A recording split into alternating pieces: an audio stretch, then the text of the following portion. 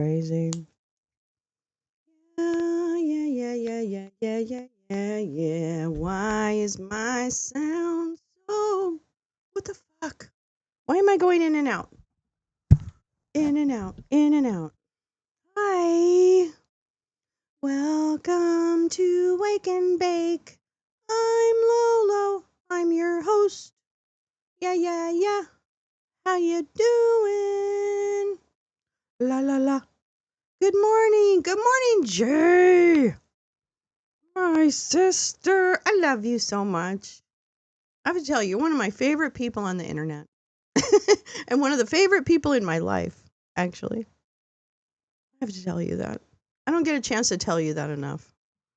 So I'm taking my chance. Good morning. Oh my God, nothing is ready. The studio is dark. The talent is listless. No. There's some pink. What's going on with my eyes? And nothing, no one can see my eyes. Hi, easily. It does. It's true. I say it because it's true. Well, hello. I know I love you. I'm so happy we met. And I want to be I wish I was closer cuz I feel like you and I would hang out. I feel like that would happen. But here we are, hanging out anyway in some way. So, good morning everyone. Guten Morgen. How are you? I hope you're well. Let's see. I look really short in my camera. Let's see. What else? Oh, it's Tuesday. Oh, we would tear it up. In fact, one day we will. I just feel like that. You know how there's some people in your life you feel like, oh yeah, I'm gonna hang out with them. I don't know. That's not. I hope it's not creepy, but.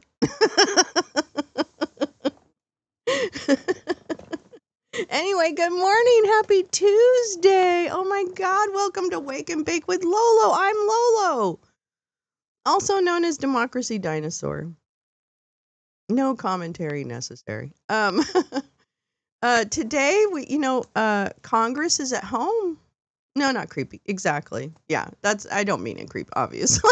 Obviously, I don't mean it creepy.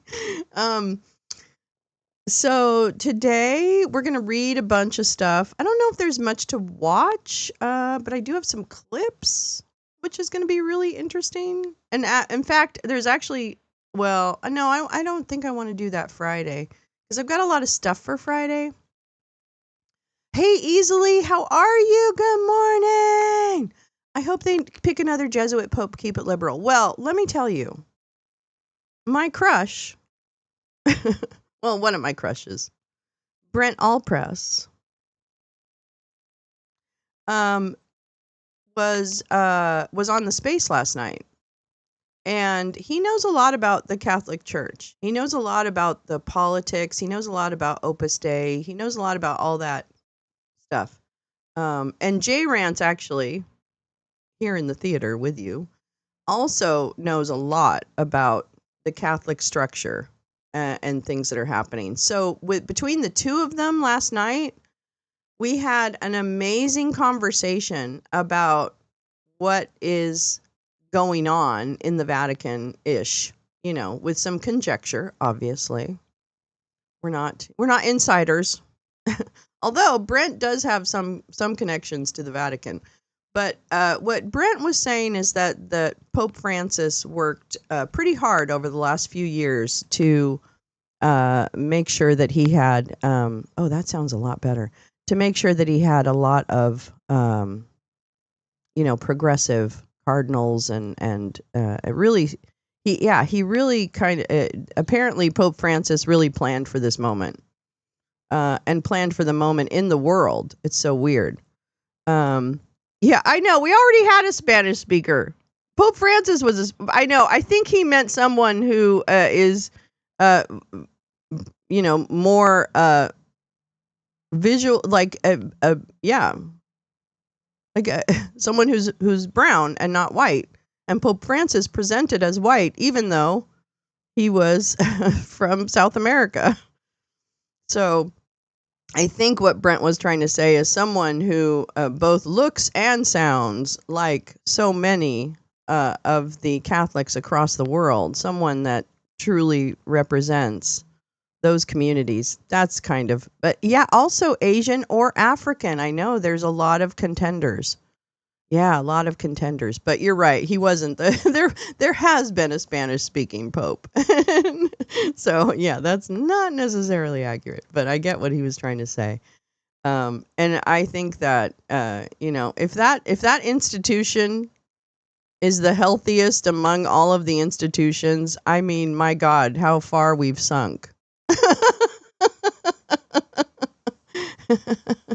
Not the one from, is there from Malta? No, I think, I don't know these players that well, so I'm not even going to try. I'm not even going to try. I don't even know. I don't know who the players are. What company sponsors them? I have no idea. How the draft pick's going to go.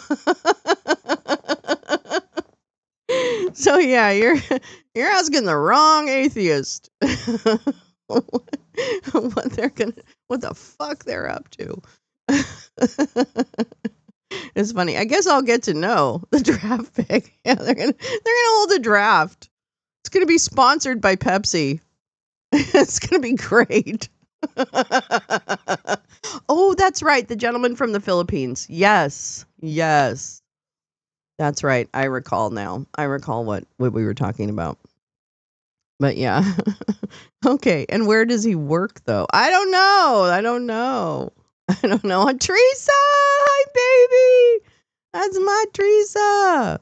Tom Bolin, Pepsi sponsor. The papacy, brought to you by Pepsi. The thirst quencher.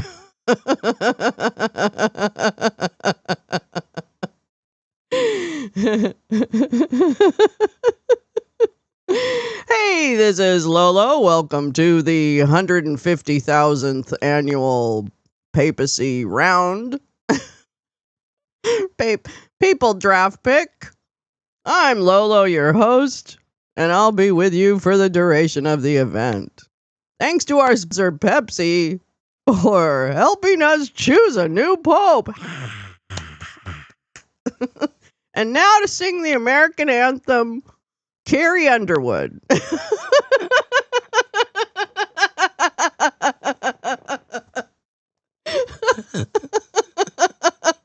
Just like the egg roll. Hi, Tom. We're going in the car. Okay, no problem. We know you're here. Pope channel all the time. Idiocracy meme here. I'll just watch for the white smoke. I know. I'm sorry. Oh, it's going to be Pepsi colored smoke this year because, sponsorship. Sorry. Oh, fuck. That's really funny. I'm sorry. That's funny. I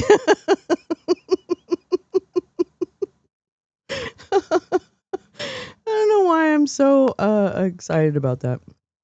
Anyway. Oh, God. I even saved the little part where that's amazing. Oh, I have all this kind of, this one I really want to. Oh, no, we watched this, I think. Oh, no, we didn't. Let's see. Because there is one video I'm going to play. But I'm not going to do it right away because it's a little more serious. And we're still in the funny. It was good to hear Brent's feedback and thoughts. Yeah, he's always interesting. I find him very interesting, obviously. Caramel colored smoke. Yeah, exactly. Neil, good days, Lolo and Loungers. I'm on my way to a medical appointment, so I can't join. Hope to catch you later. Goodbye, darling. Hey, good luck at your medical appointment. Have a really great day. And we'll see you. Oh, tonight is documentary night. You don't want to miss it. So, Neil, hopefully you're going to be back in time from all your gallivanting that you do. For the movie. Be home for the movie, Neil. Mama says. Coffee, how are you? Teresa, how did we escape 1 year? I know. I can't even. But I do know that there are two documentaries that I wanted to watch. Oh man, where are they? Where are the new ones? What are the name of those two documentaries on HBO that are about stuff that we like? What is that? I don't remember. Oh, no, I'll have to look it up. Gal, did you see Go Fuck Yourself Mother Bouquet? Go Fuck Your Mother Bouquet? I'm coloring it now for you.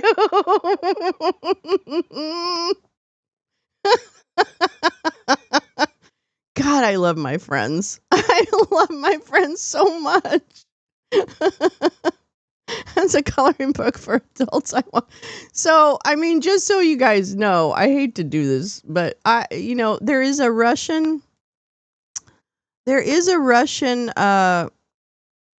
swear phrase that is really, really effective, and it's when I learned it, it's "Yop tvayu mats," which means "go fuck your mother." And let's see. I want to find the coloring book. Where? I don't know why. Oh, I see. It's in this one. I'm sorry. Oh my God, I love it. Go fuck your mother.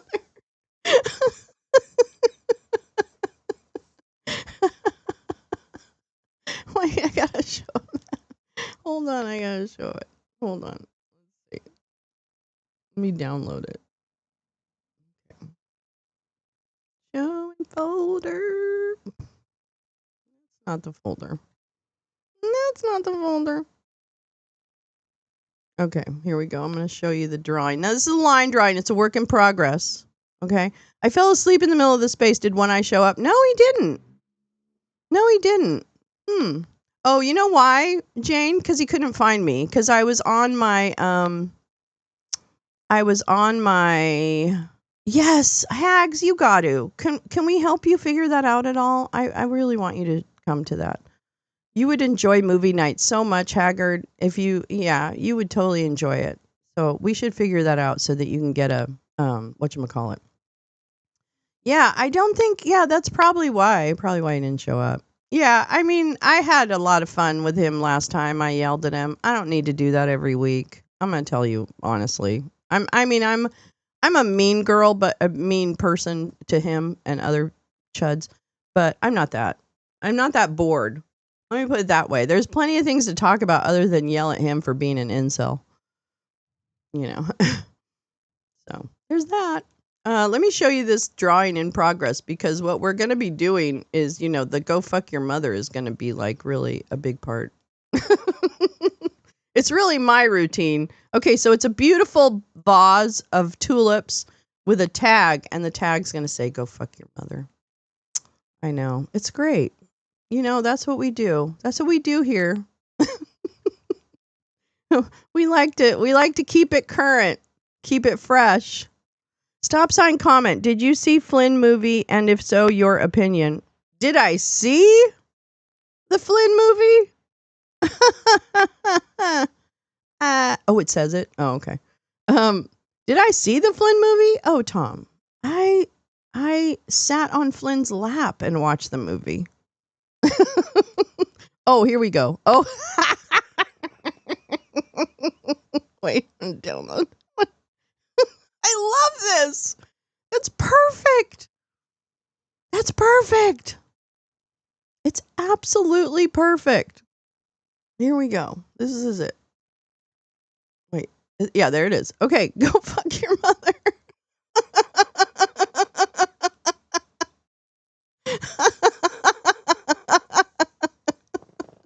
I love the print. The font is so beautiful. Really, this is stunning. You are very good, gal. I know you draw a lot and you do a lot of art, but I'm telling you, you're very, very good. That's crazy. Thank you, gal. Thank you, gal. Thank you, everyone, for understanding why I had to use that phrase. Just in time for Mother's Day. Okay, you're only supposed to tell people you don't like it, okay? You're not supposed to say every simple shit. Fuck yeah. I was sitting in the front. No, I wasn't sitting in the front row. I did. I went to the Flynn movie last April. Yeah. I do have some more clips from that I need to put up. I never put all my I don't think you're a clip art. No, those are good lines. Are you kidding me? I know something about drawing, and that's really good. So that's not clip art. Don't discount your artistic chops, dear. It's not simple at all. It's not simple at all. I know because I draw, and it's not simple. So thank you, darling. Let me close these.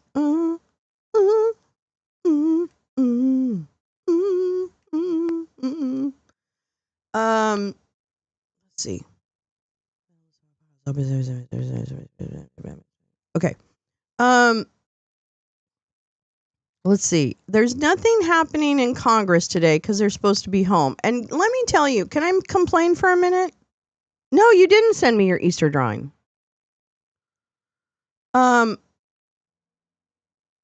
I looked online last night at my representatives. Wait, Neil, what'd you say about brisket? Seen at the Vatican. Black smoke, so we don't have a new pope? No, we have a new pope. We decided to make a brisket while we voted. Neil, I'm sorry I missed that. I hope you're getting my laughter on that. Oh my God. That's crazy. Well, that'll go good with the Pepsi. Sponsored by Pepsi.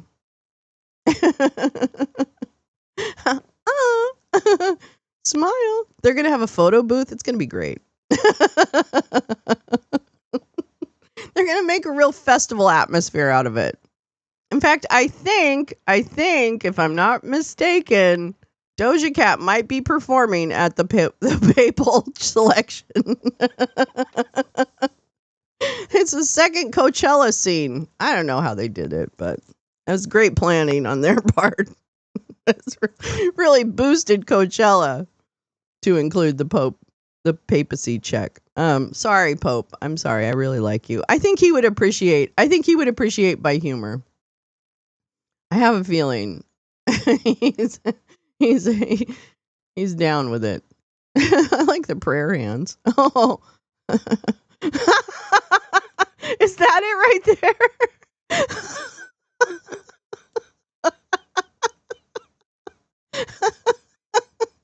I can't.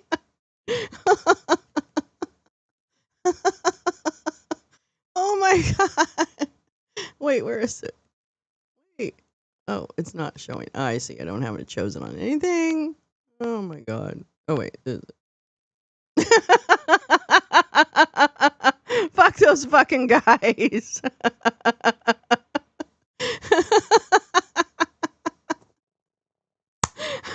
Happy Easter.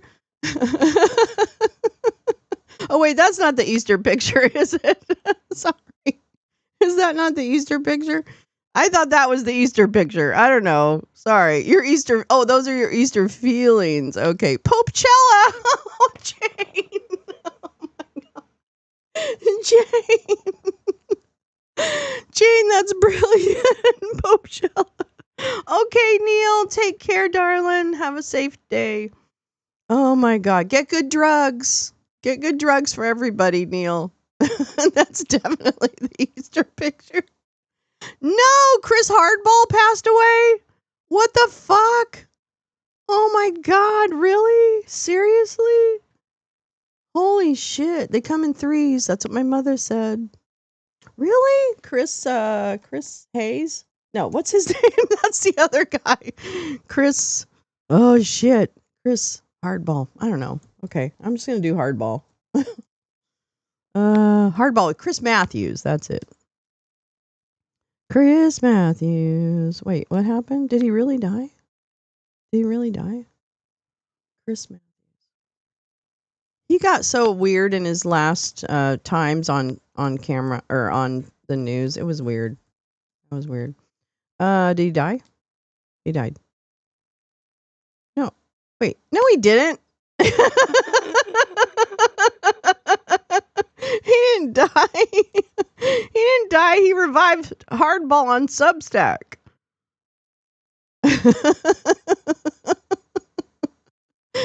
Oh, you mean he opened a Substack? AKA he died? Oh, what color do you want to go fuck your mother? Well, I mean, pink would be great. You know how I am about pink. But I'll pretty much take any Easter color. Oh, his son. Wait, his son said he died over the weekend? Yeah, he was supposed to start his show. He was on the Substack. It doesn't even show that he's... What? Wait a minute. Wait a minute.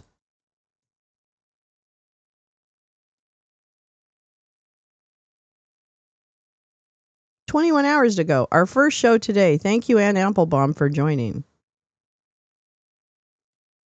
No, did he really?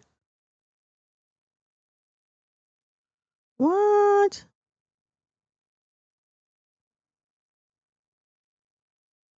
Really? Died in his sleep? What? It's not even in the news. Am I crazy? Am I looking at the wrong stuff? That's crazy. Wait, I gotta pour some coffee. Wait, I gotta have coffee for this.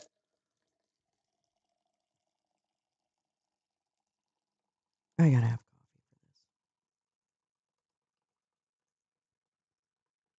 Yeah, it takes a minute. Oh, great. Global growth is expected to sputter amid trade war fallout fears. Good job, everybody. Are we in multiple timelines? Wait. Oh, his son. I thought he was still alive.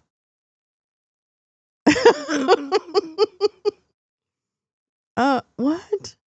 I'm just so crazy. What? Who?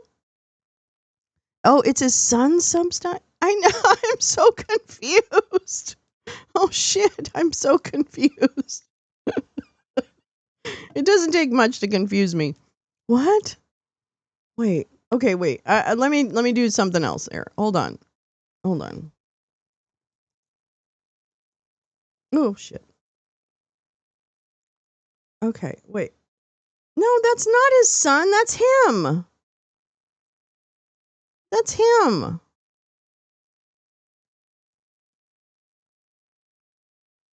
Chris Matthews didn't die. He retired. He retired a year ago or 5 years ago. What?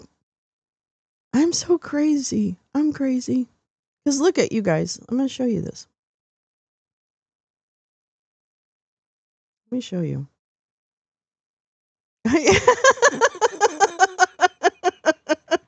It doesn't take much for me to get confused. So, there's that. But I swear to God, that's him.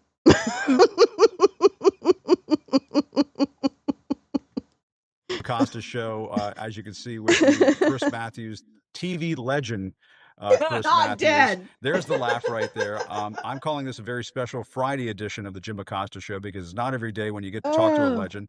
Oh my God! That is how we are starting today with the one and only Chris Matthews. Chris, it's great to see you. Thank you, Tim. You're leading the way here on Substack. I hope it's not off a cliff. Did he? I hope it's going in the right direction. No, it's in the right direction because more and more viewers are watching it and they're learning how to get to you. And yeah, they only let really famous. Oh, if you missed it, Jim was on Lev's Substack. Oh gosh, that's right. We got to watch that. That was Friday. I know easily, but I'm saying, like, he died this morning. I mean, like, really? Oh my god. Oh my god. Yes, Lev's Substack Live. Okay, so I gotta. I wonder, is Lev's stuff on here? I'm so confused.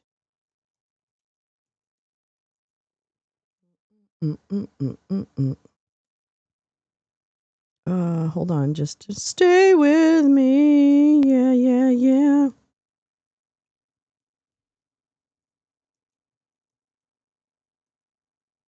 Oops.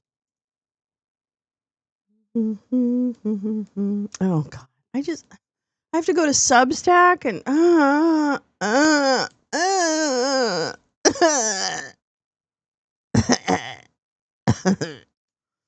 And then find Jim Stewartson. Or not Jim. Lev. Wait, hold on. Where's Lev? Lev Parnas. Here we go. Hold on. Oh my God, he's got multiple. Wait, where's Jim? Live at 3, blah, blah, blah, blah. April 10th. That's not it. All right, what? 4 days ago. I don't even. These guys make it too hard. They make it too hard to do stuff. Died Saturday into Sunday morning in his sleep. Thank you so much. Sun announced this morning. Oh my God, that's terrible. What the fuck? Well, there's nothing on the news about it. Oh, here we go. Why is that so hard to find? Oh my God. Oh, it's on Jim's. I'm so sorry. Okay, good. Because I was looking for Lev's. It's not I can't find it on Lev's. All right, let's listen to that. Can we listen to that this morning? Chris Matthews, Max? Chris Matthews? Did you know he died? I did not know that. Because I just looked and it's not showing that he's dead. But, I guess the internet is whatever. Yeah, I want a Popecella t-shirt. I might actually do that. I might actually make a Popecella shirt. I was thinking of Luke Russert, who's on first, LOL. Oh, yeah, that's right. Russert died a long time ago. There's nothing live in Congress. They're on a break, which is one of the things that made me angry because I reached out to my, I went on my congressman's webpage to see, is he having a town hall? Easter break, blah, blah, blah. Nothing since 2022. Jimmy Gomez, what the fuck? So I have to contact my representative because I'm a little unhappy with them right now. Yeah, I know. Well, apparently he did. Oh my God. I know, nothing's been updated. Well, we could certainly watch some of it. We don't have to watch the entire hour, but we could watch some of it. And then I have a bunch of things to read also today. Checking in on some stuff that I've been preparing. Let's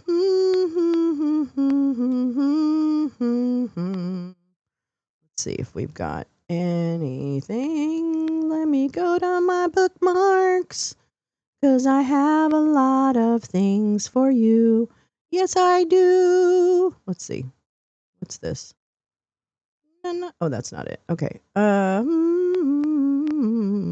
What's that? Oh, that's Jim's other thing I wanted. Nazi Skynet. Kind of wanted to read that. All right. So let me go ahead. Oh, I know. There's a couple things I really want to read. First of all, I don't have the best news. J-Ran sent us an awesome clip. Wait. Okay, I'm coming to Signal. I'm sorry, you guys. I'm not as organized as I could be.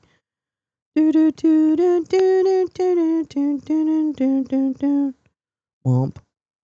Where is it in the, let's see, hold on. Wait, is this it? Oh, okay, this might be it. This is it. All right, this is. Oh, I love John Leguizamo. Oh my God, is that the clip? Let me tell you, John Leguizamo, Bobo worked with him on a project early on in her little film career. He was the sweetest, most amazing person on set. So I just want to say that. As reported by Bobo. All right, let me show you this clip. It's not actually, but it's not actually from Liz Cheney, by the way. What? Is it wrong? Oh, wait. No. She'll accuse me of harassing her, breaking her arm, or... Oh, God, give me coffee. I'm so sorry. Oh, yeah, Tim Snyder. I need to look at his. Just to make sure. Boom, boom, boom, boom, boom, boom, boom, boom. Okay. No. All right, here we go. Courtesy of J-Rance, who's on listening but not chatting. This is from Liz Cheney. She had to do it because Well, dear Democratic Party, I need more from you. You keep sending emails begging for $15 while we're watching fascism consolidate power in real time. This administration is not simply a different ideology. It's a coordinated, authoritarian machine with the Supreme Court, the House, the Senate, and the executive pen all under its control. And you're still asking for decorum and donations? What the fuck? That won't save us. I don't want to hear another polite floor speech. I want strategy. I want fire. I want action so bold it shifts the damn news cycle, not fits inside one. Every time I see something from the DNC, it's asking me for funds. Surprise! Those of us who donate don't want to keep sending money just to watch you stand frozen as the Constitution goes up in flames, shaking your heads and saying, well, there's not much we can do. He has the majority. I call bullshit. If you don't know how to think outside the box, if you don't know how to strategize, if you don't know how to fight fire with fire, what the hell are we giving you money for? Some of us have 2 or 3 advanced degrees. Some of us have military training. Some of us know what coordinated resistance looks like. And this ain't it. Yes, the tours around the country are nice. The speech is nice. The clever congressional clapback's nice. That was great for giving hope. Now we need action. You have to stop acting like this is a normal presidency that will just time out in 4 years. We're not even at day 90 and look at the chaos. Look at the disappearances. Look at the erosion of the judiciary, the press, and our rights. If you don't stop this, we will not make it 1,460 days. So here's what I need from you right now. Number one, form an independent, civilian-powered investigative coalition. I'm talking experts, veterans, whistleblowers, journalists, watchdog orgs. Deputize the resistance. Build a real-time archive of corruption, overreach, and executive abuse. Make it public. Make it unshakable. Let the people drag the rot into light. If you can't hold formal hearings, hold public ones. If Congress won't act, let the country act. This isn't about optics. It's about receipts, because at some point, these people will be held accountable. And when that day comes, we'll need every name, every signature, every illegal order, every act of silence documented. You're not just preserving truth. You're preparing evidence for prosecution. The more they vanish people and weaponize data, the more we need truth in the sunlight. Join the International Criminal Court. That's 2. Yes, I said it. Call their bluff. You cannot control what the other side does, but you can control your own integrity. So prove it. Prove that your party is still grounded in law, human rights, and ethical leadership. Join. If you got nothing to hide, join. Show the world who's hiding bodies, bribes, and buried bank accounts. Force the GOP to explain why they'd rather protect a war criminal than sign a treaty. And while you're at it, publicly invite ICC observers into U.S. borders. Make this administration explain on camera why they're terrified of international oversight. 3, fund state-level resistance infrastructure. Don't just send postcards, send resources. Channel DNC funds into rapid response teams, legal defense coalitions, sanctuary networks, and digital security training. If the federal government is hijacked, build power underneath it. If the laws become tools of oppression, help people resist them legally, locally, and boldly. This is not campaign season. This is an authoritarian purge. Stop campaigning. Act like this is the end of democracy, because it is. We will remember the warriors come primaries. Fighting this regime should be your marketing strategy. And let's be clear, the reason the other side always seems 3 steps ahead is because they are. They're prepared for this. They infiltrated school boards, courts, local legislatures, and police unions. They built the machine while you wrote press releases. We're reacting.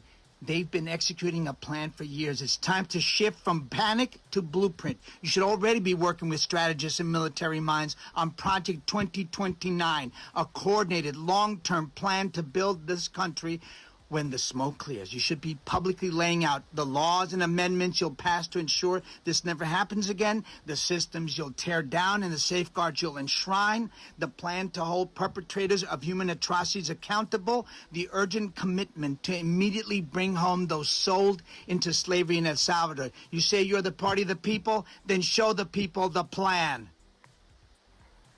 4, use your platform to educate the public on rights and resistance tactics. If they're going to strip us of rights and lie about it, arm the people with truth. Text campaigns, mass trainings, downloadable know your rights kits, multilingual legal guides, encrypted phone trees. Give people tools, not sound bites. We don't need more slogans. We need survival manuals. 5. Leverage international media and watchdogs. Stop hoping U.S. cable news will wake up. They're too busy playing both sides of fascism.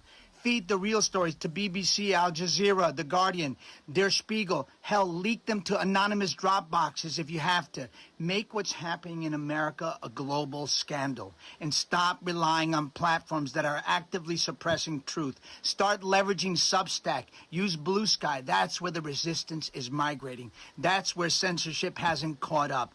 If the mainstream won't carry the truth, outflank them. Get creative. Go underground. Go global. If our democracy is being dismantled in broad daylight, make sure the whole world sees it and make sure we'll still be able to say it.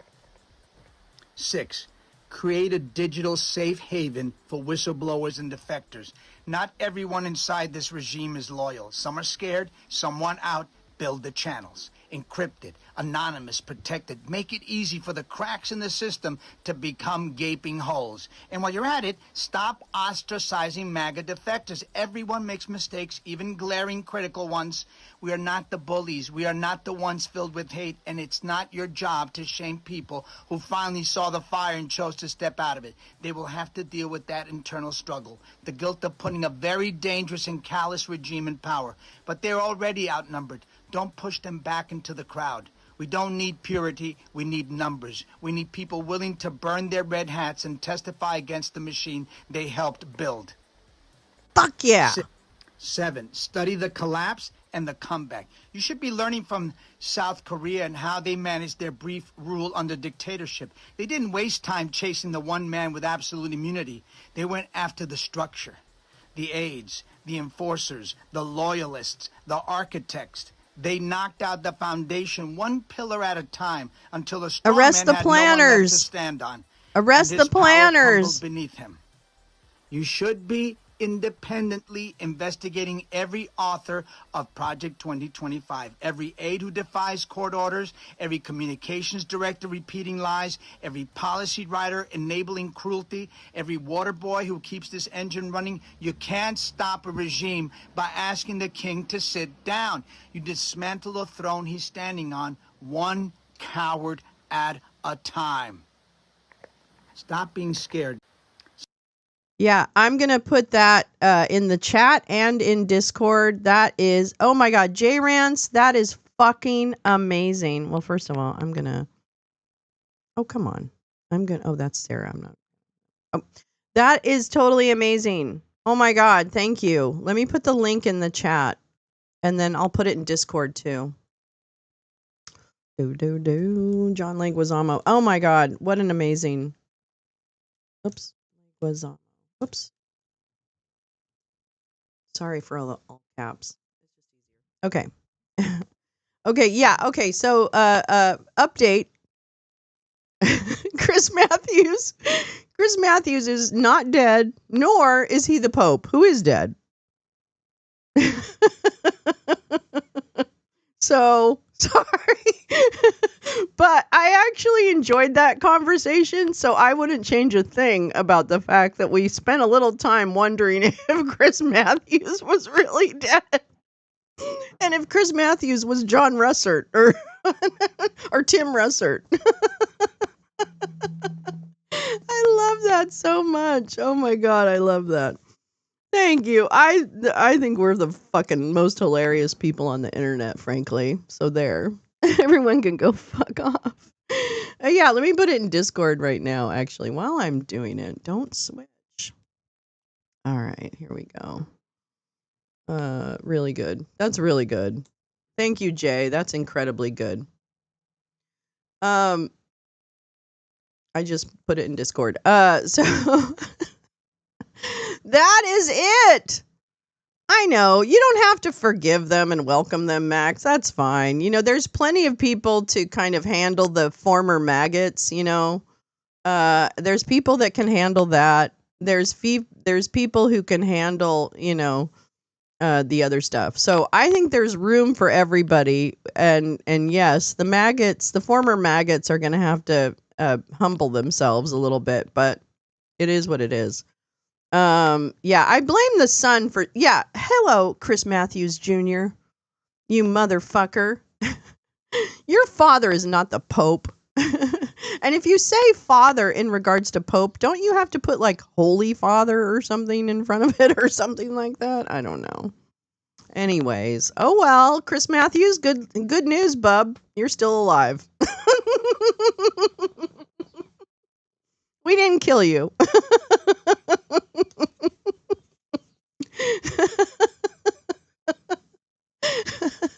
You live to grump another day there, Chris Matthews. You're good. All right, let's see. I did want to read this article, much to my chagrin. It's not a happy article, unfortunately. But it is it did strike my interest yesterday. And that is this. April 17th is the file date on this report. Leaked Palantir's plan to help ICE deport people. That's right. Fucking evil genius, Peter Thiel. And I don't want to call him an evil genius. What do we call him? A piece of shit. The piece of shit, Peter Thiel. I know. I just want to watch nice things like that all day, right, Teresa? I don't want to watch bad stuff anymore. Okay, well, I'm going to read this. This is from the 404. Internal Palantir Slack chats and message boards obtained by 404 Media show the contracting giant is helping find the location of people flagged for deportation.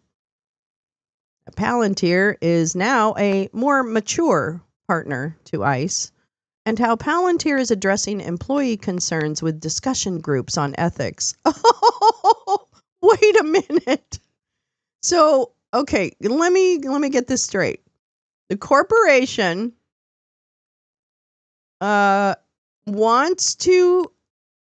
is going to hold discussion groups on ethics because their employees are uncomfortable with their mission. Right? Have I got that right? Now, if I were a leader in an organization and the message was, let's help people get over the ethical battles over what we're doing as a company, if I had to hold meetings about that, I would feel sick to my stomach. I would realize that I'm on the wrong side of this. Because if you have to have discussion groups about the ethics around a program that you are advancing, there's a problem. Okay? So let's see what Palantir is doing. You just watched a video of Arnold Schwarzenegger biting a chocolate egg. He said, "I love Easter, baby."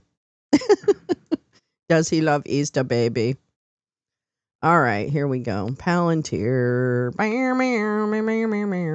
me make it a little bigger. Why can't I make it bigger? No, I don't want to join your free newsletter. Oh, there we go. Okay. Here we go. All right. Palantir, the surveillance giant, is taking on an increased role with immigration and customs enforcement, including finding the physical location of people who are marked for deportation, according to Palantir Slacks and other internal messages obtained by 404 Media. The leak shows that Palantir's work with ICE includes producing leads for law enforcement to find people to deport and keeping track of the logistics of Trump's mass deportation effort, and provides concrete insight into the Trump administration's wish to leverage data to enforce its immigration agenda. The internal communications also show Palantir leadership preparing for a potential backlash from employees or outsiders, with them writing FAQs that can be sent to friends or family that start to ask about Palantir's work with ICE. Quote, "Hey all, wanted to provide a quick update on our work with ICE." Akash Jain, the Chief Technology Officer of Palantir Technologies and President of Palantir USG, wrote in a Slack message several days ago. Over the last few weeks, we prototyped a new set of data integrations and workflows with ICE.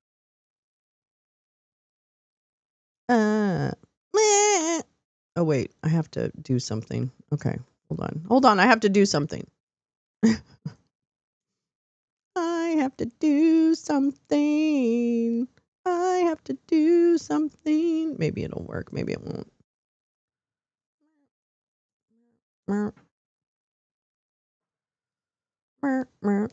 Okay. Thank you.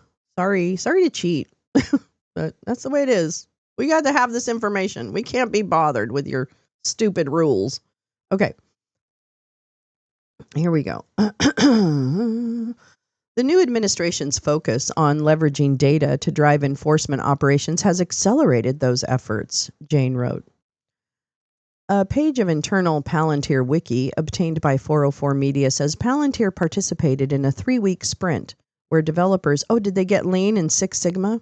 Where developers rapidly work on new projects with Homeland Security Investigations Innovation Lab, which is the agency's centralized hub for developing new advanced analytics capabilities and tools. The primary focus of that sprint was providing immigration agents with improved awareness about the criminality and location of individuals who have already received a final order of removal, the wiki says. That prototype was a success, and ICE updated an ongoing Palantir contract for the company to continue the work on the project, the wiki says. The wiki says the project is related to enforcement prioritization and targeting, and specifically to support the development of an accurate picture of actionable leads based on existing law enforcement data sets to allow law enforcement to prioritize enforcement actions. 404 Media first broke news of Palantir's updated ICE contract on Wednesday. U.S. government contracting records said Palantir was paid tens of millions of dollars to deploy the new targeting and enforcement prioritization, and another record said Palantir was working on, quote, complete target analysis of known populations. Those additions, worth tens of millions of dollars, were added to Palantir's $95.9 million contract with ICE for work on the investigative case management system, a powerful database and search tool the agency uses. The leaked material contains more specifics on that work. Palantir's role also includes a self-deportation tracking project, which is designed to help ICE develop a more accurate understanding of people who voluntarily leave the United States, and another project concerning immigration lifecycle operations, which will support the logistics of deportation, such as overlaying information about detained or removed individuals and the availability of transportation resources, according to the wiki. This effort will last around 6 months and is concentrated on delivering prototype capabilities, the wiki says. The wiki leaves open the potential for longer-term engagements with ICE, saying that it is currently to be determined. Quote, and we will aim to provide additional periodic updates as the situation develops. Neither Palantir nor ICE responded. In the wiki, Palantir says it continues to support HSI's transnational criminal investigative mission, which can include... Oh, excuse me, I'm going to sneeze. Hold on.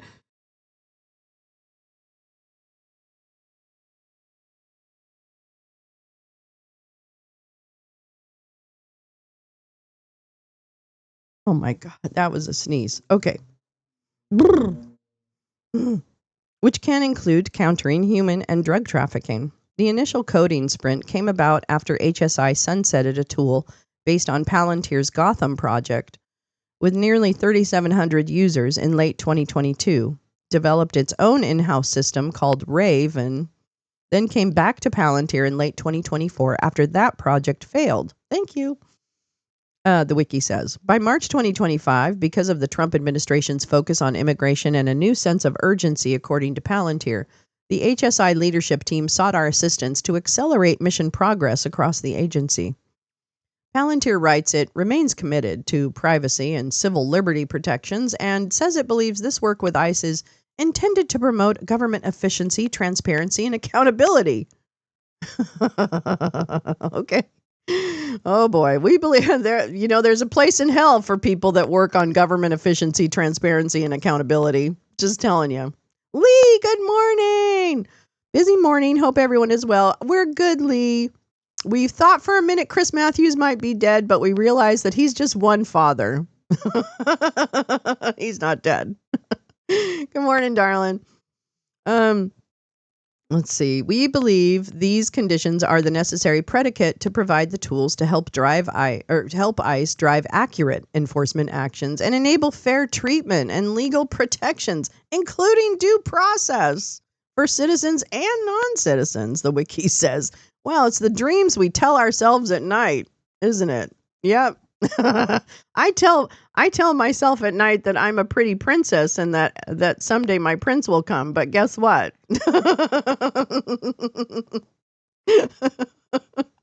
Sometimes we lie to ourselves.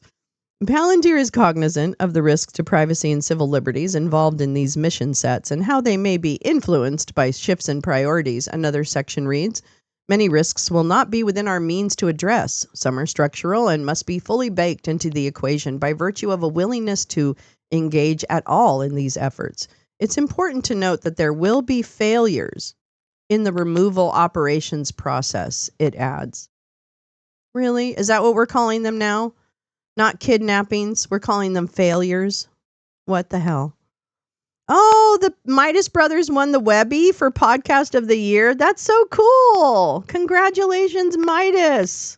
That's great. That's good news. The Trump administration has deported more than 200 people it says are hardened criminals to an El Salvadoran mega prison with no due process. A CBS News 60 Minutes investigation found that 75% of the men deported had no apparent criminal record. As part of that, the U.S. deported Abrego Garcia to the foreign prison.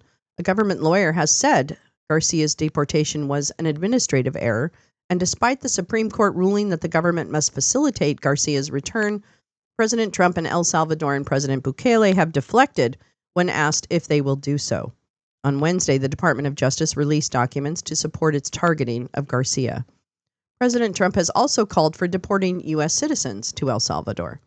On top of the El Salvador prison deportations, the Trump administration has revoked the visas of hundreds of students, many under the pretense that they engaged in anti-Semitism or supported Hamas. Plainclothes officers picked up a student on the street for deportation despite the State Department finding no evidence she was linked to Hamas or anti-Semitism. The justification used was an op-ed she co-wrote criticizing Israel's disproportionate level of violence in Gaza. Oh my God, I'm so angry. ICE agents arrested a green card holding student who participated in college protests at his interview to become a U.S. citizen.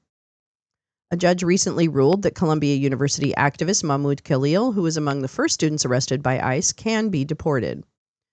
Palantir's language about fair treatment and legal protections inverts the reality unfolding before us.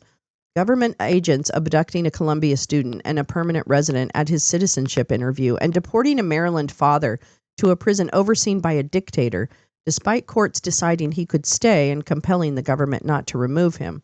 Laura Rivera, an attorney at Just Futures Law, told 404 Media. Palantir distorts the truth to obscure its complicity in carrying out an authoritarian agenda, supplying one of the world's most powerful domestic surveillance agencies with tools to enable their mass surveillance not only of immigrants, but of all of us, she added. They have a device that can look into a house from the street and use facial... Are you kidding, Jim? I wish they would stop calling them deportations. Yeah, it's a kidnapping. There's no due process. Okay, never mind anything else. I don't care what anybody else says about this. There is no due process, and due process is for persons in this country, not citizens, not residents, persons.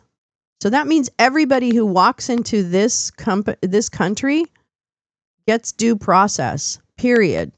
It was very clear in the Constitution. So fuck all these guys. They're full of shit. In its wiki, Palantir says the national conversation around immigration has, quote, shifted. Oh, really? with both parties campaigning on the issue. With this, there is both a lot of opportunity to do good work as well as a risk of potential harm, the wiki says. Yeah, Bondi is a fucking... Pam Bondi's a... bleh. In the leaked Slack messages, Jane said that Palantir was working to include updates about this work into an FAQ with the company's PCL or Privacy and Civil Liberties team. Oh, how'd you like to work on that? Jane said the company will also hold discussion groups about the topic. Oh, look at this. What?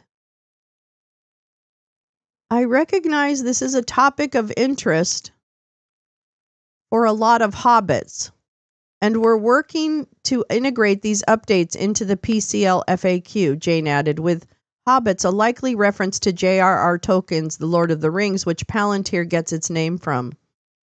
He calls his employees hobbits? Oh, Jane, you're my new favorite person. Guess what? Guess what, bro?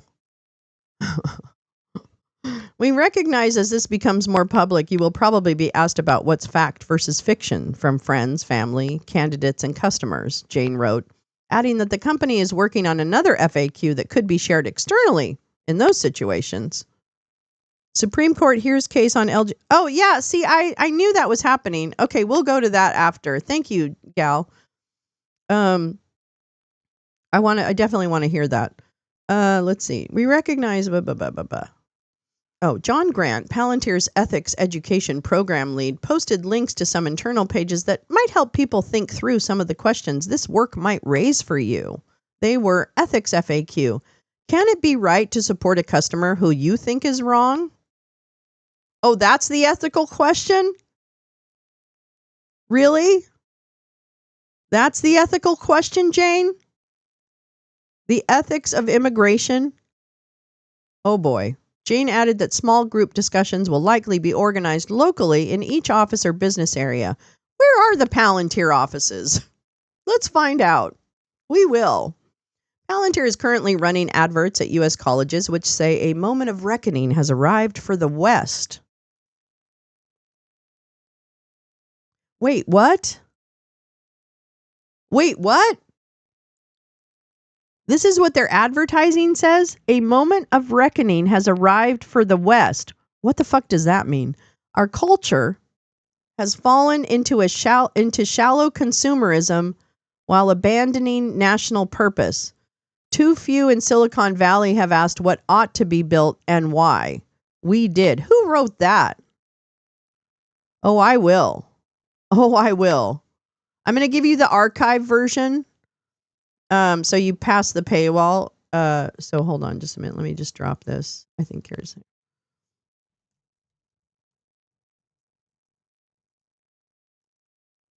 All right. That's the Palantir article. Okay. Let me go back to it.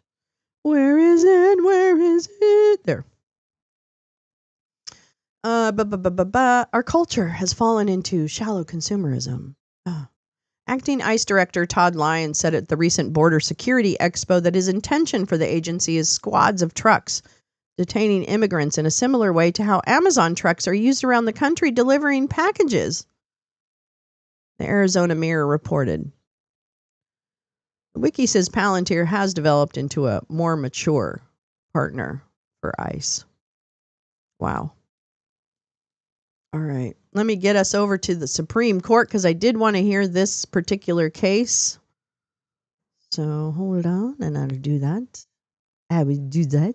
Hold on, just a minute. Let me move this over here. Then I'll move this over here. Boop, boop. And we'll find our little things.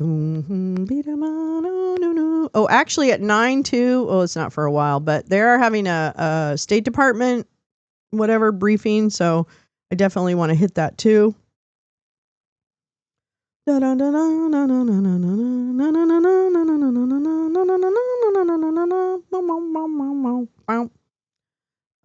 Okay.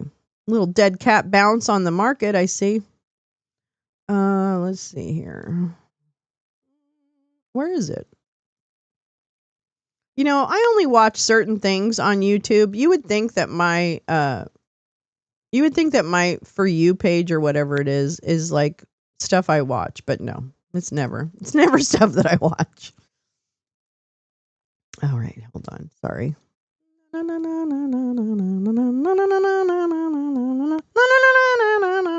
Let's see if we can find somewhere that gives us the names of the people talking. Hold on. Let me just to 11. No. Now, Okay, sorry. That one doesn't. telling me That one doesn't. What you're telling me. by a 4 or 5-year-old. That one doesn't. None of them do. Okay, sorry, kids. We have to look. Isn't necessarily the reason given out of the books. no their daughter with Down syndrome. Students who Okay, here we go. Let me turn it up. Yeah, let me turn it up. Yeah. I'll pull up the background for this. Oh, wait, did you have it? From Teresa. Will come as a shock to no one, but there's a discovery fight in the Abrego Garcia litigation, and his lawyers say Trump admin is stonewalling. Oh. Hi, Black Bear. I'm flying out of Italy in a few days. Wouldn't it be big news if they stop a Native American from entering the U.S.? Ah, Black Bear. Oh, my God. Be so safe. You did march with Palestinians here in Italy. Oh, God bless you, Black Bear. First of all, love you so much, dear friend. And if they fucking stop you, I swear to God, please be safe. Please be safe, my friend. Oh my gosh. All right. I'm going to also pull the, oh, that's not it. I'm going to pull the, background. I'll pull the background on this case and drop it in there. Oh, FDA suspends quality testing of milk and dairy products. What?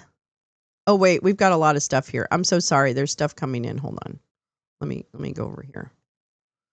And then we'll go to SCOTUS. Will come as a shock. There's a discovery fight.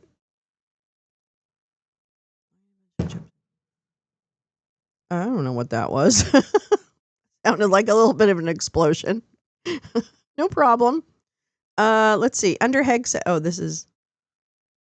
Oh, there's a good article about Hegseth too. I can't wait. Thank you, Teresa and Gal. All right, we're gonna hear this case, and I will pull the background. No. who object to singing religious songs, or students who object to certain storybooks, such as one that portrays an image of the Prophet Muhammad. This is going to make me angry. Exempting students Just, for you know, some religious reasons, but advance not others, notice. cannot be squared with the First Amendment. Nowhere else to go, the board pleads for remand on strict scrutiny, but petitioners have been seeking preliminary relief for 2 years already at significant personal expense. One family moved in with grandparents to afford private school. Another is homeschooling at the loss of $25,000 a year in special services the school provided their daughter with Down syndrome. Most have no alternatives. Petitioners deserve complete preliminary relief. In a system where thousands of students are daily opted in and out of the class for multiple reasons, there's no basis for denying opt-outs for religious reasons. The board does not dispute that under its theory, it could compel instruction using pornography, and parents would have no rights. The First Amendment demands more. Parents, not school boards, should have the final say on such religious matters. I welcome the court's questions. Could you spend a minute or two to explain why the record shows that the children are more than merely exposed to these sorts of things in the storybooks? Yes, Your Honor. I would start with the books themselves. The books themselves teach, for example, that children... No, I mean, what I'm talking about is not necessarily what the books say, but rather are the books just there and no more, or are they actually being taught out of the books? No, we know that teachers are required to use the books. When the books were first introduced in August of 2022, the board suggested they be used 5 times before the end of the year. That's in the that's at 273A in the CERT appendix. One of the schools, the Sherwood School in June, for Pride Month said that they were going to read 1 book each day to celebrate Pride Month. The board's own testimony through Superintendent Hazel said that the books must be used as part of the instruction, and that at 642 in the appendix, that discussion will ensue. That was the entire point of withdrawing the opt-outs and removing, even notifying parents. They're not even allowed to know. The board said in that statement it was so that every student would be taught from the inclusivity storybooks. And also the district court transcript at 63 has counsel's admission that some of the books have to be used and it can be more. The school board alleges that the opt-out system became unworkable.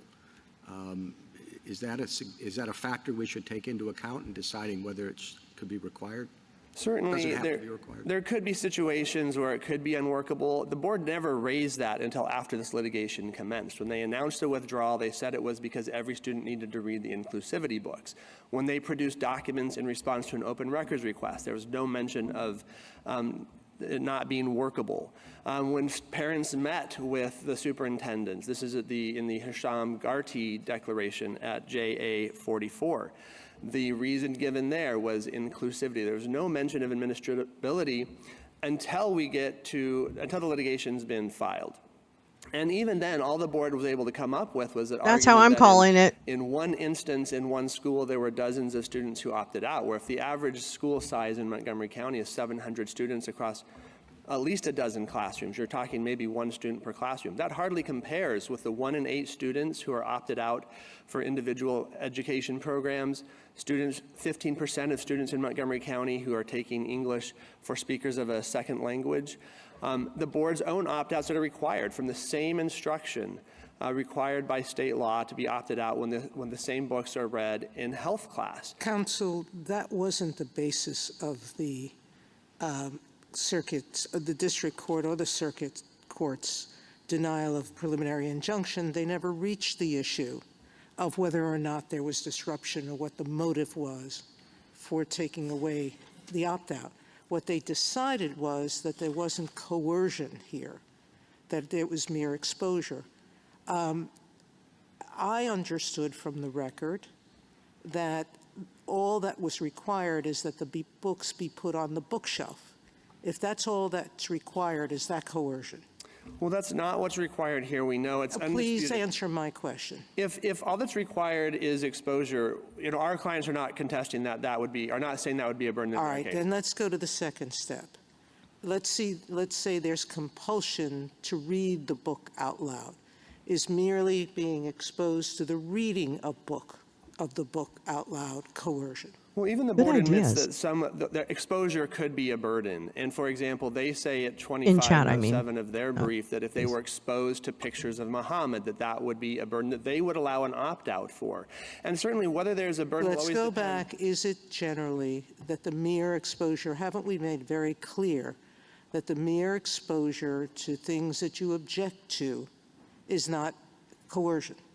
It would really depend on the individual religious beliefs. Here, for example, our Catholic clients. So what you're saying is that the exposure of children to the fact that 2 people are getting married is coercion?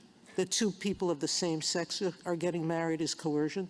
So our clients have not raised that objection. I suppose someone could raise that. But let's talk about what in the portrayals, so that the mere reading or looking at the pictures, like looking at an image of Muhammad, would be coercion.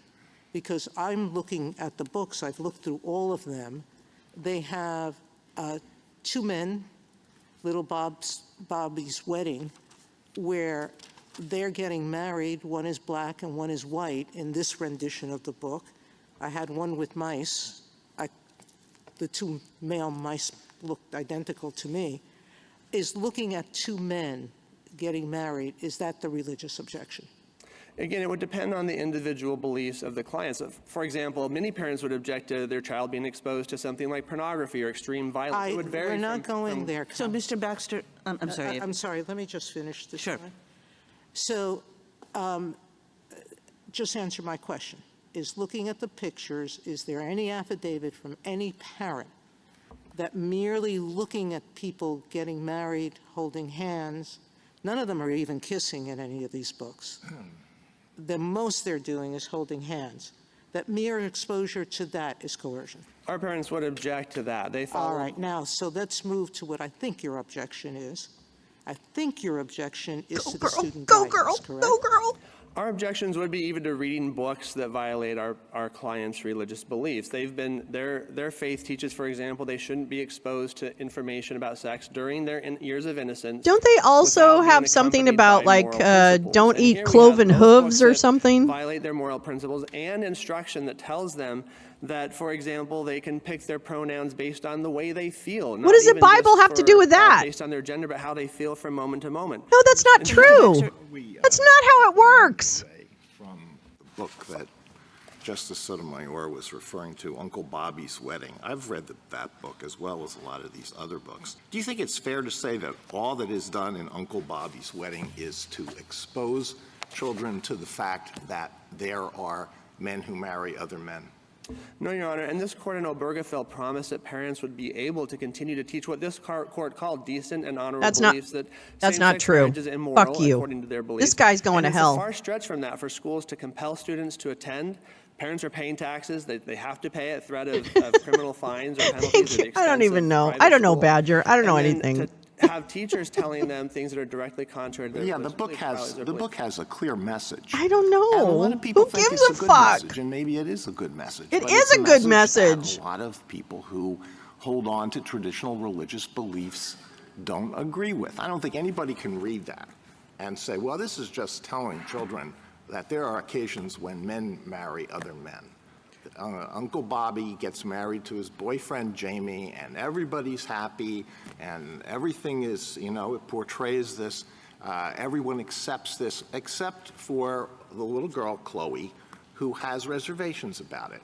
But her mother corrects her. No, you shouldn't have any reservations about this. As I said, it has a clear moral message. Wait a minute, the reservation is Can I about... finish, please? It has a clear moral message, and it may be a good message. It's just a message that a lot of religious people disagree with. And when you add to that, Your Honor, instruction, if a student disagrees, teachers are supposed to say things like, well, I have friends in that situation. Do you think it's really fair for you to agree? Or to suggest that it's hurtful for students who disagree. Mr. Baxter, I guess I'm interested in what the nature of the rule you're asking for is. I mean, when you started, it was about, matters pertaining to sex. But as you've answered some of these questions, you've basically said, well, my clients have religious principles that conflict with what is being taught. And does it go that far? In other words, does it matter what the subject matter is? Does it matter what the age of the child is? Does it matter what the nature of the instruction is? If so, how does it matter? Or in the end, is what you're saying, when a religious person confronts anything in a classroom that conflicts with her religious beliefs or her parents, that the parent can then demand an opt-out? It's really the latter, Your Honor, and that's exactly what Montgomery County allowed in its own religious diversity guidelines. Anything that violated a student's or imposed a substantial burden, in their language, on a student's religious or parent's religious beliefs, they had the right to opt out. So this is a rule that applies as well to a 16-year-old in biology class saying, the parents say, I don't want my child to be there for the classes on evolution or on other biological matters which conflict with my religion. It would apply just as well to that. Do they pull them out of science class? Very often because Do they pull them out of fucking science class? Certainly, and schools there are laws, Fuck for example, you. in states that allow students to opt out of dissection because they don't want to participate in that. And there are schools across the country, Not necessarily Hawaii, for which has a religious school district purposes, about the same size fuckwad. as Montgomery Oh my County. God, this is going to make me so That's a pretty angry. broad rule. If that's let me ask what the next step of that is. Suppose there are things that, students opt out of, and then, the parents think, it's just not really fair that my kid has to leave the classroom or has to put on, phones or, has to otherwise be made to feel isolated. So the next challenge is really the class can't do this either. What would your position be on that? Well, no student, Your Honor, has the right to tell the school what to teach or to tell other students what they have to learn. You would clearly run into problems in that situation. But to the extent that this is a rule about people being able to access public education in a sort of equal manner, the parent might say, my child is not being able to access education in that equal manner because, he's made to leave the classroom or he's made to do something else that isolates him from the class. I mean, certainly that's an argument that we've often heard with respect to prayer and that people have accepted with respect to prayer, that it's kind of like not a sufficient answer to just say, don't worry, the prayer can go on, you don't have to be part of it. So I'm just wondering whether that's the next step here. No, Your Honor, I don't think so because, of course, under the Establishment Clause, there are different rules, but under the Free Exercise Clause, we think that on strict scrutiny, those parents would always lose if they're trying to direct the school what to teach or tell other students what they must teach. Okay, but you are suggesting, okay, so that's a straightforward answer. I appreciate that. But just to go back, and this was also a straightforward answer, which I appreciate, but in terms of opt-out, you're basically saying opt out for anything. It's really the parents that get to decide, assuming that their beliefs are sincere, right?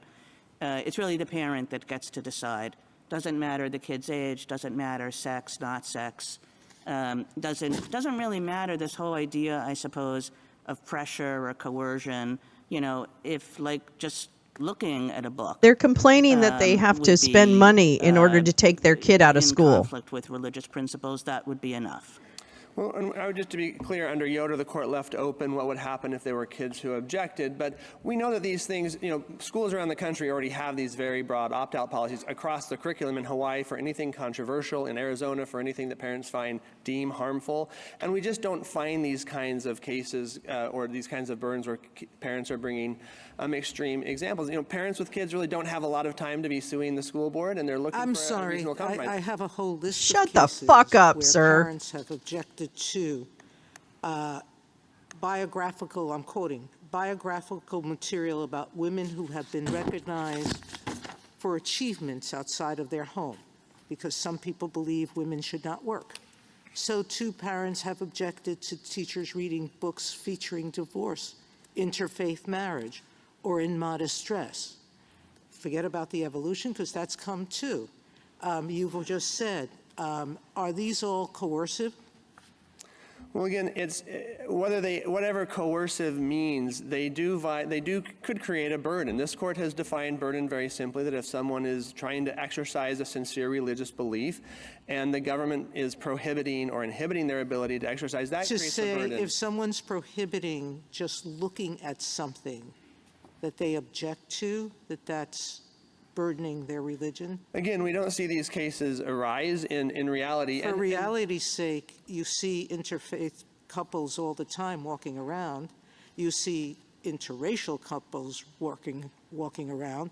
You see women on this court in positions of work outside the home. And no one here is raising a burden in that They situation. also aren't going to raise their own children, okay, easily? They're not going to fucking do the homeschooling. I ran a high school. So tell me where you're I gonna know draw the parents. line, other than Okay? saying that if anyone objects to a book, They're not going to do it. you want more than that, because the request here is Sorry. to instruct the school. Homeschooling is a fucking fake news. Homeschooling isn't its real. curricula, to guess at what you Period. might find offensive, and then let you opt out. 'Cause that's the Exactly. injunction you're They asking need for, isn't it? exposure. You're asking for the This is ability for ridiculous. schools to, This guy needs to go to provide fucking you hell with right now. information about what's being taught, and if you object to it on religious grounds, to opt out. Your Honor, I see my light is on. May I answer the question? You may, yes. Your Honor, even under Yoder, without Yoder, under a Smith regime, in here, those things would trigger strict scrutiny. If you're in a regime where there's direct discrimination like we have here, we have students who are being told that they can opt out for certain religious reasons but not other religious reasons, and that's always going to get you to strict scrutiny.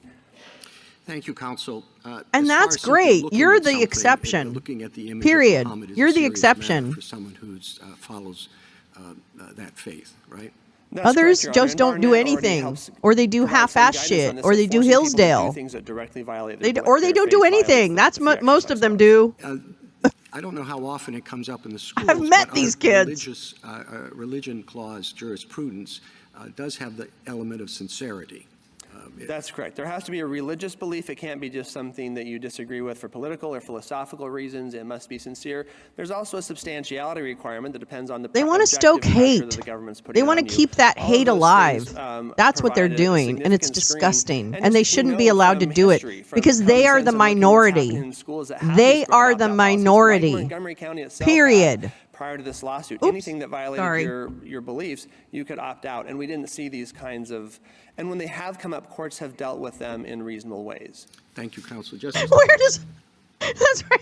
The homeschool I textbook think we you looked at mentioned last year. Yoder Where a does couple of electricity come times. from? Would Nobody you, knows. spend a minute on how Yoder would role it would play in our analysis, or should play? Thank you, Your Honor. Yoder looked to, in significant part, at the unique coercive environment Frankly, of the I public think schools that referred to masturbation the should be hydraulic like insistence on conformity that you find in destigmatized schools so and that removing kids learn children from their sexuality parents for and 8 hours a pleasuring day. themselves. You know what I Here we mean? have a Like, I feel like, situation not that's kids, even but you know what I more mean? egregious than Like in Yoder, where you teenagers have and children stuff. Like, who are I think human extremely young age sexuality is so being poorly indoctrinated in a topic that's known to be introduced in this sensitive. Every school country in the and country so allows taboo. opt-outs It's since sex ed has bullshit. been introduced. Unique because of its capacity to evoke curiosity in children, and a curriculum that's designed to disrupt students' either or thinking on sexuality and gender identity. In Yoder, you had incidental encounters with values that were contrary to those of the Amish. And so in many ways, this case is easier than Yoder.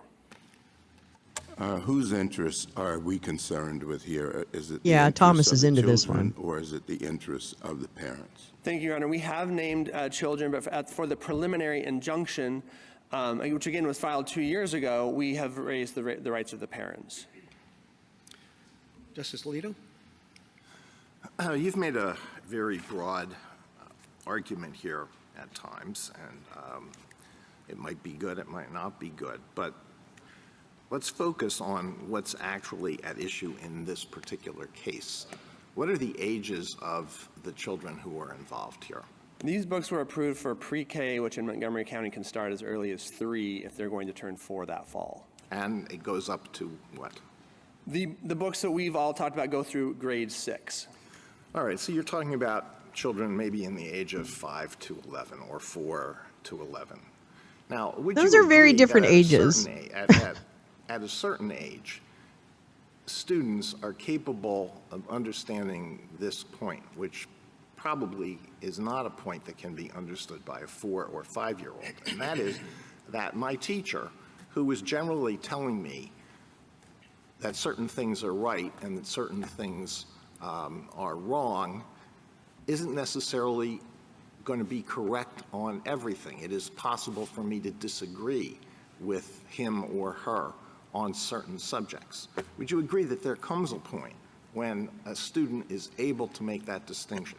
That's right, and many of our clients' objections would be diminished as their children got older. But here we're in a situation where Montgomery County's own principals objected that these books were inappropriate for the age, that they were dismissive of religion and shaming toward children who disagree. The board itself withdrew 2 of the books for what it said were content concerns. How many people disagreed with it? They're the minority. They don't teach. No, they don't teach sex ed anymore. Yeah, and one final factor that may distinguish this particular case from some of the others that you have. The health curriculum in high school isn't even sufficient, okay? It's not sufficient. Is the fact that it concerns sex and gender, and that the Maryland legislature itself has recognized these subjects raise special concerns and has provided for an opt-out from the health classes where these matters are discussed. That's right, and currently in Montgomery County, you can opt out from the very same instruction during health class, but then you're required to stay during story time. Thank you. Justice Sotomayor? Children in story time are not going to health class, okay? Can I tell you that right now? Children in story time are not going to a health class. Objecting to same-sex marriage. She was objecting to the fact that I marriage fucking would hate take these her uncle people. away from spending more time with her, correct? Again, it would be, courts would be engaged in religious discrimination. I'm asking you if to answer my question. It wasn't that she was objecting to gay marriage, qua-gay marriage, period. She was objecting to having her uncle's time taken by someone else. I'm not sure that's correct, Your Honor. I think for a child of that age, it's hard to express what their actual concerns are. Well, when the character says, he'll have less time for me, it seems self-evident, isn't it? Your Honor, again, Montgomery County's own principles. All right, now let's go back to this question of age, okay? And what teachers are saying or not saying. Do you want a special rule for children between kindergarten and 6th grade? Well, if the court wanted to go there, that certainly would make common sense. Parents everywhere know that children are especially vulnerable. Where in and our exposed. case law would you see that as just mere age is coercion, exposure is mere coercion of a certain age? Well, this court has frequently recognized that, for example, children lack the maturity to make decisions, to discern sometimes between truth and error, to weigh what their parents are saying versus That's why they what have their a teachers are teacher. saying. So if someone That's why they have a teacher with them. You said you That's don't who's have an helping them objection to develop showing that. An interracial marriage. Fucking You hell. don't have an objection, objection to merely gay couples shown to marrying, as long as you don't have approval of that? Is that what you would object to? Well, Your Honor, again, it would depend on the individual's beliefs. And this court has already held, for example, in Bob So Jones, if none that of there's all of burden. the parents, many of the affidavits that the parents put I hope here those parents say never they watch don't Drag mind Race or go to a teaching, brunch. respect and kindness towards people who are different. The objections appear to be with some of the teacher instructions, the ones having to do with altering the mindset of children, or the ones talking about gender being a guess at birth. Those were the things that I saw the parents objecting to. The parents object to the books and to the instructions. There's no question that together, and even We can separately, look the at the books go to record. indoctrination more than We can look to exposure. the record for that, correct? I'm sorry? We can look to the record for. That's correct. Thank you. Justice Kagan? I want to take you back to some of the questions. Jane, that's that Justice basically what Alito they're was saying, which asking, is because kind of I, too, weird. was struck by these are young kids, picture books, and on matters concerning sexuality. I suspect there are a lot of non-religious parents who weren't all that thrilled about this, and then you add in religion, and that's even more serious. But I guess I'm searching for what in your legal arguments would allow us to draw lines in this area, and I'm kind of not finding it from what you were saying to me in our earlier, or what you said to Justice Alito, because when Justice Alito said, "How about that 17-year-old?" you said, "Well, many parents' objections would decrease," but that still indicates that if a parent said, "No, even with respect to that 17-year-old, I still care about this. I want an opt-out." You're not giving anything that would allow lines to be drawn. And I'm just curious if you think lines can be drawn and where they would be drawn and on the basis of what First Amendment doctrine they would be drawn. We think there are lines that can be drawn. They're the same lines that this court has drawn in every other free exercise case. And the burden, a plaintiff has to show that its beliefs are religious, that they are sincere. There has to be a substantial infringement or burden or pressure. And then on the strict scrutiny side, there are also... But I'm hearing you saying that the burden that you're saying, and of course we're just assuming that all these people have sincere religious beliefs. Let's just assume that. But what I'm hearing you saying is the burden is basically up to the parent to decide, this conflicts with my religious beliefs, I want an opt-out. Is that correct? Yes, and on the Sherbert side, under strict scrutiny, they would have to first show that there is a law that's not neutral or generally applicable, so there's a limit there. And on the Yoder side, if this court didn't want to go all the way to address the issues that aren't present in this case, it could rely on the uniquely coercive environment of the schools. And now putting those kinds of issues on the burden side. Those still, it's like just pretty, I mean, I'm really searching for something, and I know that you realize that, and you're still not giving me anything other than if it's in a school and a sincere religious parent has an objection, that objection is always going to result in an opt-out. No matter what the instruction is like, no matter what the materials are, no matter how old the kids are. And that's the rule that schools everywhere in the country are working under right now by their own Well, then choice. what is the fucking that was problem? Montgomery County's own rule before this lawsuit came in. And there were never these kinds of problems until it really introduced a curriculum that was clearly indoctrinating students in things that the principal said was introducing things as facts that aren't. Yeah, but once we articulate a rule like that, you're going to have a lot of parents, it seems to me. I don't think you can say just because it hasn't happened. Once we say something like what you are asking us to say, it'll be like, opt-outs for everyone. Well, certainly the government always wants to put these things on the burden side instead of the strict scrutiny side. We heard these arguments in Hobby Lobby where there was a lot of concerns about what would happen in Ocentra, what would happen with drugs. And in reality, we didn't see those kinds of floods happen up. And when they have, the courts have managed to deal with them without any significant difficulty. Thank you. Justice Gorsuch? You've spoken a little bit about Yoder today. I'd like you to hear your thoughts about the Smith side of the argument. And the Fourth Circuit suggestion, I think it's a fair reading of the footnote, but maybe not. I'd like both sides to think about this, whether if you fail Smith's neutral and generally applicable rule, whether a plaintiff still has to show a substantial burden or whether you go straight to strict scrutiny.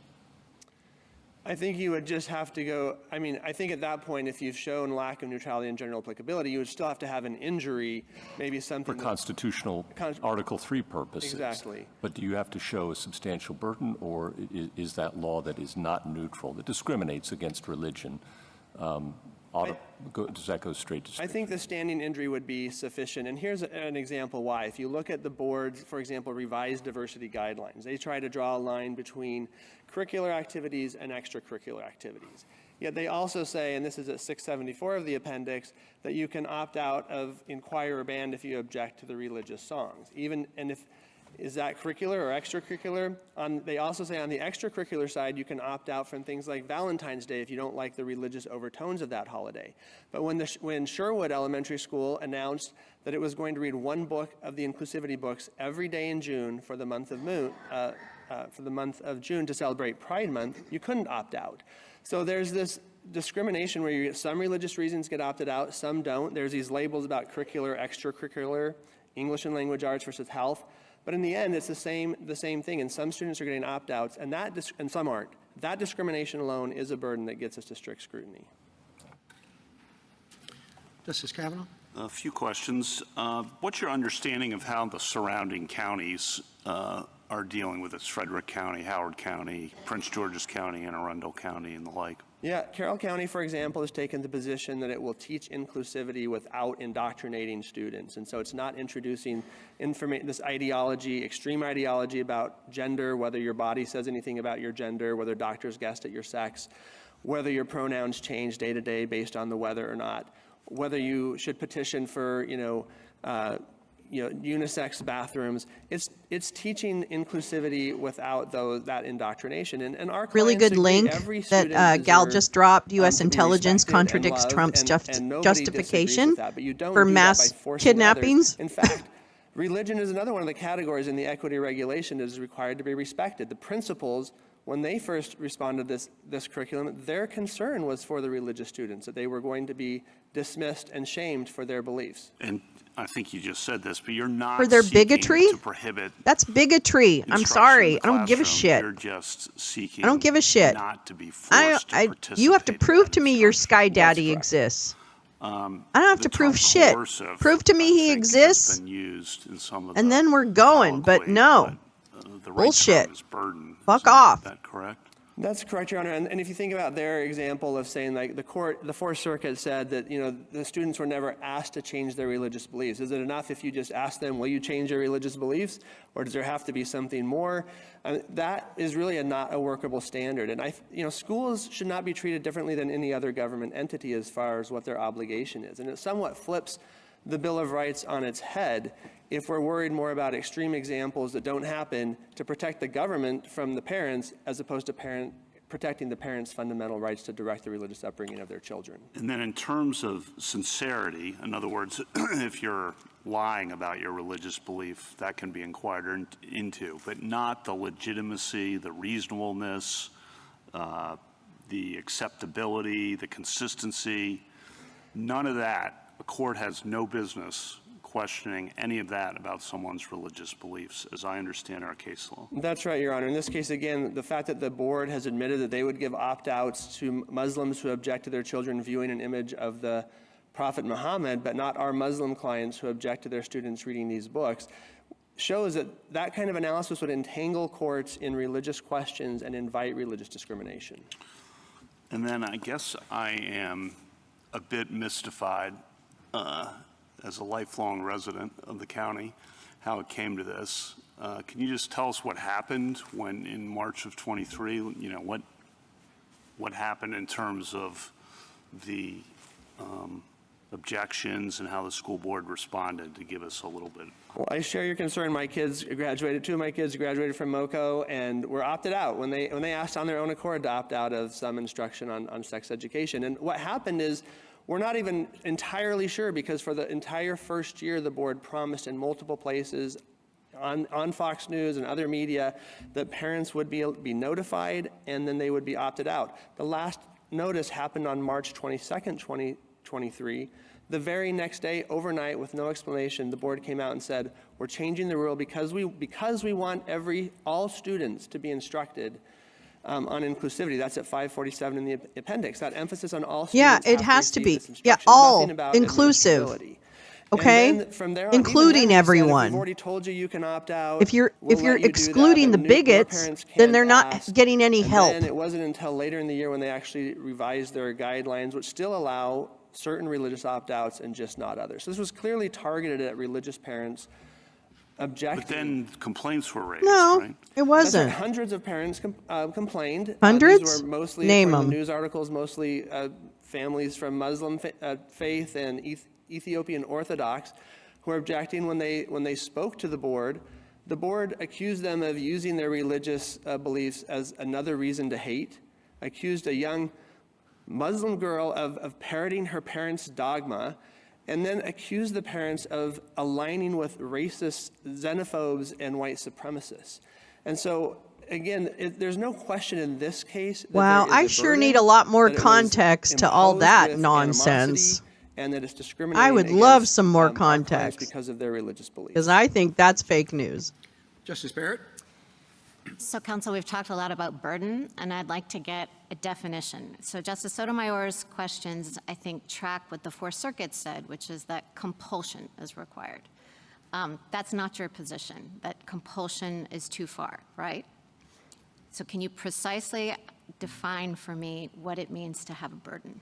Yes, I think there's three main ways this court has reviewed that. Under Yoder, it would be, is there substantial interference with the parent's ability to direct the religious upbringing of their children? We think we've shown that here. Under cases like Sherbert that have continued through to Fulton, it's, are the parents being pressured to abandon or modify their religious beliefs in order to access a public benefit, like public education?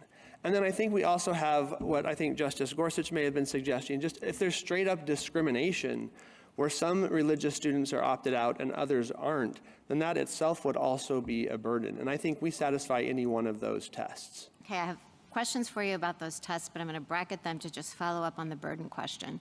Substantial interference from Yoder. So would you say you could root it in that because it's rooted in the case? Is it somehow rooted in the definition of prohibit in the First Amendment? Because it seems to me that, you know, the questions that you're getting are about line drawing. I mean, Justice Kagan was making this point. And one place where some of that line drawing might happen is in the definition of burden. So I think the definition of burden is important, and really that's the main thing that's before us. The question of whether you get an opt-out really goes to the Smith analysis or strict scrutiny under Yoder. We don't even have to decide that, right? We don't have to decide whether you get the opt-out. We just have to decide if the Fourth Circuit accurately defined what a burden is. I mean, the court doesn't have to. It's true. I think there are multiple reasons why this court should. I know you want us to, but we don't have to. Really, Badger, what we have permission to do granted is for nail your down kid to what it run means to screaming out of burden every right? place that scares them. So unreasonable interference. Isn't that like a isn't that like aren't they snowflakes? Okay. Now, what kind Are of a they claim raising are snowflakes? You bringing a hybrid Is that what it rights is? claim for purposes of Yoder? Are you kind of bringing all of them, like a straight-up free exercise claim, a Smith claim? I mean, it's a little bit hard to pin down. Yeah, I think we're bringing all of them. We think in Smith, I thought they just got rid of the Department of Education. Peace, love. What the hell? Excuse me. And so we think that that's a separate track, and whatever the court meant driven by snowflakes, hybrid rights or driven to other rights madness by all the gayness around them. Oh, the gay. However you define that, this is almost exactly the same situation where parents are concerned about what their children are being taught in the highly coercive environment of the public schools, and here we have even more egregiously curriculum designed. The board said when you select these books, we want you to select books that will disrupt cisnormativity, disrupt heteronormativity. And so we think that whatever Smith meant all the by gay people are coming after us. In Yoder, we meet that definition. Do we have to embrace the hybrid rights theory in order to analyze your claim or your definition of burden for purposes of Yoder? Do we have to say Yoder is about hybrid rights and this is why the problem is you think anyone wants to indoctrinate your fucking slobby kid, okay? I don't want your fucking slobby kid indoctrinated because they're already stupid. So I don't think that any How about side that? statements that were made in Smith have to govern how this court treats that rule here. Okay, and now let me ask you about the burden in this case. So there's been a lot of talk about exposure. The Fourth Circuit said this is just about exposure. You've pointed out, that in cases like, intersection allies, there's actually in the book,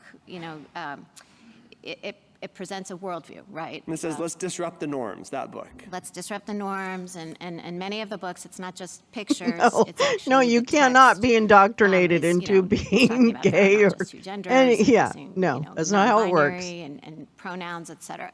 So that's exposure, though, to those ideas. It's not just exposure to the pictures of, the two men getting married. It's exposure to the ideas. That's correct. But to clarify, what are your clients objecting to? Are they objecting only to exposure, or are they objecting to what they're calling indoctrination? If by exposure you mean having the books read to them, they do object to that. They're not objecting to the books being on the shelf or available in the library without a teacher requiring them to read it or reading it to them. So you would not be making the same claim based on your client's religious beliefs if they were just on the shelves or just in the library? Correct. Could another parent bring that claim? I suppose they could, but then you would, again, we don't see these kinds of claims happening, but they would almost certainly lose because strict scrutiny would easily be satisfied if every student were allowed to say, I want this book or not that book. No student has the right to tell the school which books to choose or what curriculum to teach or what other students will have to learn. And so we think that those would easily fail under strict scrutiny. Okay, so it's not about exposure, it's not about books on the shelf, it's not about books in the library, it's about actually reading the books with the text that communicates the ideas that are contrary to your client's sincerely held religious beliefs. Right, their beliefs, they follow, for example, the papal exhortation under Familiar Consortio that they shouldn't expose their children during their innocent years to instruction on sex that's disconnected or disassociated from moral principles.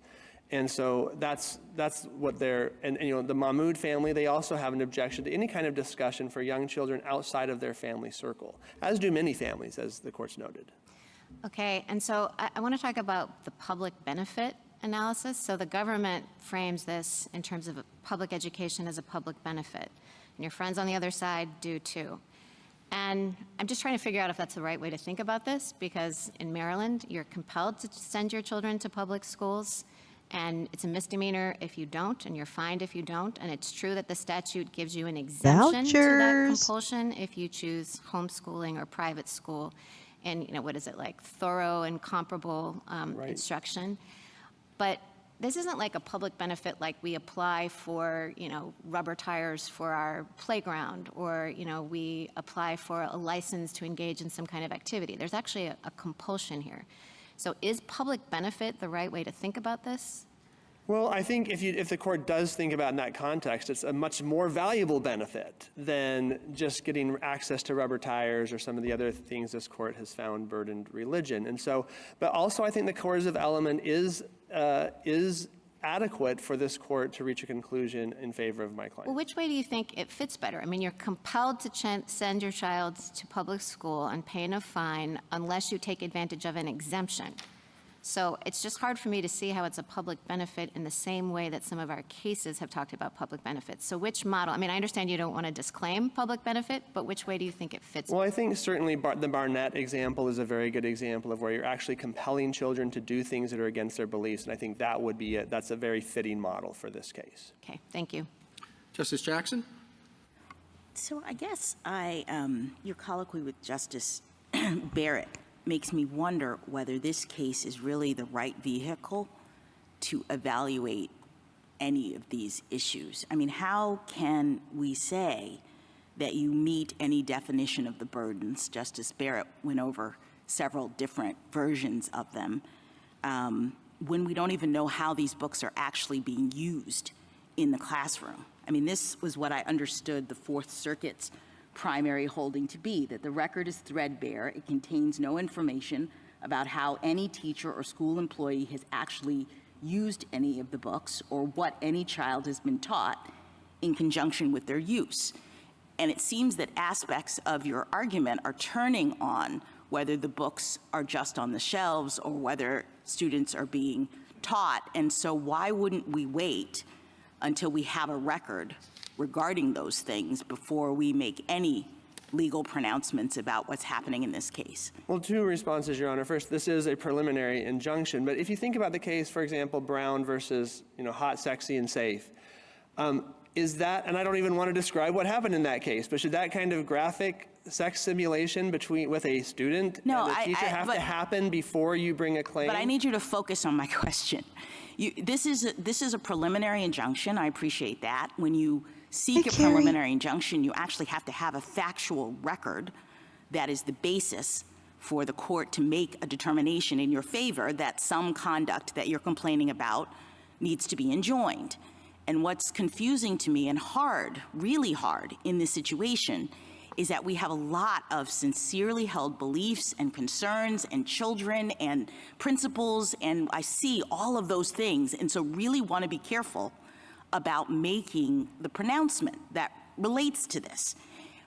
I don't understand how we can do it on this record because we can't know. We don't at this moment, based on the record you've provided, know that these books aren't just sitting on the shelves. And you've said that if that's the case, that's not going to be enough. I disagree, Your Honor. The record is undisputed, and I again will refer you to the district court transcript at 63, where counsel So you're said saying the Fourth Circuit is wrong when it says, quote, we don't have any information about how any teacher or school employee has actually used any of the books. The Court of Appeals did not dispute that some of the books have to be used, and we have all of the teachers' instruction that the board's not disputed. I understand that, but the Fourth Circuit made a ruling that we don't know, quote, what any child has been taught in conjunction with their use. So are you saying that you do have affidavits and information about teachers in the classroom and what they've taught children of different ages about these books? Yes, we do. All of our clients have, in their declarations, they describe which books were going to be read to their children. Were the clients in the classroom? They were not in the classroom, but they know. And again, we don't have to wait until the injury has happened to get relief. The point of a preliminary injunction is that we can, when the injury is imminent, we can seek relief. All right, to let me stop ask it from you happening another. Before our children's innocence is destroyed. Let me ask you another series of questions because I'm just trying to understand the implications of the I just got to sneak that in there. You know, where the book touched you. Before our innocence is destroyed. Going on. Thank you. Is your argument actually confined to the content of the school's curriculum? I mean, I appreciate that you say we're in the public school, this is a uniquely coercive environment, but what if we have a teacher who is gay and has a photo of a wedding on her desk? Is a parent able, or could they opt out of having their student be in that classroom? Well, we think no, because the student, the student may claim a burden, but on the question of the student doesn't have the right to tell a teacher what to say. The teacher has speech rights. That would but I guess I don't understand that given your argument. I mean, so, example one, we have a gay teacher in the classroom and they have actually it seems to be just a wedding photo like on their desk, and the children are exposed then to the same kinds of picture that you say is in the book that you don't want children to be exposed to. What about the parent, the teacher showing pictures from the wedding, or the teacher goes off to get married and comes back and talks about their spouse? Do we have opt-out provisions for children in that situation? Again, we think the same rules would apply, and if you were in a system... The same rules would apply. So this is not just about books. This is about exposure to people of different sexual orientations, and the objection, the sincerely held objection, that children shouldn't be exposed to this. Again, our clients are not raising those, and we know that these kinds of objections aren't happening. Here, the board is imposing indoctrination on children. What if a student group puts up "Love is Love" posters around the school featuring same-sex couples? Then go start your own cult. Do parents have to have notice of this and the ability to opt their children out of going into the parts of the school where these posters are? Again, we don't think that any child has the right to dictate what the school does or what other students say. No, they're not dictating. They just want an opt-out. They don't want their children walking. We think they would lose in that situation. Why? What about your principle does not also mean that if we have a section of the school with "Love is Love" posters and, children who have to go through there, what about your principle says that a religious parent shouldn't be able to say, "I don't want my kid walking in that part of the school"? Well, they would lose because the strict scrutiny analysis would favor the board in that situation, because it would be impossible for the board to satisfy every student's needs about what's on the board. Now, if you're in a situation I'm sorry, it would be impossible for them to actually implement and opt out in that situation? That's right. So if the request, for example, is so broad, like it was in Yoder, that the only option is for the students to be removed from the school entirely, that would be then the least restrictive means available. And so under normal strict scrutiny analysis, these things Can I give you one more? What about schools. a trans student in the classroom? There's a student who's in the class. Must the teacher notify the parents of the student's existence and give them an opt-out to not be in the same classroom with this child? No, and we've never said that there's an independent right to be noted for schools to anticipate what parents might object to, but when parents know something, there could be a sincere religious burden. Yes, a parent knows. The child comes home and says, there is a transgender child in my classroom, and I know what you've taught me in terms of religious teachings. I object to that. Parent knows. Can a parent insist that the school allow the child to sit out? Again, we think the parents would lose in that context. All right, let me ask you one other set of questions about coercion. Yeah, right? What are girls even doing in a school anyways? That the test is burden. I had understood that the way in which show us your trad rad tattoo, sir, in these kinds of cases is to look to coercion. So there really aren't a separate thing. Rad trad, not trad. Really puzzling over is that it seems to me that coercion in this context is actually operating at two different levels, and that we have to kind of really focus on that in order to understand what's happening. One is to the students in the classroom, the coercion of being forced to be exposed to these kinds of materials or these kinds of things, or can they opt out? But I think there's another coercion, and you've touched on it a little bit, and that is assuming that there's no opt-out in this environment. Are students being coerced into being in that school at all? And I think those two different ways are really, really important. I mean, as I read our cases, we could have set up a constitutional framework in which all students are required to attend public Yeah, school. they don't seem to be talking about the have to go to teacher public instructions, school. And I think etc., in that because it hasn't situation, You happened. would have a pretty strong argument that it burdens a parent's religious exercise if the public school teaches children things that contradict the parent's religious beliefs. Here I am, I'm a religious parent, I have to put my kid in this school, and when my kid goes there, he's learning all sorts of things that I'm saying against my religious belief. I get that.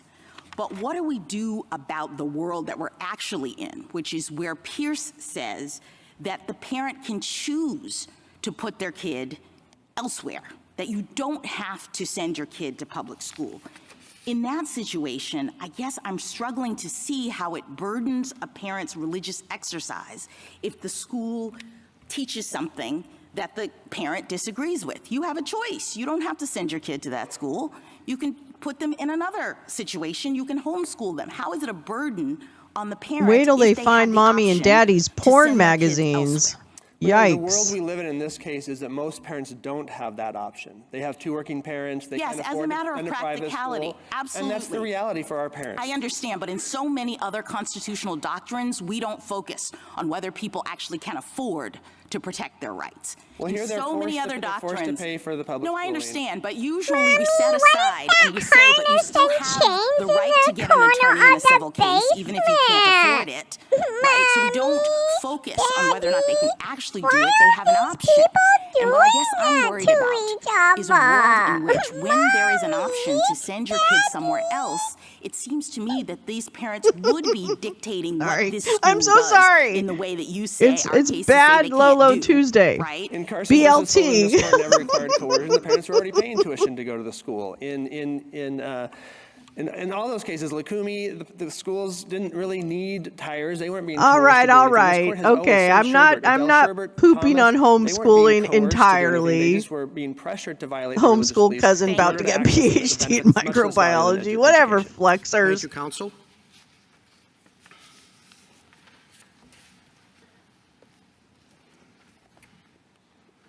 Ms. Harris? Mr. Chief Justice, and may it please the court. When the government forces people to choose between violating sincerely held religious beliefs or forgoing a public benefit, that burdens religious exercise.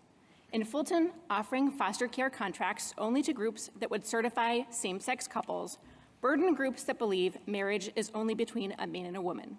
In Sherbert, offering unemployment benefits only to people willing to work Saturdays burden those for whom Saturday is a Sabbath. Here, Montgomery County offers a free public education to parents only if their children use books featuring same-sex relationships and transgender issues. That burdens parents of multiple faiths whose religious duty is to shield their young children from such content. Public schools routinely accommodate those burdens with opt-outs, which respect families of many faiths and backgrounds. Several states allow opt-outs from any learning material on religious grounds. Montgomery County allows many other opt-outs, just not here. I welcome the court's questions. Ms. Harris, is there any daylight between your argument and petitioner's argument? Only as a matter of emphasis. I think they're making a more varied range of arguments with respect to sort of parental rights as potentially a separate strain. Here, I think we all agree that certainly one framework, and the framework we're advocating for, is to view this as putting a price on a public benefit of public education at the expense of forgoing your religious beliefs. Petitioners agree with that, and we agree with petitioners that the fact that there is a long history of parents controlling the religious upbringing of their children in the school context is, if anything, just illustrates exactly why there's an obvious burden here. What role does Yoder play in your analysis?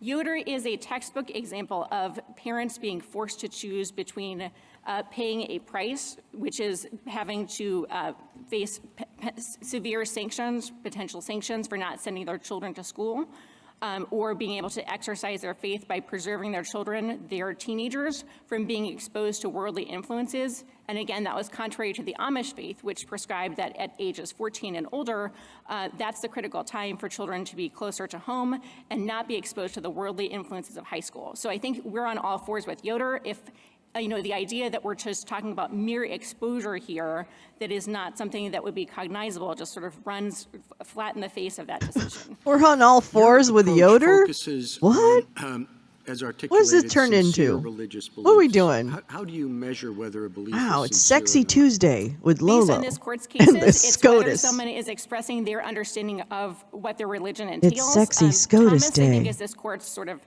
canonical description of what it entails. You don't ask, does a majority of people of your faith agree with you? You're just saying, does someone, based on their understanding of what their religion is, believe this? And they're not, they're not making false representations. And I think that's how this court has consistently applied the sincerely held religious beliefs test, and there's no question in this case. Help, I'm being the petitioners coerced would into qualify. I the don't awareness think that anyone things has challenged the exist. sincerity of the Right, arguments. exactly. Is there an AKA example in this exposure to particular worldly case of influence. a articulated religious belief being rejected as insincere?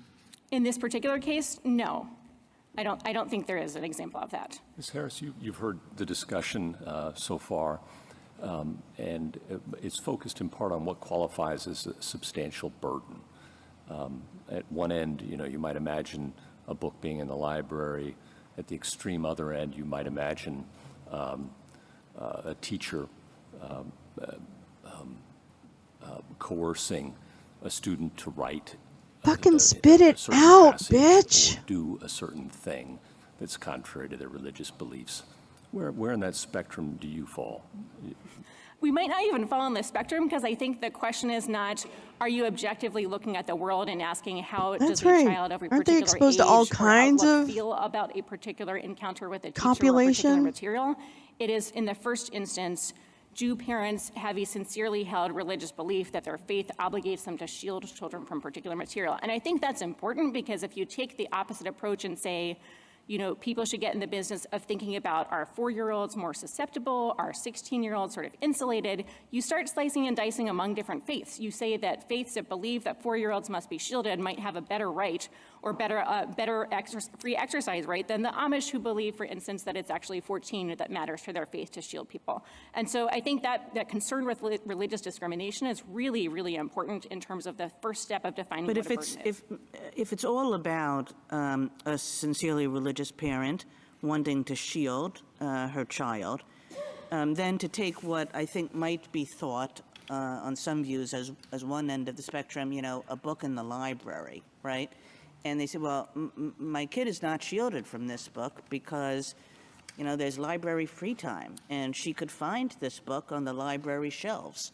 What would you do with that? Right. So what we do with this is twofold. One is, I think you have a threshold state action question with respect to whether it's the child finding it, whether it's the school making it available. But the even school setting is that aside, making it available. The school is deciding how to spend their money and which books to buy and right. put So on the I'll spot you shelves. that. Just setting that aside, I think those kinds of questions do cash out, as petitioners are saying, with respect to if you get past Smith, you end up in Smith, assuming that you are in a strict scrutiny world, depending on the nature of whether the library allows opt-outs or not.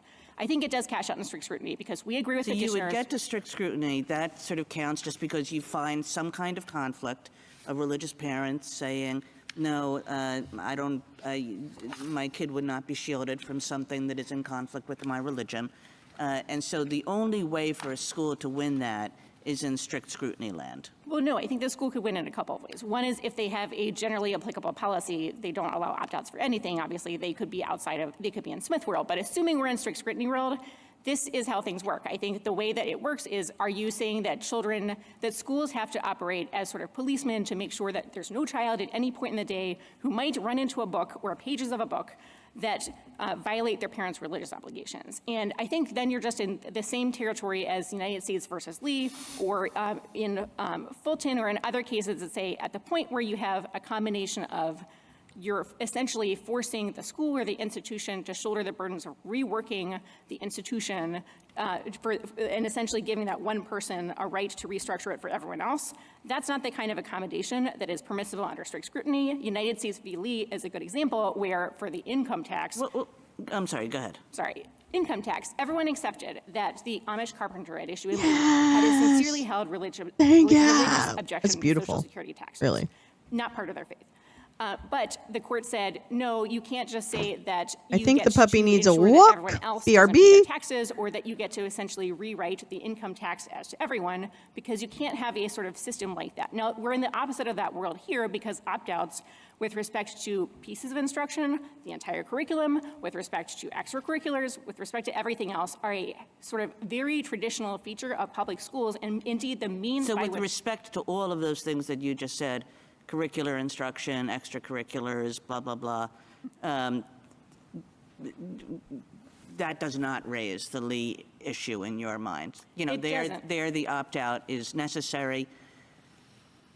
You know, whatever you might think about, you know, this is about the kid's age, about the nature of the instruction, about anything else. That's where we think we draw the line, and I guess... I mean, that there would is no also- line then.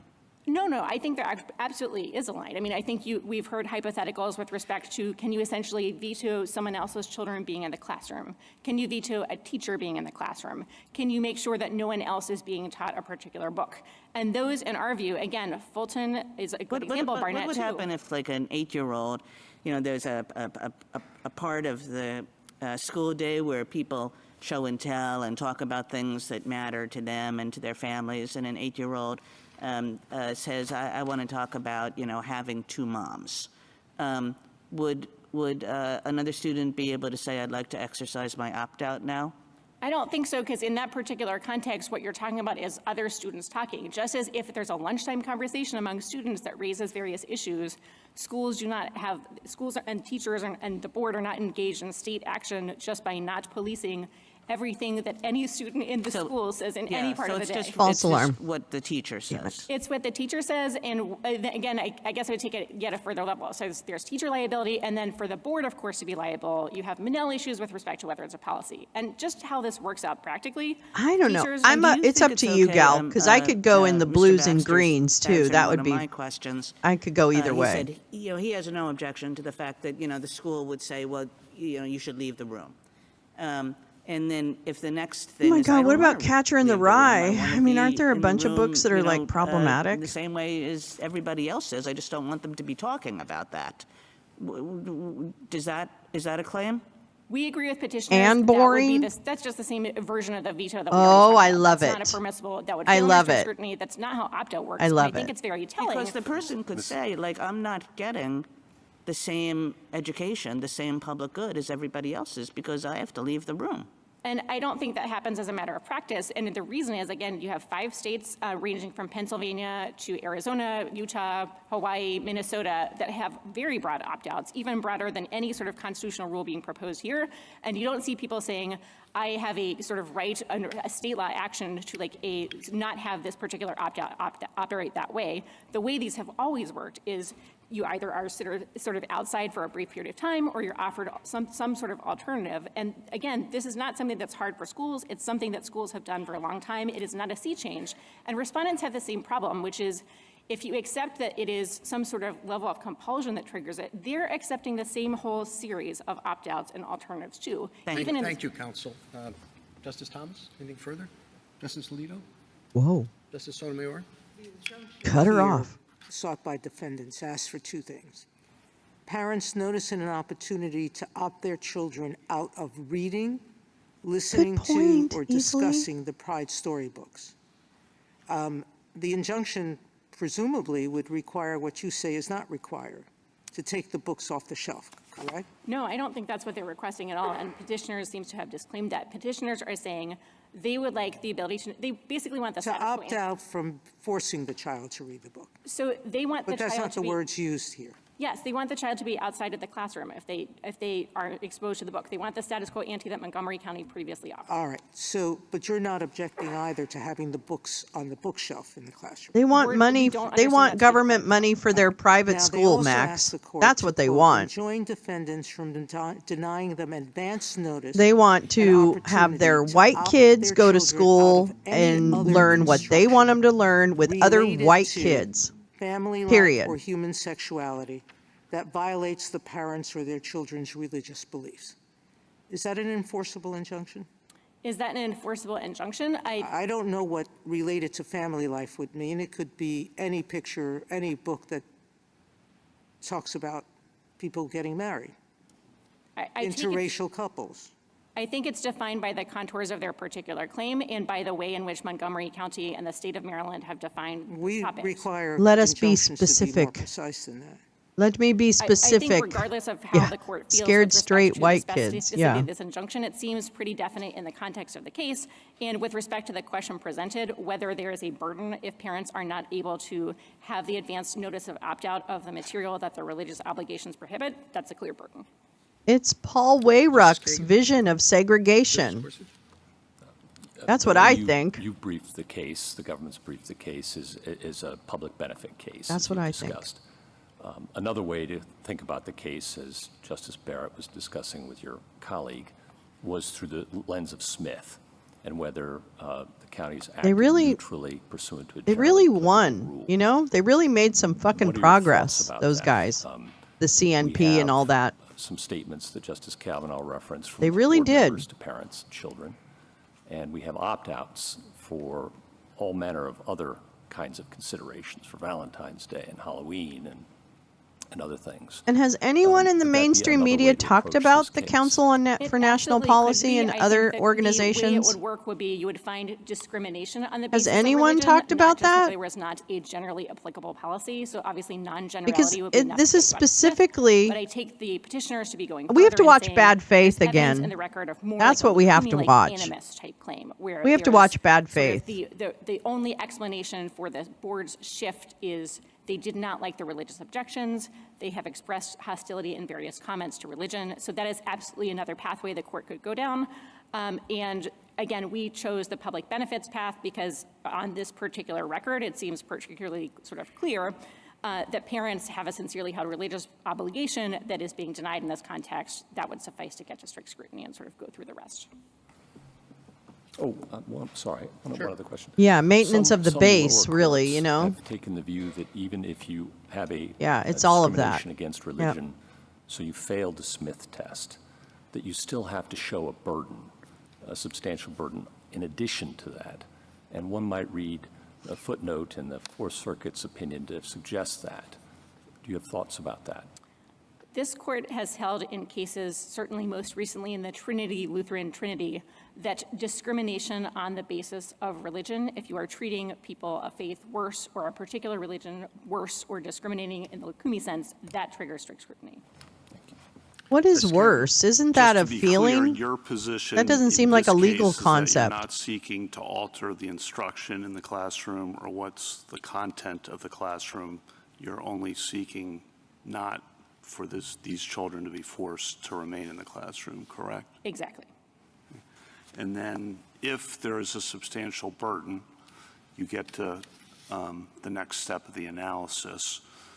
Why do you think this is not generally applicable? Two sets of reasons. One is that it's discretionary. So by definition, it's not generally applicable. The board can turn on a dime and change who gets exemptions, what kinds of exemptions are covered. And that's, in fact, the record here, that they changed What I overnight as notice to what kinds of exemptions they would allow. is that And two, yeah, they're looking for equity. applicability is the patchwork of exemptions they currently allow. They allow exemptions. What for I notice musical is performances. parents really They don't allow- give. I think they allow exemptions for dissection. There They allow are exemptions many for parents Halloween, for birthdays, who, for any good kind of and religious bad reasons, observances on Saturdays or Sundays that don't might or interfere with can't give a fuck extracurriculars. and The one thing just they send their allow kid to school. exemptions for sexual education Okay, in the classroom and I components. understand The it. one thing they don't allow is But let's not be. and that is sort of the hallmark of something that is not a general. The parents On your don't. first They have point all kinds of there, grumbles, alternative one about but changing they the don't policy, actually couldn't that do be said anything about to every change a policy that situation. exists, And I'm even not one that shitting has on parents. I'm just stating what exemptions at all? can Oh, we happen. change it tomorrow, therefore. Again, it's for good and bad discretionary, therefore strict reasons. scrutiny.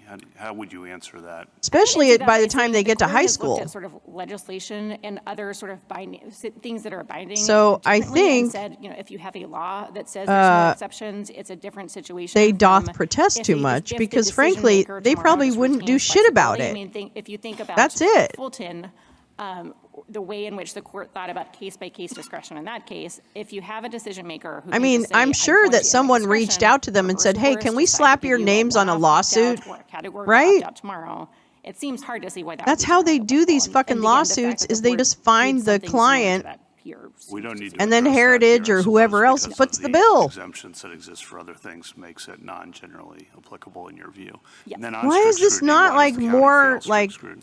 just County fails strict admitted? scrutiny because the question is whether the county has a compelling know. I don't interest. get Here, it. their asserted interest appears But to first and what do I foremost know? be in administrability and not granting opt-outs to the petitioners. That's the way that Exactly. frame the burden Thank you, analysis in Gal. Fulton and You Yoder, have and so it's key to educated sort of me not granting on the exemptions. the And it is institutes very, of very mass hard, even on destruction. this sort of preliminary injunction records, to understand why it is not And they do, administrable they to exist offer for the this opt-outs shit. in this particular context that they used to offer, but offer a host of opt-outs for virtually everything else under the sun, and not have all the same concerns. I don't mind flooding thoughtful forward, challenges to especially the given that law. they I really have, don't. In addition to the things that they have identified in their policy, But conceded this that is they would need manufactured opt-outs for things like outrage. exposure to images of the Prophet That doesn't Muhammad, represent or what the any country instances where stands classroom for, instruction or rose to the shouldn't. level of compulsion under their view. I don't know. And so I think their line drawing problems really would doom any kind Yeah, of it's attempt literally to all they satisfy exist strict for. To write laws, The United States would have been draft school board in the laws, country that's legislation, done something and bring like this. fucking We lawsuits. aren't, I can't vouch for it not happening, but I think more relevantly, we're aware of many, many Yeah, states when and they school felt more districts that take comfortable the because opposite they tack could and be allow more opt-outs open far in beyond their any kind of bigotry. constitutional rule that would be adopted in this case.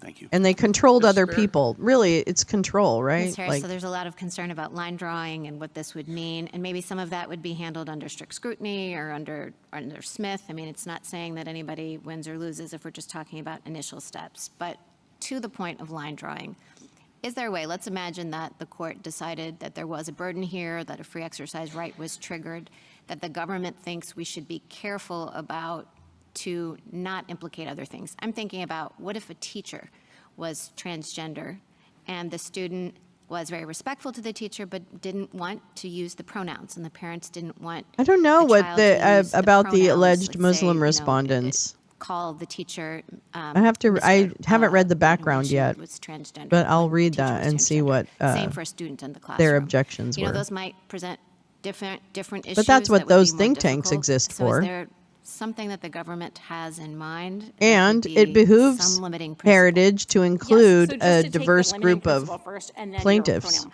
I would hypotheticals. imagine. With respect to the limiting principle on what a burden Just is, saying. I think I don't know. it's almost But I this could is see the a easy world where case that because might you be have true. parents' religious obligations, and the obligations encompass being exposed to material, and it's just an outright prohibition. But I think Professor Gorgas's article is actually a very No, good no, guide they to are different not. kinds of burdens No, that might the arise in think this tanks context or are. others that wouldn't qualify. So The think take tanks the are. hypothetical of parents want to opt out from school for a month to take their kids on a religious pilgrimage. If your faith is That's what I indifferent to doing think. so in September versus during like spring break or summer recess, And you don't have a burden on your I religious understand it exercise wouldn't because matter you for have equally Muslim available parents to alternative consider means who of was doing funding the your religious lawsuit. It would exercise just be that don't important to require get the opt-out and don't representation.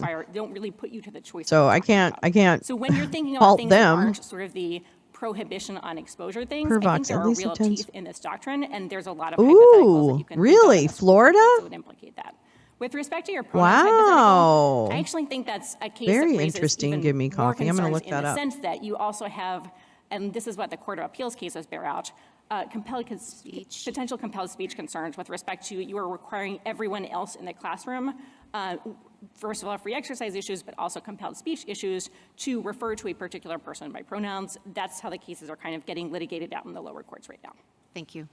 Justice Jackson? I guess in following up on that, I'm just not sure I understand your answer. So is it a burden for a religious student who is being taught at home and through their religion that gender is not a situation that can be changed? People should not be in a transgender circumstance. Is it a burden for them to be in a public school classroom where the teacher is referring to another student by what this student believes is the wrong pronoun or whatever? Well, I think the relevant burden there would be the parents' religious exercise, as we've conceived of like the nature of the religious beliefs in this particular case. As petitioners note, you could also have questions with respect to the students' free exercise rights. I think that's a So trickier is it a question. burden on the parent to have their child in a classroom with a transgender student and the teacher is referring to them by pronouns that the parent thinks is Josh, I inappropriate? can't recall. I, think know even there was under something, respondents' view that would, but I in can't fact, recall what constitute it a burden was. on religious exercise, and here's why.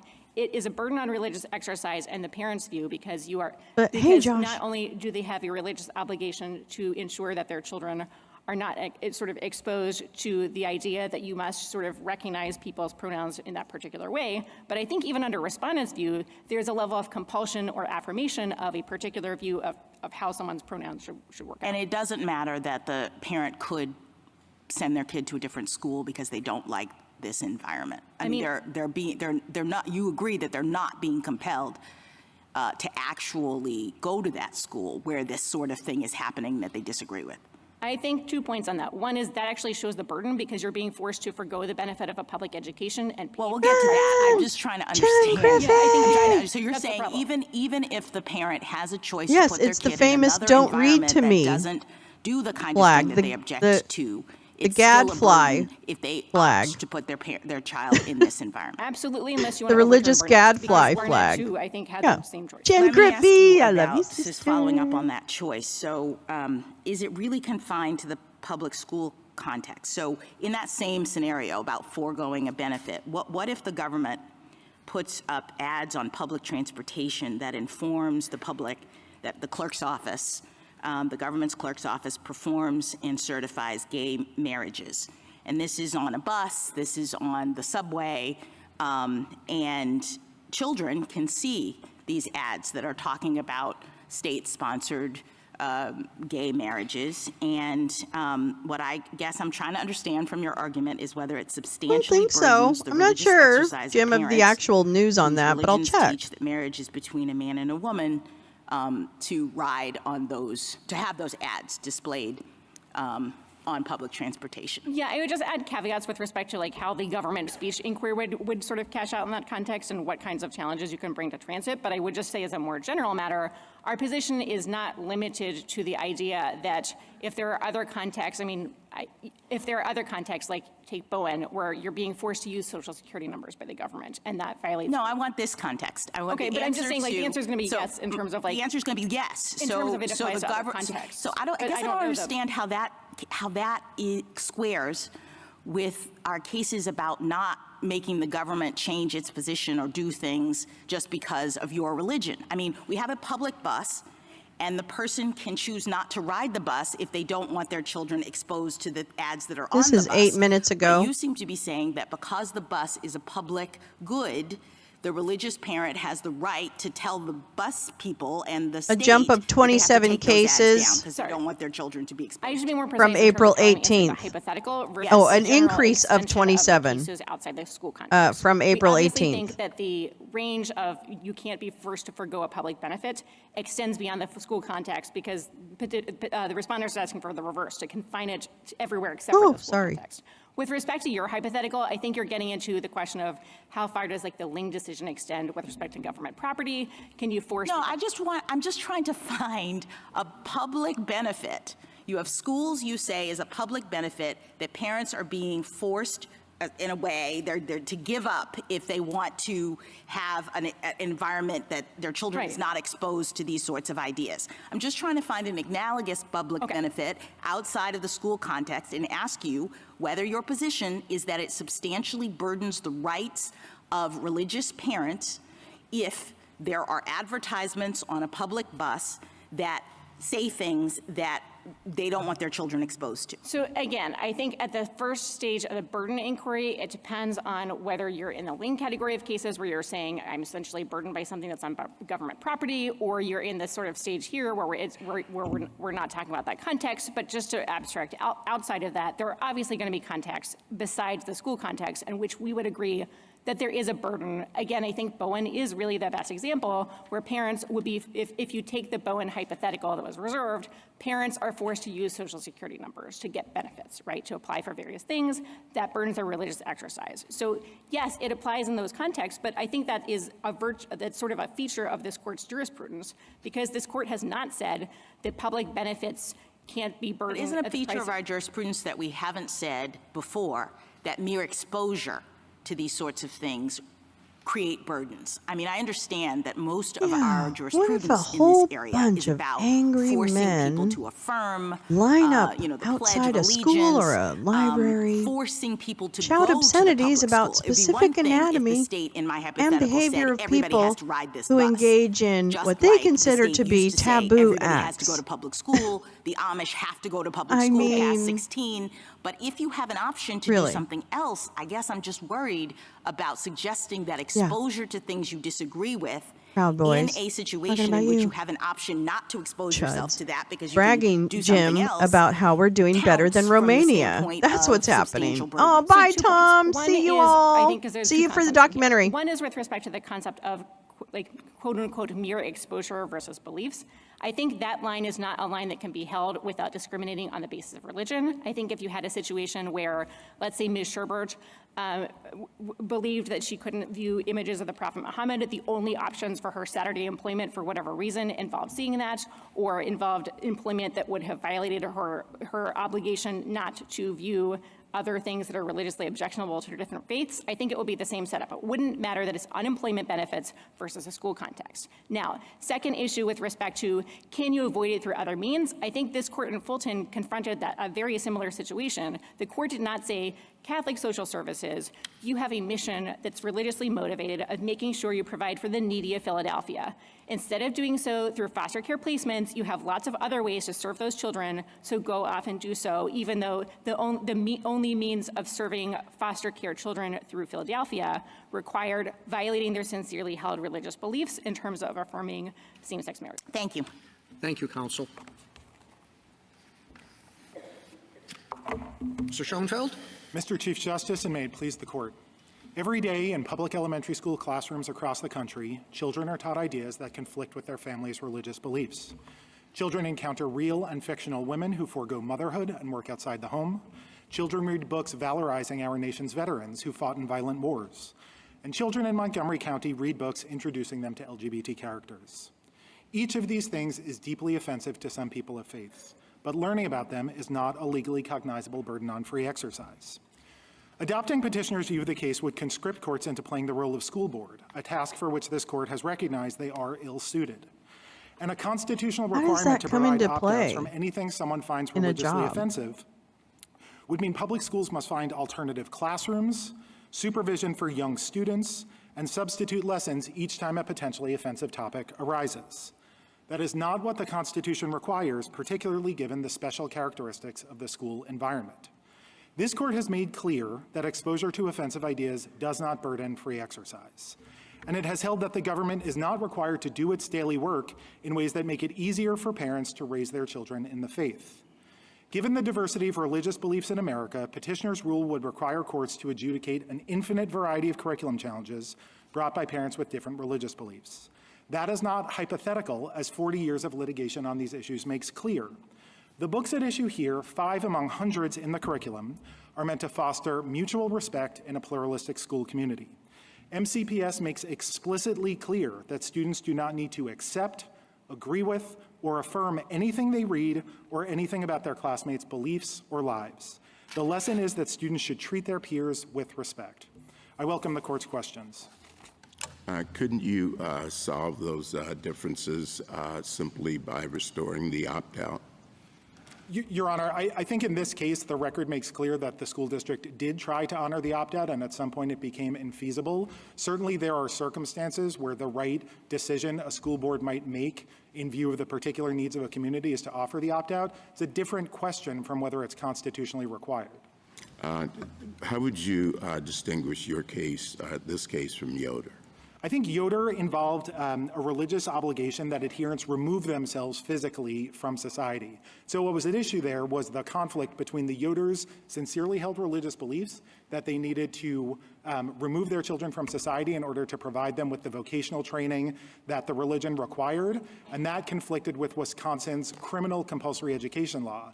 Yoder was a very clear application I like the concept of a peep show cake shop. Parents' right to determine where their children would be educated, and not anything about what would go on in the schools. The Bible describing some behavior is sinful, if it does, necessarily acknowledges that the people behaving so have any prerogative That's to true by dictate virtue the of the discrete fact of aspects describing the said curriculum. behavior. Clarification both Meyer and Pierce before Yoder themselves made. So Yoder is a complete withdrawal of the students from school, and you say that's not as drastic as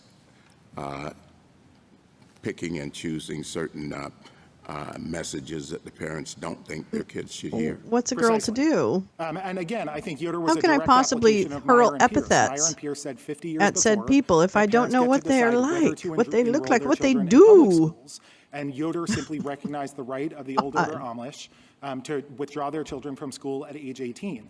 Meyer, Pierce, and Yoder are all very clear that they are not offering any opinion on what the rights of parents are once they enroll their children in public schools for precisely that reason. It becomes infinitely more complicated to honor parents' individual religious beliefs once they're in the public school environment. Well, why wouldn't a parent argue that the opt-out is a more specific version of Yoder, because you're simply opting them out of specific programs as opposed to the entire school program? It may be for one parent that is a more narrowly tailored approach, but the question presented here is whether it constitutes a burden to be exposed to this sort of instruction.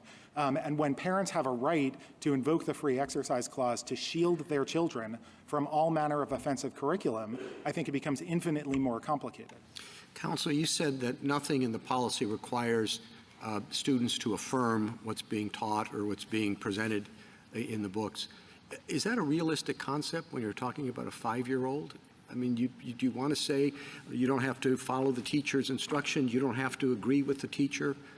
I mean, that may be a more dangerous message than some of the other things. Well, there are express directives in the support materials that Montgomery County provided along exactly those lines.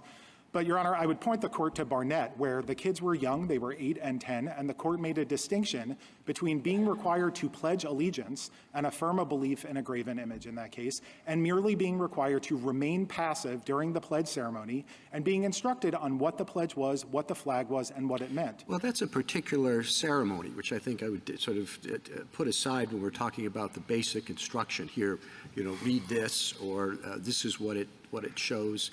On an issue that presents serious religious objections for the parent. So, I mean, I understand the idea when you're talking about a sophomore, a junior, whatever, in high school, you know, where the point is you want to sort of push back on some of this. But I'm not sure that same qualifying factor applies when you're talking about 5-year-olds. Well, so if that's relevant to the question, Your Honor, then I think that the line that we advocate between exposure and coercion is the relevant one.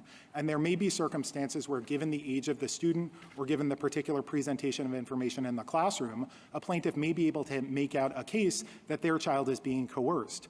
But the court, I think, has to accept what Montgomery County sort of represents as the basis for the presentation of this curriculum. And what's in the record are directives to say, for example, I understand that is what you believe, but not everyone believes it. In any community, we'll always find people with beliefs different from our own, and that's okay.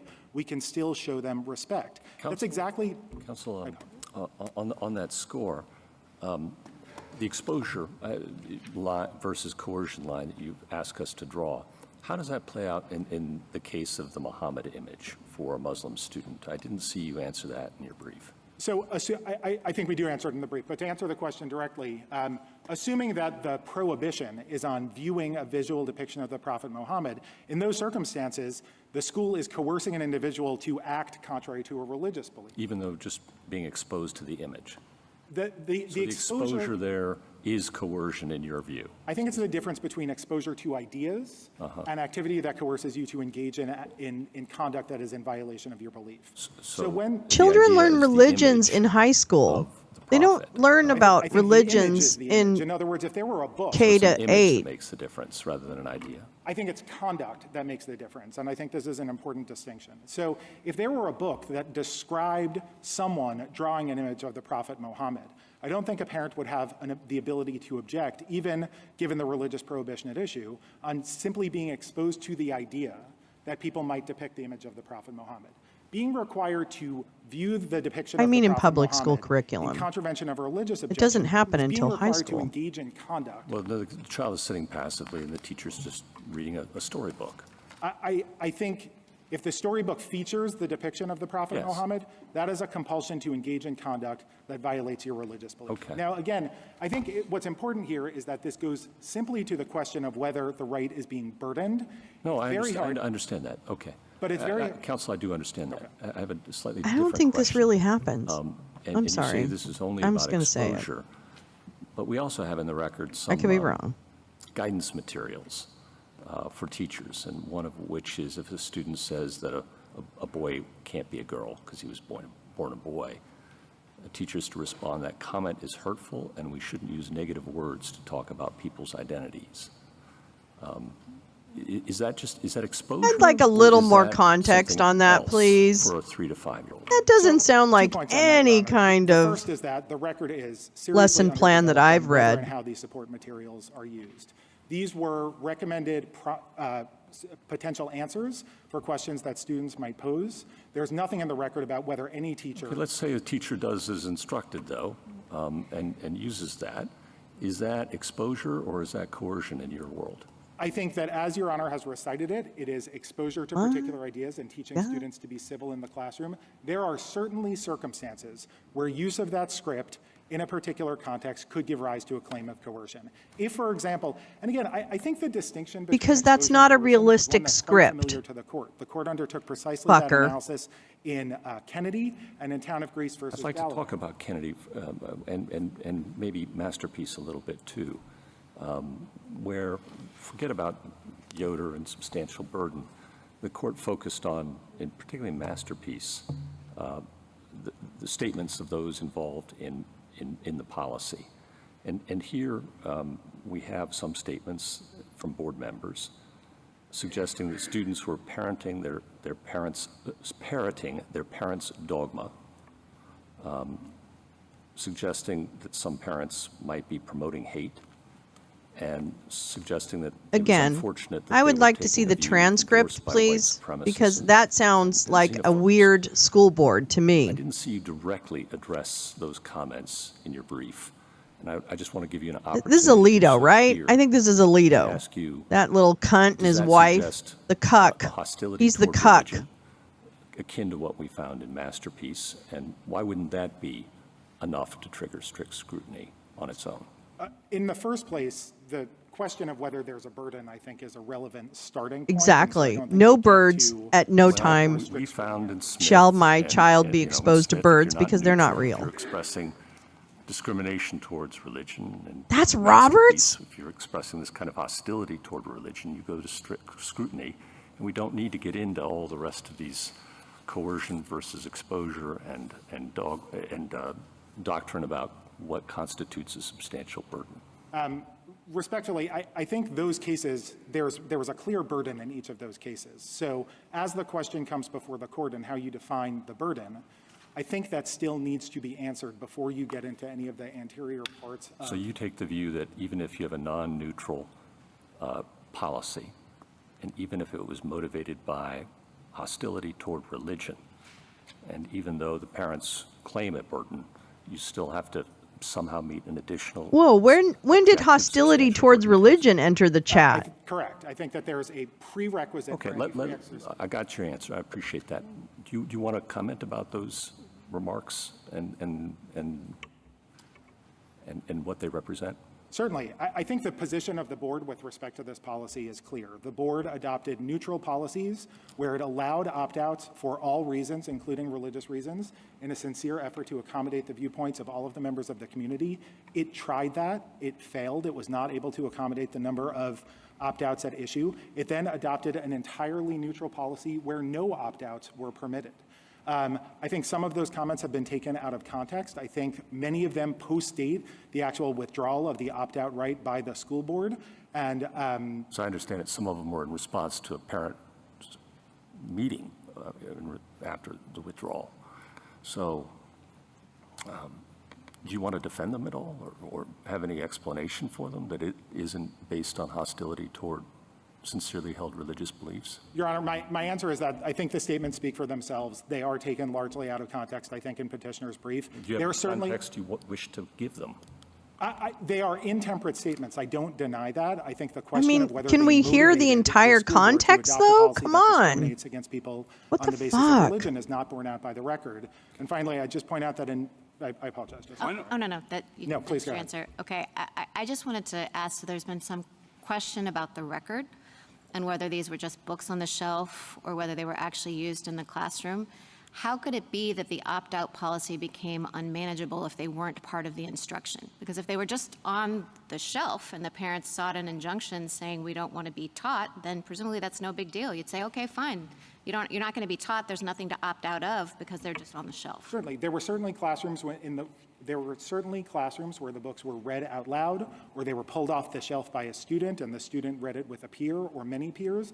They were used in the classroom the way that any book is read in the third or second grade. And so that is in the record, that they were used in the classroom, and it is in the record that the teachers had this discussion material, and in the intersection allies, the discussion guide is actually Absolutely. part of the book. I can agree with that too. I don't have, I don't really, Sort of thing, are not but even you part of the also can't separate make it instructional materials, but prohibitive part of for the a book school itself. to All accommodate of that is in the record, right? minutia. With respect to how the And supporting I'm not saying materials, that's even the ones minutia. that I'm are just an saying adjunct it's to the just book, a, like it's a intersectionality, balancing act. absolutely in the record. I don't know What's how also in the to, record I don't know in the Hazel answers, but Declaration is that some use I of the certainly books think was it's not required.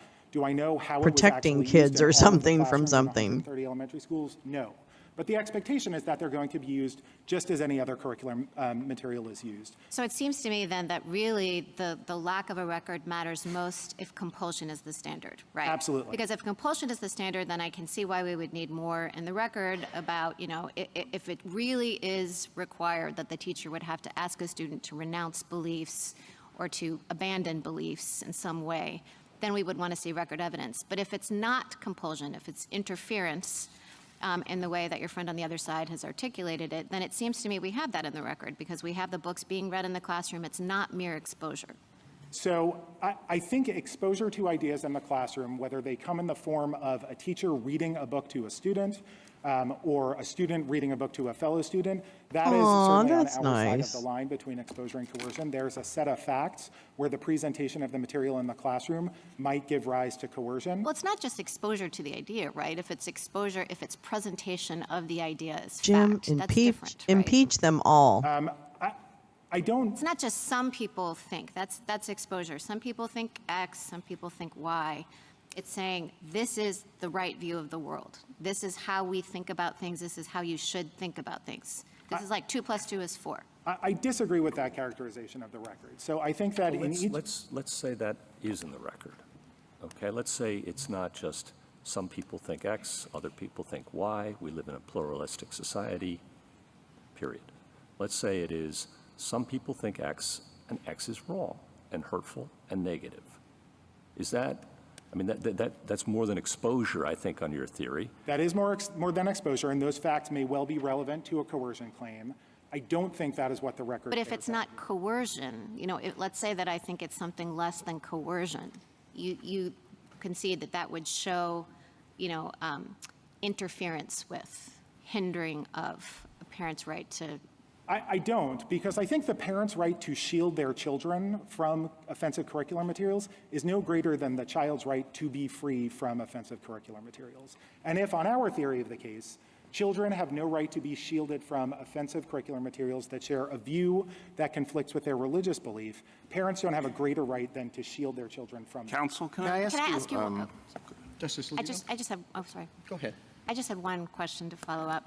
I just wanted to ask you quickly about this idea of whether this is a public benefit or compulsion, given the compulsory attendance law. Is it kind of your position that because parents have the right to send their children to private school or to homeschool, that in and of itself is the opt-out? No, that's not a position we've taken here. The compulsory education analysis has always been part of this court's coercion inquiry. So in Lee versus Weissman and Santa Fe, the fact that the children who were enrolled in this public school were required to be there for the graduation ceremony, and there's a lot of discussion about whether it is or is not. I think the compulsory nature of public education, where a student is enrolled in public school, is relevant to whether there is coercion. It is one factor among others. The fact that a student who is enrolled in a public school and needs to be there is exposed to offensive ideas simply goes to the question of whether we're right that exposure to ideas, regardless of whether they conflict with religious belief, constitutes a burden on free exercise. So it doesn't matter to you that you could go to religious school or private school or homeschool for purposes of the analysis, the legal analysis? For purposes of the analysis, correct. Mr. Schoenfeld, could I make sure I understand what you mean by coercion? You say in your brief that there are three things that cannot be done. The state cannot say you can't go to a private school or a religious school. The state cannot say you must affirm certain beliefs. And the state cannot say that unless you, that you're going to be disqualified from benefits because of your religious beliefs. Is that the universe? Those are the three situations in which there's coercion? No, Your Honor. I think what this court said in Ling is that coercion is found when there's a tendency to coerce individuals into acting contrary to their religious beliefs. So, for example, in the present... It goes further than that. So suppose a school says, we're going to talk about same-sex marriage.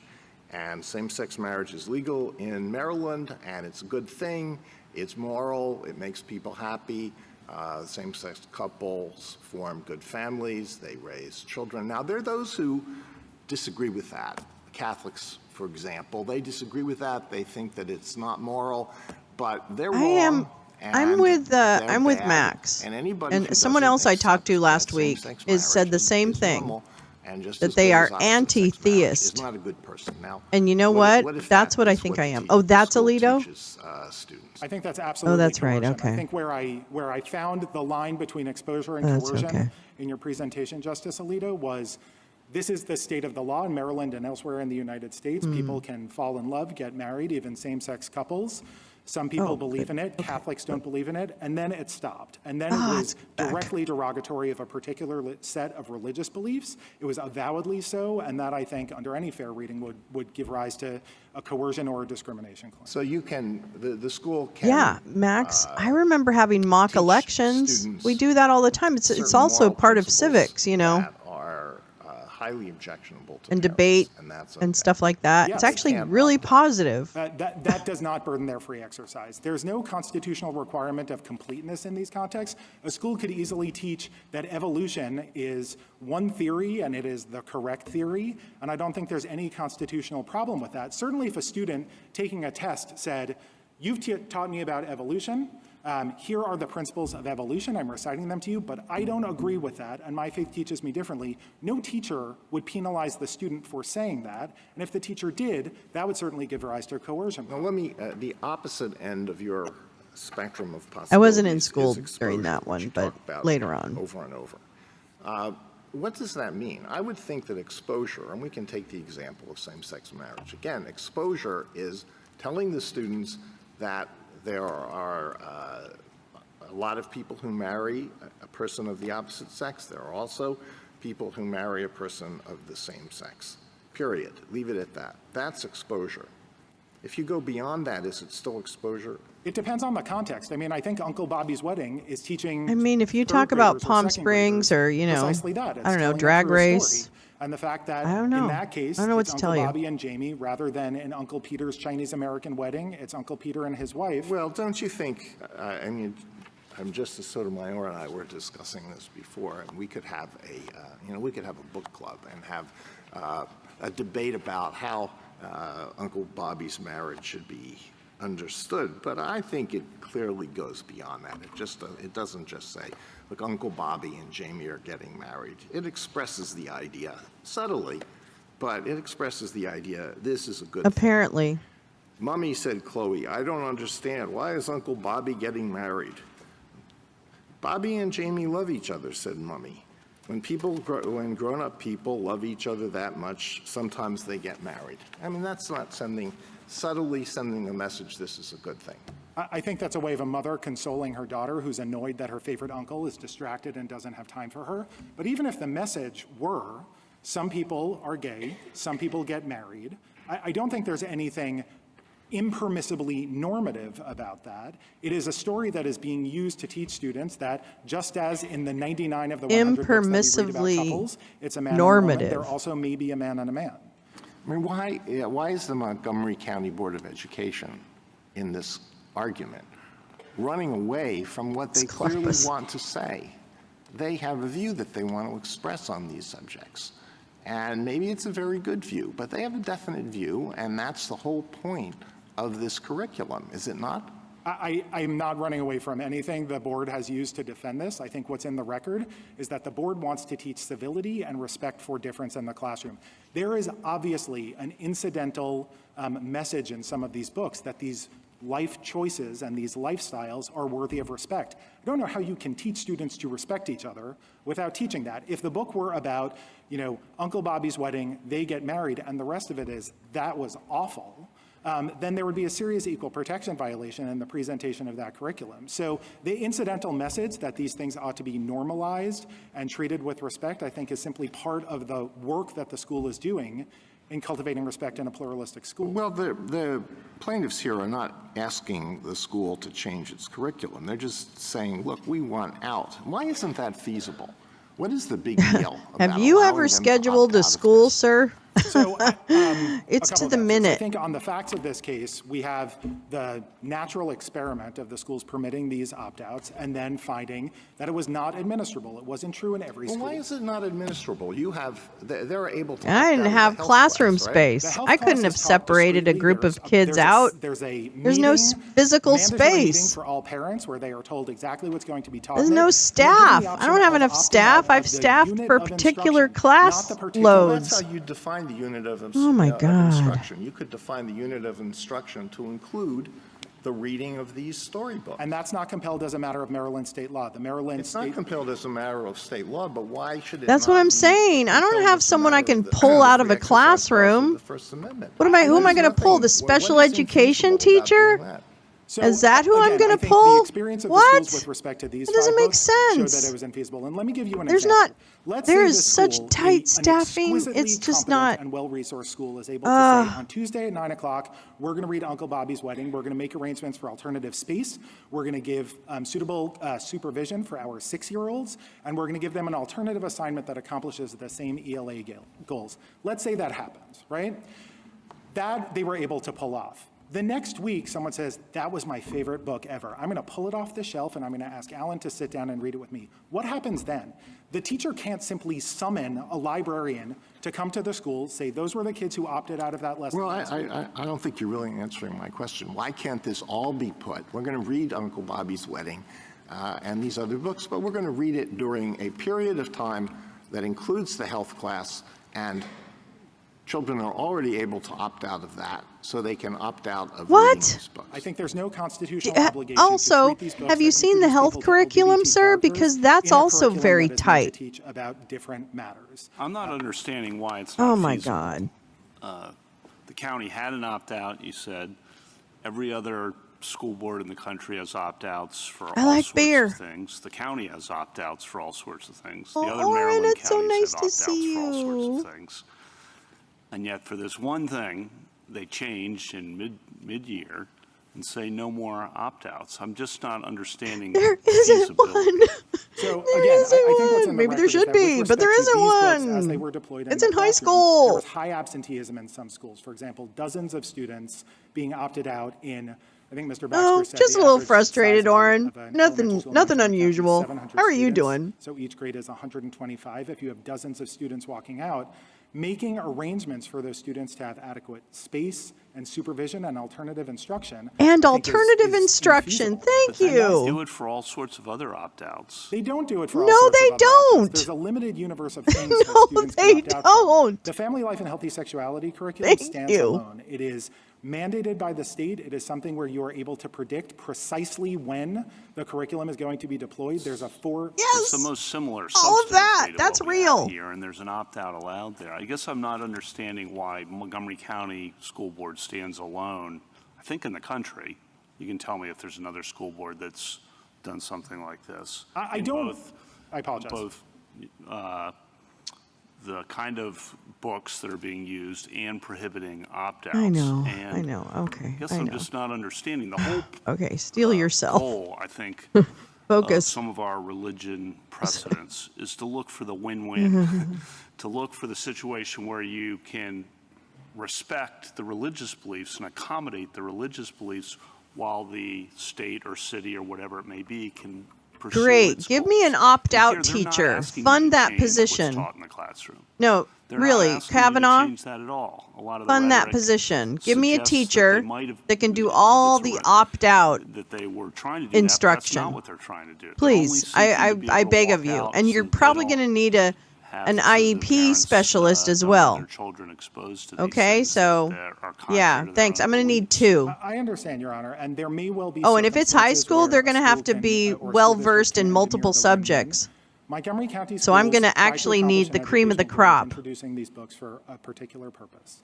They then attempted to accommodate religious opt-outs in the school. What is that purpose? I mean, I thought the answer to Justice Kavanaugh's question was that the school board was explicit that the books were to be used only Right? to supplement Can we the just get it English over with language already? arts There's no shame curriculum in as that reading game instruction at all. and not to teach about gender or sexuality. So it wasn't as though the books were being introduced. It for is. The purpose Thank you, of Jen. Right. My enhancing brother the in like gender and 2000. You sexuality can't of marry an opponent, and onion. therefore people His can opt valedictorian out of that son, whole my thing. nephew, It was came out that as we're gay talking about later on. English Funny how here. life works. And in addition to the other kinds of picture books we have on the shelf and we talk about in class, we're going to introduce these books as well.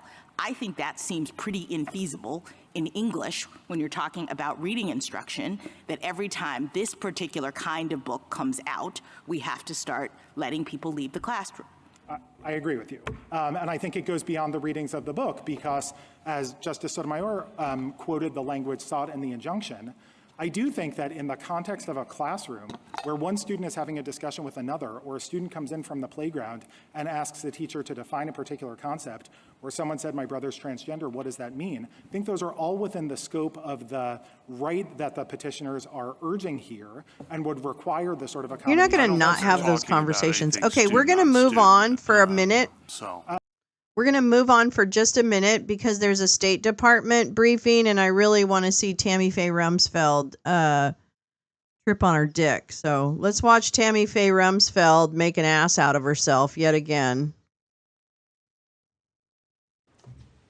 Hello, sir. Oh, thank you, ma'am. Idiot.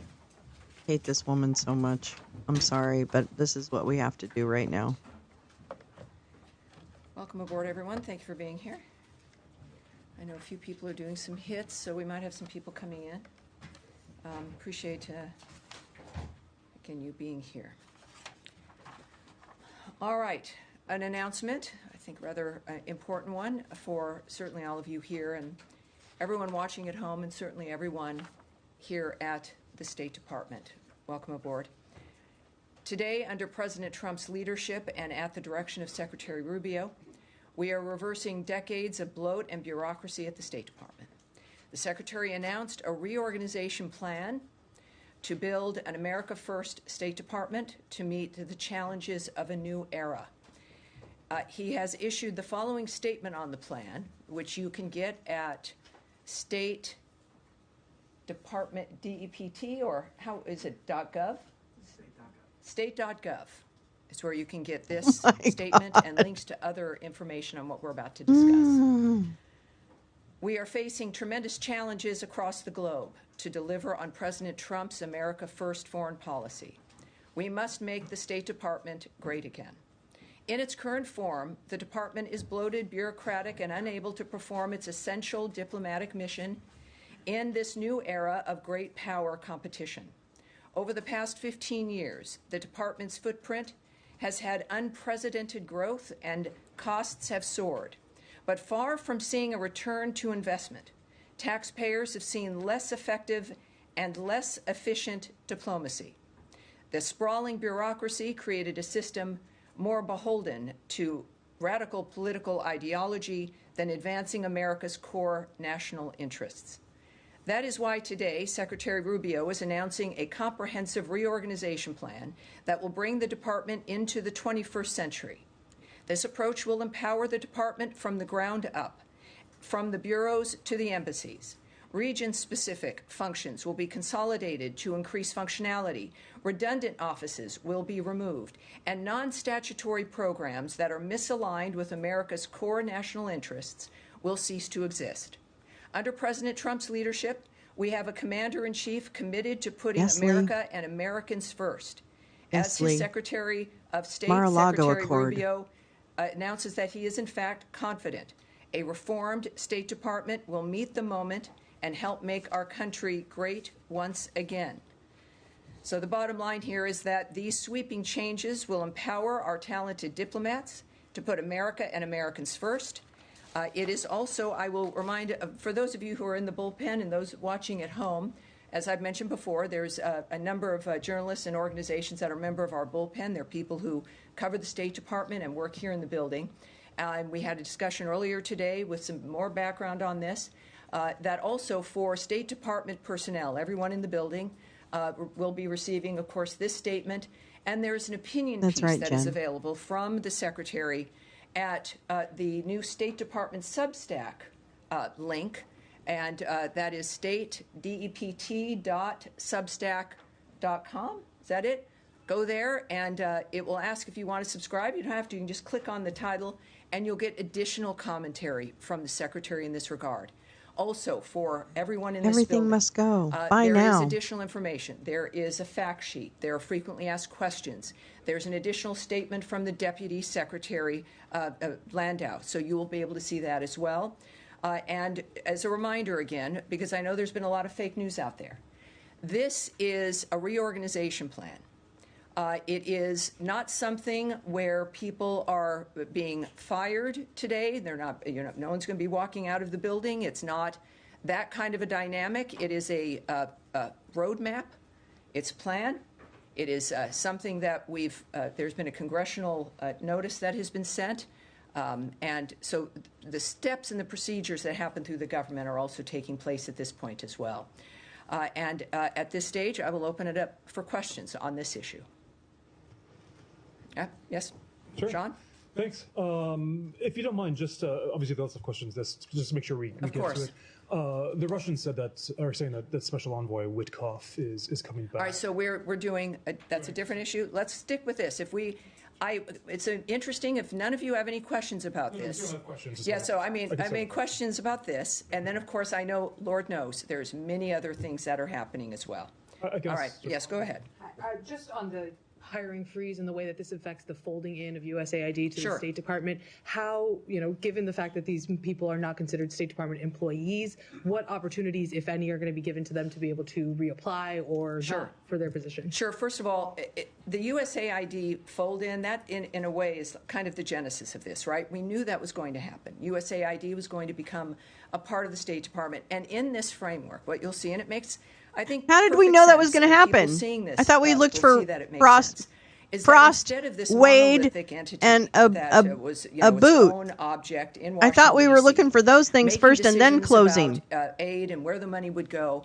The usual experience, and I've experienced this with the Secretary's travels and his conversations with the leaders and also our own embassy and consulate staffs, is that you would have donations or funding for a project that the country itself was not interested in or did not want and had other needs. What? That the embassy staff or the ambassador was never consulted. What? The opinions this is not true. None of this is true. So they That's would a see lie. money going into a nation, as an example, put in to fund something that was even, in some cases, detrimental to the nation that we were working with, or opposed by an ambassador. What? And yet there was no input and no action. What? In this Where? particular kind of reorg. Name It's one. about consolidating things. Name one. Certain offices into other bureaus. Oh my making situations God. smaller, reorganizing it literally. And in that case, you will see the bureaus, which used to have a lot of power, but had really kind of lost that in a certain way through the giant bureaucracy that became evident through the 70s and 80s and 90s. And that you would have a dynamic. This is cuckoo bananas. Okay, this is just cuckoo bananas. To have each regional bureau have the element of the USAID that is relevant to that bureau, so that they would be working together, and it would be a coalition, if you will, of ideas and minds and efforts to then also bring in and have the embassies, the ambassadors, which efforts, and the governments we're working with having a say in we making worked sure with that the money that's every donated USAID project worked within with the government. They couldn't be in country if they didn't work with the government. Oh my God, this is the stupidest set of lies I've ever heard. And that's saying something with Tammy Faye Rumsfeld here. Don't mistake a change for being something for indicating something is gone or missing. That it was never about us abandoning our commitment to funding to any kind of life-saving efforts. But you did. Our work with but you did, Blanche. In assisting them. But you Blanche. You And now it will. But it will not just look. What the fuck is happening? But it's actually going to be within a functional framework to make sure that any aid that goes out is aid that the nation, that we work with the nation on, that we work with the embassies on, and people. How can you even be in country? What are we sneaking over the border? We'll have a say in that. I think that that's certainly much more is that what it is? I didn't understand that they were all, like SEAL Team USAID. When the department was going to be this is bullshit. USAID.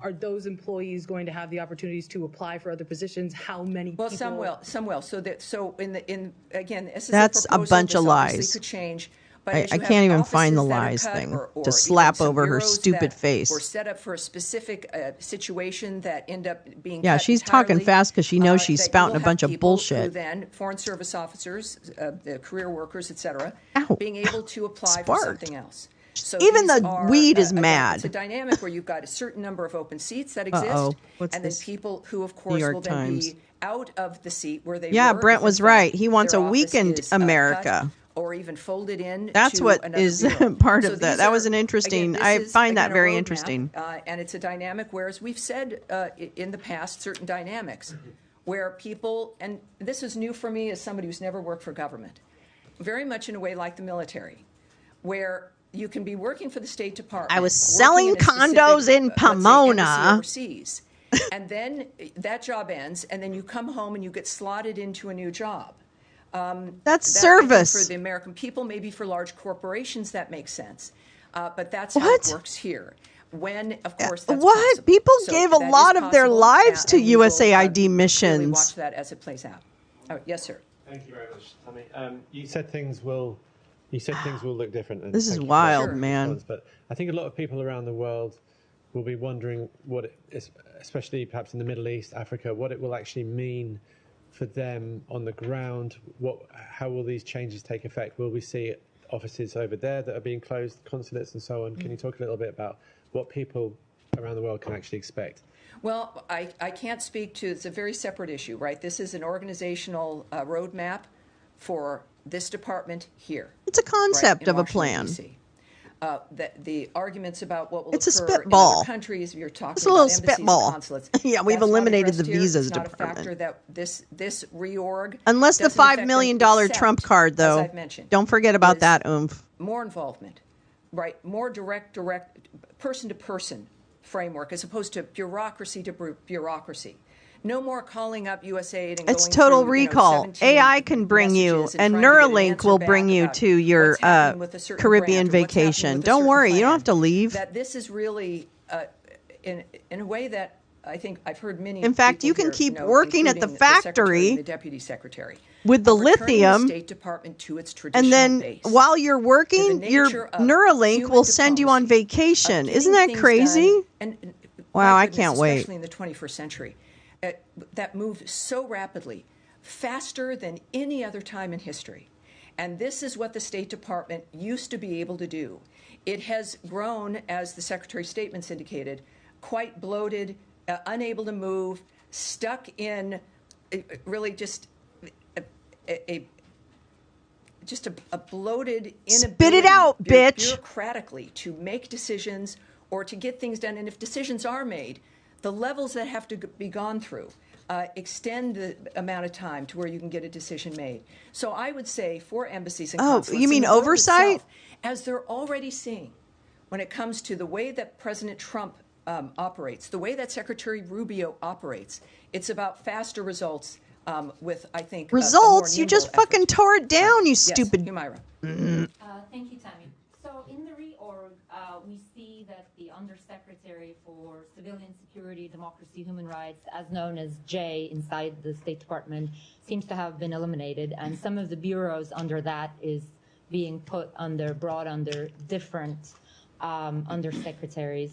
But for example, Office of Global Criminal Justice, which works on monitoring atrocities overseas, which cooperates with different governments on war crimes accountability, seems to be completely eliminated. So I'm wondering, this undersecretariat was a place where U.S. basically did democracy and rights promotion globally. Does the new State Department under President Trump What does that mean? Like, no don't longer normalize see that as Neuralink? a mission? I understand that. Is That makes no sense. longer a Or is it something else? priority? Sure. Yeah. I mean, I have a follow-up. it's a legitimate question. Again, we've grown used to seeing something, and then that would indicate that's where that lives, and if that's gone, the effort is gone.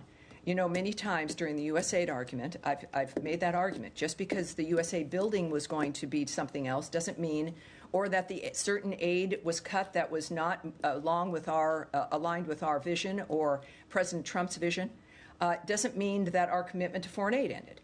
So you're right. There are going to be certain offices and certain bureaus that are going to be gone or folded into other bureaus. I would say this is one of the most important aspects of this for everyone in the building and everyone watching at home. Because you might have had a specific bureau that dealt with a discrete issue. Who does she think is watching at doesn't mean home? Because it's now folded into another larger bureau doesn't mean that it's gone or we don't care. It means that, in fact, certain issues deserve to be considered part, not like some specialized, separate, segregated interest.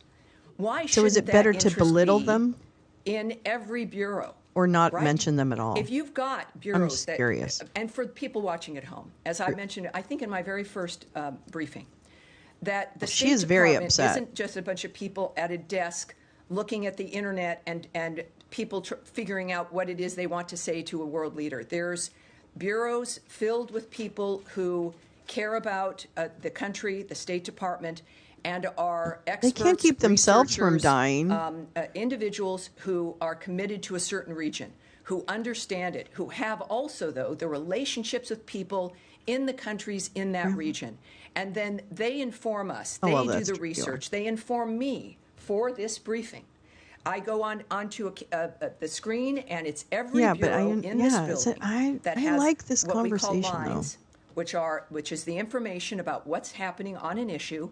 They tell me what those things are, why it matters, et cetera. So I come here, and a great deal of what I say to you, if not most, is from the body of knowledge from the people who work in this building, who are the Foreign Service officers, the career people. Understand Right, that's the career people, the civil service officers. It's not total recall. And workers who are here. So that's Oh, how I could. It is the government as a whole is people. It is a collection of people who've gathered to further the founder's vision, and who with each election gather to further the vision of the person who leads this government. So when we think about the nature of USAID or those other bureaus you mentioned, if a bureau is gone, that is certainly all these issues are important. It means that we're looking at certainly blending in with the regional bureaus, taking certain issues away from being specialty issues, and making sure that they're in the frameworks of the bureaus so that they can be weaved in and dealt with as a whole within all the work. Yes, of course. Please. No, next, once we get do this. I do have a follow-up on this, too. Okay, then. Hold it, but I'll make sure I give it to you guys. We're good. You said earlier that, you talked about some of the programs, and you described them as, the aims of the programs were not in line with the aims of the country. Now, there are countries, like U.S. has made democracy promotion a priority, but that priority actually did not go down well with some of the countries in the world. So if a country, for example, a lot of people would give the example of Hungary, U.S. has funded some independent media organizations in Hungary. If those are in contradiction with Hungary's goals, U.S. is no longer going to do that? No, it's not. Without, of course, speculating on what we would do in a particular country, the point is that American tax dollars that are sent as aid or to supplement something in another country deserves to be used to reflect the values and the interests of the United States, which of course is democracy and freedom around the world. I think it's safe to say that with all of our actions, certainly the Trump administration, we have made it clear that that is our priority.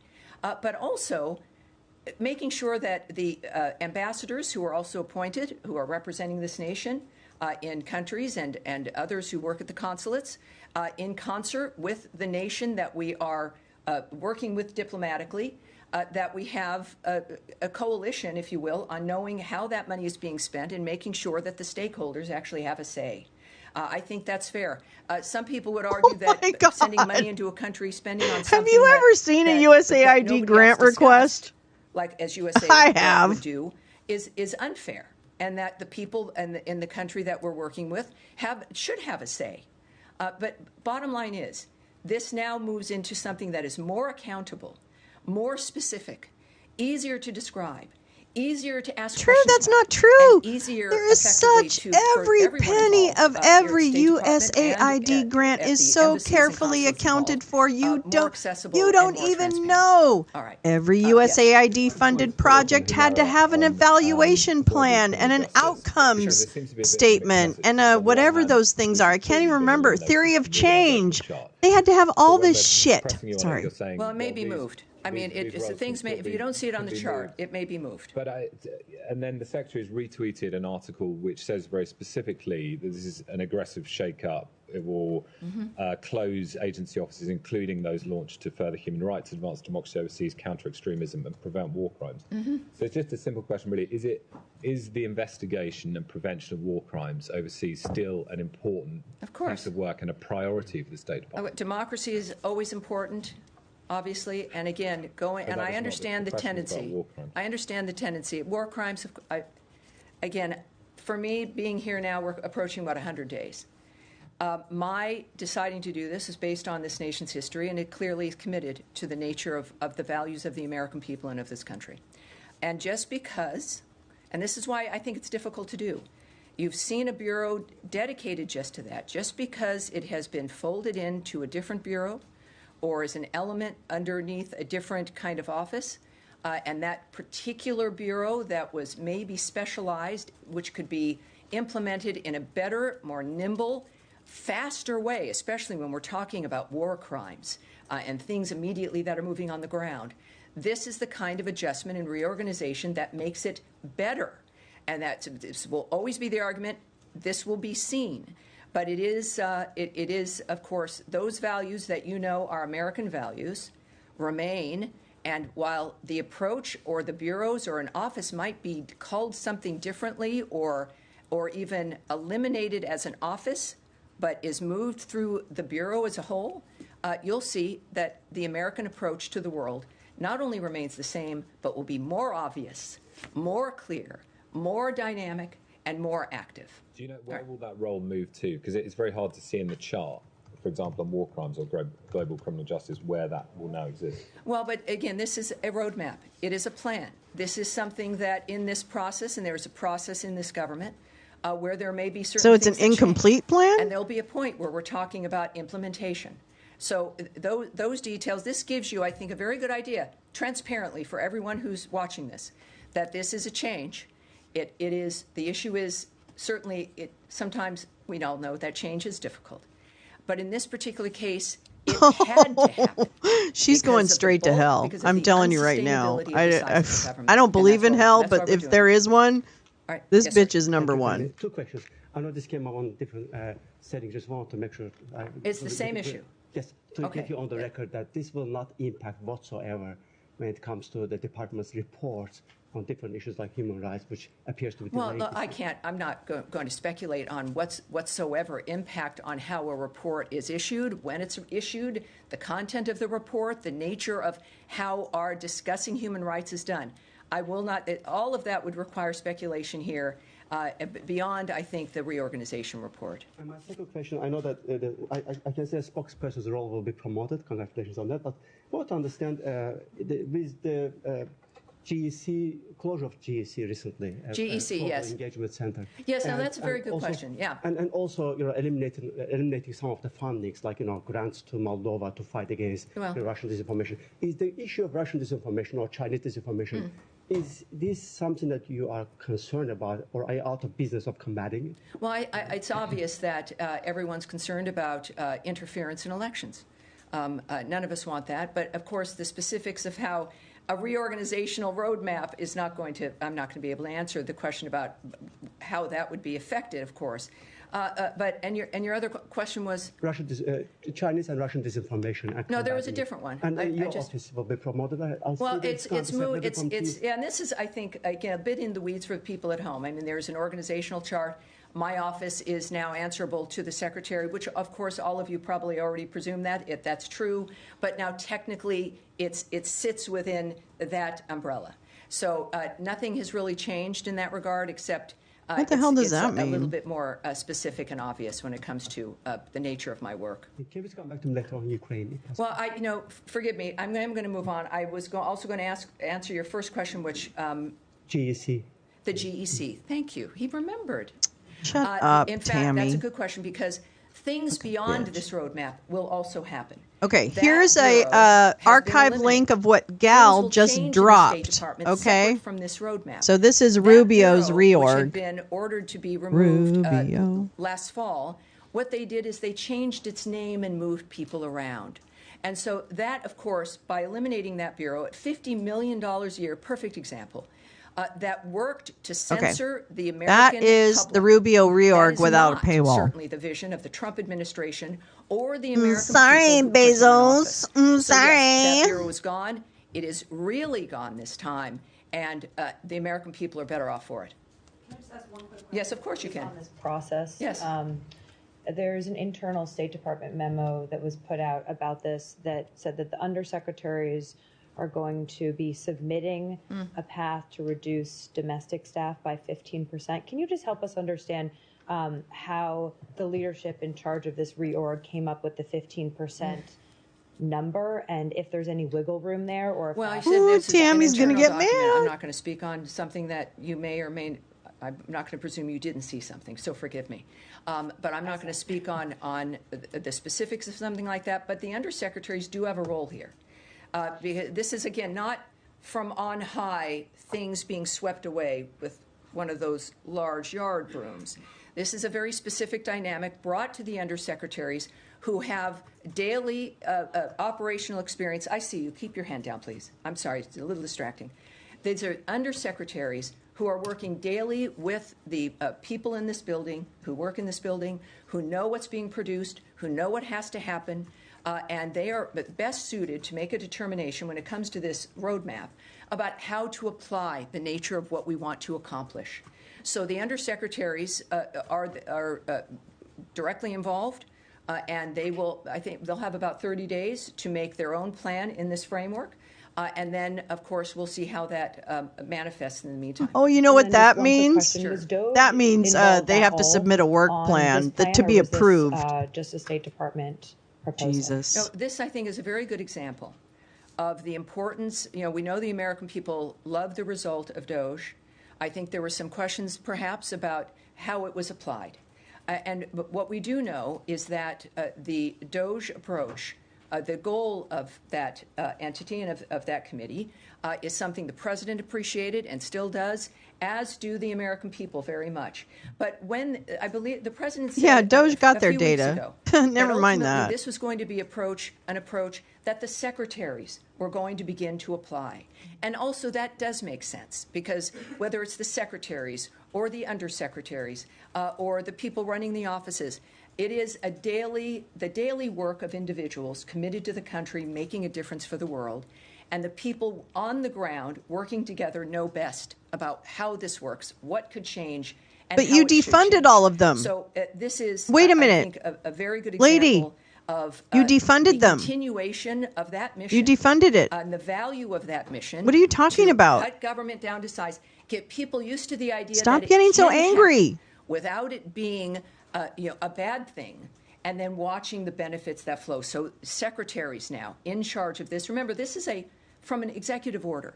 This is a whole of government, every department looking at how they can make their department more efficient, That's right. less burdensome, That's all it less is. bureaucratic. Yeah. This is the State Department's version of that. Why I are would you say so that, worried? Why that so DOJ serious? was not in charge of this, but this is the result of what we've learned and the fact that we appreciate the results, and we want more of those results. Look who entered and the it is chat. now in the hands of the secretaries as well. Oh, my God. All right, Is he Sean. really, Jim? That's hilarious. All right, now are we done here? So we should switch to some other important topics we have. As a matter of fact, Yeah, will you one of tell my us rules is, about of what course, Roger our friend Stone's Caroline doing in Levitt bed with a will be stuffed starting monkey? in about 10 to 15 minutes. I started earlier here because of the nature of the issues, but there are some other issues on our plate. Shall we start with some other ones at this point? Just Sean, fucking go ahead. go, You were bitch. first. Sure, not that I'm not interested in reorganization, but could I ask you, Russia said today that, or Russian state media said that Special Envoy Witkoff will be on his way to Moscow.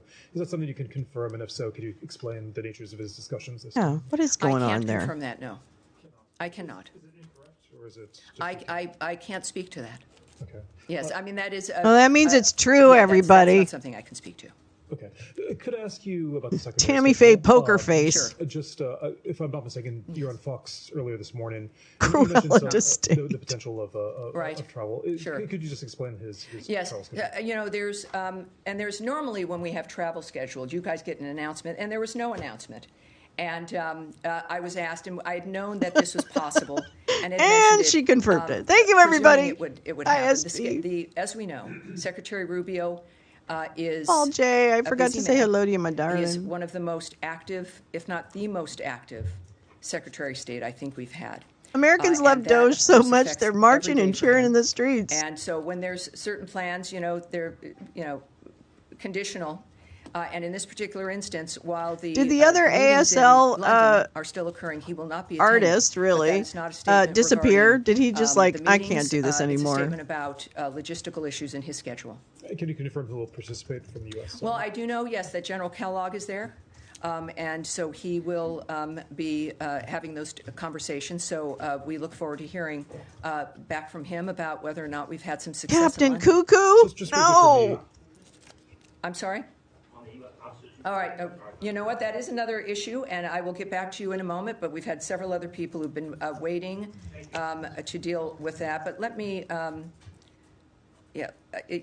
think that's all I can say to you about London at this point. Just briefly, the Secretary on Friday said that essentially that Very we're going to see interestingly. within days whether it's his exact words, whether it's possible to go forward with negotiating an end to the war. Is that something that General Kellogg is going to be looking at now? Is this really the time? Well, what we all look to is President Trump's approach. President Trump has expressed optimism about what's possible. Really? And of course, he has great envoys and a great Secretary of State who's been moving through to determine Those sound like if that is in feelings. fact the case. President Trump wants this to be solved That diplomatically. sounds like a feeling. Obviously, he does not. And does not believe, like when it comes to certainly Ukraine and Russia, they've said multiple times, both of the Secretary and the President have said that this cannot be won militarily. And so they want diplomacy to work. The Secretary said... Why do they keep bombing Ukraine then? A few weeks where we would determine, as we look to Russia... They based just on their bombed actions, Odessa not their this words. morning, right? And of course, now a few weeks have gone by, and we are in London, and I think it's about what will be reported, which we... we'll know soon, but then that is also the good news about being the Secretary of State is that he is the one who sees everything, can make the assessment of everything that's on the ground. And Lee, of this course, is exactly my in question. Partnership with the President, who is the visionary and Was she the pooping? decider, What that, happened? We'll make a determination about whether or not peace is possible. Yes, ma'am. The president of Colombia, Gustavo Petro, is claiming that he no longer has a visa to travel to the United States. Can you confirm that report and explain the justification, if he's right or not? Well, I can't do that. Of course, we don't speak about direct individual visa issues. Visa records are confidential for everyone. But we are aware of the reports. We're aware of what he said. What I can say is that Our two countries have had opportunities to create a brighter future for our citizens through efforts aimed at targeting violent drug cartels that are now poisoning our citizens and Mar-a-Lago destabilizing our Accord. region, creating economic opportunities that advance prosperity, and ending the regional crisis of illegal immigration. So that's what I know about our two countries. His comments are not something that I'll remark on. It's extortion. I have a question about the Iranian talks. I'm sorry, about the Iranian talks. Do you have any updates about the third round No, with the Iranian? not yet. How do you see the Iranian engagement with Russia and China when they are updating them and talking and meeting with them about the negotiations that they have with you? And will there be the next round direct talks with them, or it's indirect still? Well, again, these are diplomatic missions. I know I speak often. I have to say no to you when it comes to the questions you ask because you're looking for some details, I understand, about the nature of what may or may not happen in an issue that the world cares about. But if it involves, of course, negotiations, diplomatic considerations, diplomatic conversations here between American leaders, I'm not going to remark on that. As far as what might be next, I have nothing. Why can't new she to just report say, to you at I'm this point. unable Yes. to remark on that?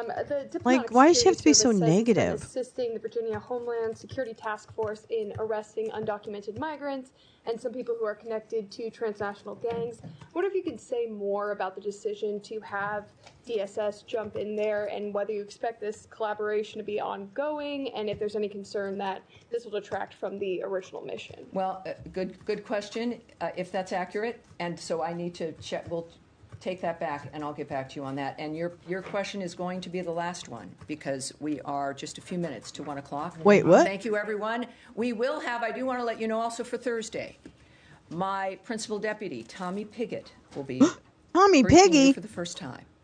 So that will be fun on Thursday. Oh, I can't wait. It's very, very exciting time. Thank you, Yeah, everyone. it's great to Appreciate have it. Tommy Thank Piggy you. on deck. Have a great rest of your day. Okay, well, that didn't get us very far. Wow. Wow.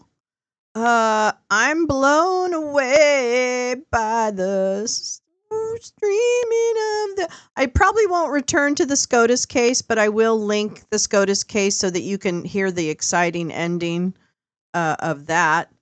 But let me get to this reorganization nonsense. Well, we have a couple of issues we could talk about actually. Let me just check in the old thingamabobber. That's not. Oh my gosh, we have so many things. Yeah, there's a couple of the set of links that are going to be in this show is going to be really helpful because Gal was able to drop a lot of the reference reports and other things around Trinidad and other documents that are relevant. So make sure you check the whatchamacallit, the list, the description of the video tonight or whatever, if you want to reference back any of these links, because there's some pretty good ones, and I'll try and make it as descriptive as possible. All right, let me say this. Okay,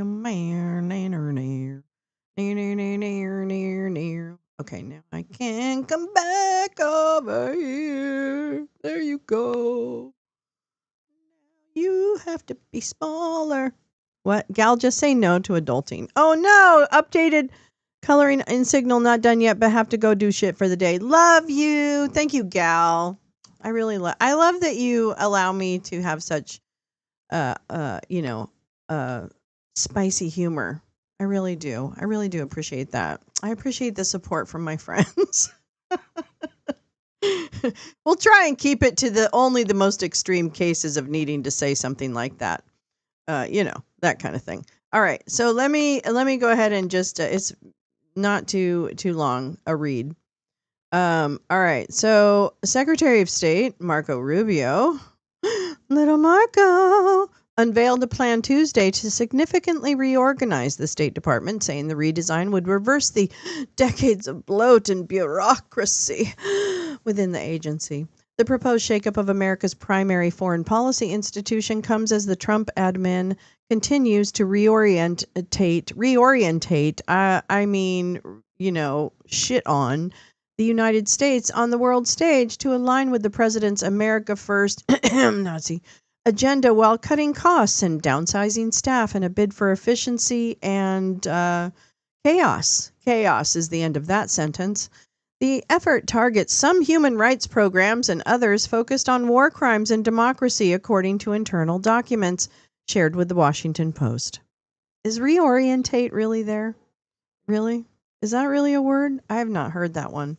But this is the Washington Post, so come on now. The full extent of the proposed reforms, maybe they bought it on Amazon. The full extent of the proposed reforms were not immediately apparent. In a post on social media, Rubio said that, quote, region-specific functions would be consolidated to increase functionality. Redundant offices will be removed, and non-statutory programs that are misaligned with America's core national interests will cease to exist. Hi, Jay Rance. Love you. It has been fun. It's been a fun show. At least some of the envisioned reforms and cuts would probably require lawmakers' consent, but that won't be a problem with the amount of tapes we got. As they involve directives that have been mandated by Congress in saner times, if you can believe that. Oh, enjoying sunshine on the patio. Beautiful. I love it. I love it. Within the State Department, conjecture and probably panic has swirled for weeks about the likelihood of significant staff reductions and drastic shifts in institutional priorities, which is by design to put employees at dis-ease about their situation and their mission. So I could understand the trauma that is being caused with the wait and see what's going to happen. Yikes. Okay, in group chats and private messages, current and former officials have circulated screenshots of documents and other speculation, hoping to understand what would happen next and how many jobs would be implicated. One document purporting to be a draft executive order widely circulated among current and former officials over the weekend outlined a more radical plan that involved numerous major changes, including shutting down the Bureau of African Affairs and eliminating numerous outposts across the continent. Rubio distanced himself from that document, calling it a hoax and fake news. Come on now. Don't you know? Get on board the fake news train. Some diplomats and officials worried about the scale of reforms were heartened to learn this month that Pete Morocco, this guy can't even keep a job with this administration in power. Okay, it's that bad. Pete Morocco, a senior official fuck-up who had led the dismantling of the USAID in conjunction with the tech billionaire Elon Musk's doggy service, had left the department after reported clashes with Rubio. Shocker. Even so, it had long been clear that the Trump admin planned major reforms and significant cuts to the State Department. The question was not whether cuts would happen, but how big they would be. This is interesting. So that archive link is in the link that Gal shared and will be included in the link here. Read the SCOTUS case. Oh, let me see what's down with this. Hold on. Hold on. Well, it's such I'm not really, it's good to have kind of, whatever kind of Western money, like taking, there's still a lot of colonizing that goes through even the best USAID. There's a lot of need for empowerment and tools and money and, kind of uplifting of people and giving them like good tools to access resources and take advantage of them and create commerce and have little businesses thrive. There's ways to do that I think we could improve on for sure. For sure. But I don't think you throw the baby out with the bathwater. I think you reevaluate what are the types of empowerment options that are available without being a colonizer, frankly, right?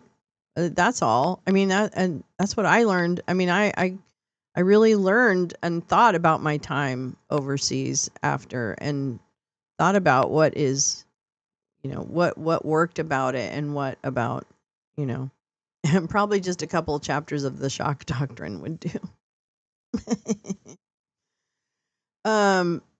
Lee, it's a little bit shocking. I know. Oh, Naomi Klein. That's right. Oh my God. Well, I forgot who the author was. Understanding the pattern plays out over and over again in chapter after chapter. All right. So arguments in this case today went horribly for the school board. The 6 Republican appointed justices sound eager to craft a maximalist decision that effectively gives religious parents a sweeping new constitutional right to veto LGBTQ materials and much more in public school curricula. Wow. This is more background. Right now, the Supreme Court is hearing Mahmoud v. Taylor, a case engineered to give religious parents a veto over curricula in public schools, especially LGBTQ materials. Let's see. You called this an early challenge to a supposed policy. Can you expand on that? Well, the complaint that the plaintiffs filed doesn't actually provide information about how these. Oh, that's right. We remember that, or that. Yet the Supreme Court was like, you know what? Let's take this bad boy and see what we can do with it. Oh, well, that sounds terribly depressing. Oops. The Supreme Court looks poised to give parents a veto over all public education. Wow. That's pretty fucking landmark.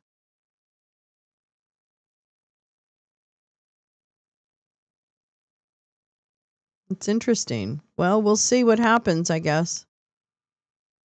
We'll see what happens. I'll make sure I can share links on all these. It'll take a minute. We've got a lot of links. Wow. Well, remember that thing? I don't know if you were around yesterday for the space at all, but in the beginning of the space, I was talking about the fact that I really hope that there's more good news than bad this week. This is not the way I thought it would go. I don't feel encouraged by this. Oh, that's right. Caroline's getting ready for another. Dare we? Dare we do it? All right, let me find my thing here. Let me just get this thing off the screen.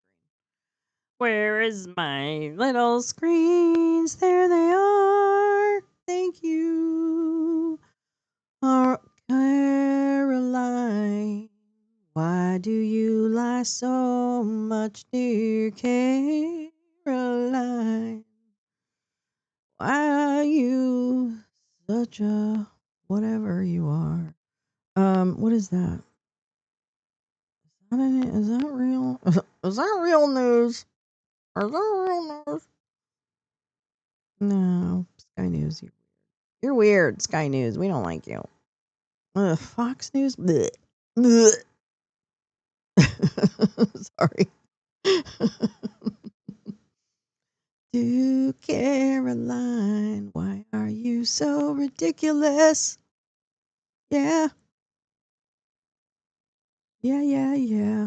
Where's like an AP? Like, why isn't the Associated Press doing that? Is the Associated Press out again or something? Like, there wasn't oh, that's right. That Matt guy from the Associated Press is out of the country or something. That's right. God damn, I can't find her. Oh, there we go. Sorry. Okay, hold on. I mean, we'll start. If we can't handle it, then we don't do it. All right. I'll press the eject button if it gets really bad. The justices who deal in truth and reality put up a good argument in defense. Yes. I mean, that's the thing. I don't even know. I don't know if I just don't know I don't know if it'll be what it'll be. You know what I mean? Like It's an interesting argument, though. It's an interesting argument to see how far they want to push it. So, I mean, I'm glad for the analysis, but I may not necessarily agree. It just doesn't matter. I mean, like, they'll do what they'll do.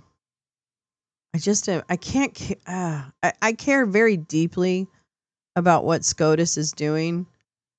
I just have such little faith that they'll do the right thing, and I want to believe differently, very much so. But I am not confident that that's going to be the case. So we'll have to see. The other thing, it's so interesting to think about these SCOTUS cases, and when you think about like yesterday, or no, I guess it was a week before last when we listened to that case, and listening to, or I guess it was yesterday. I don't even know. I'm so high. The justices, when they are, oh wait, what was it? I was going to say that they're, I can't remember. Oh well, it'll come back to me, like right in the middle of Caroline's speech. Damn it. But it was something about that's what it was. Sorry. To hear the DOJ lawyers now and understand, like, I know, sorry. I know, I'm a little goofy. Everybody has a bad day.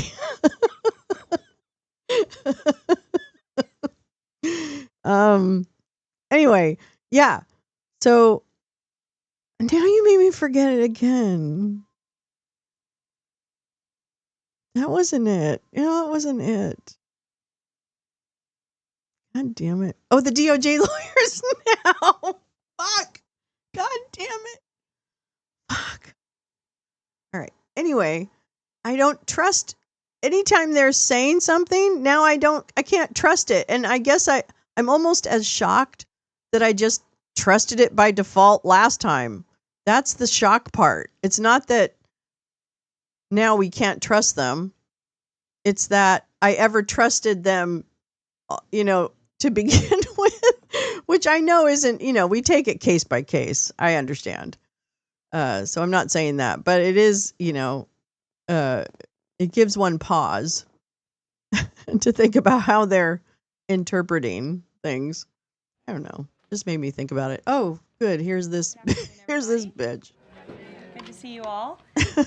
Thank you for coming to my TED Talk. Prayers of the entire White House remain with all of the Catholics around the world who are mourning the death of Pope Francis.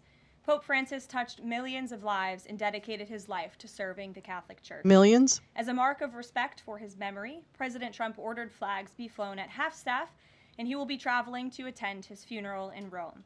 The president will depart from which he's looking forward Friday to. Morning and return I'm to not the kidding. United States on Saturday evening following the funeral service.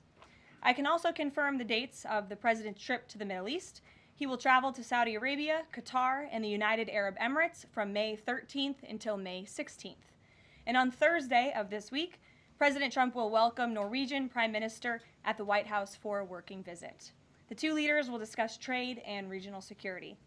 This will be the 13th Yes, head of documentary state visit tonight, 6 p.m. PT, 9 p.m. At the ET. border, President Trump Bye, continues Lee. to deliver Have on fun. his promise to make I America hope. safe again.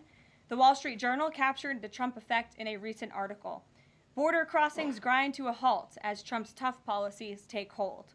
U.S. Customs and Border Protection recorded its lowest southwest border crossings in history in March, and we're seeing the same successes at our northern border. Here's how the New York Post put it. Northern border sector previously overrun by illegal migrants sees dramatic drop in crossings. We haven't seen anyone since November, end quote. According to U.S. Customs and Border Protection, just 54 illegal aliens were apprehended in the Swanton sector of our northern border, which stretches more than 300 miles in March. This is a drastic 95% drop from the more than 1,000 border crossings that were caught in March 2024. This is a main hotspot area that recorded more than 80% of all apprehensions along the northern border during the 2024 fiscal year. Was it new 12? Reporting from the Washington Times fully highlights the difference in Joe Biden's disgraceful approach to the border compared to President Trump's. Under Trump, border catch and release has dropped 99.99% from worst Biden month. You can't get much better than that. This statistic in particular is astounding. Border Patrol agents caught and immediately released 189,604 illegal aliens into the United States in December 2023. Does she have sharpened teeth like the crisis. you know But under President that Trump, Border Patrol Legend of agents Sleepy caught and Hollow released guy? only 20 illegal aliens. Does she into kind of the look US like in the him? month Hold of on. February. Thanks to President Trump, operational control of the border is becoming a reality, and the administration Yeah, we're a hostile nation if you haven't noticed, bitch. huge results. Illegal aliens are finally getting the blunt message.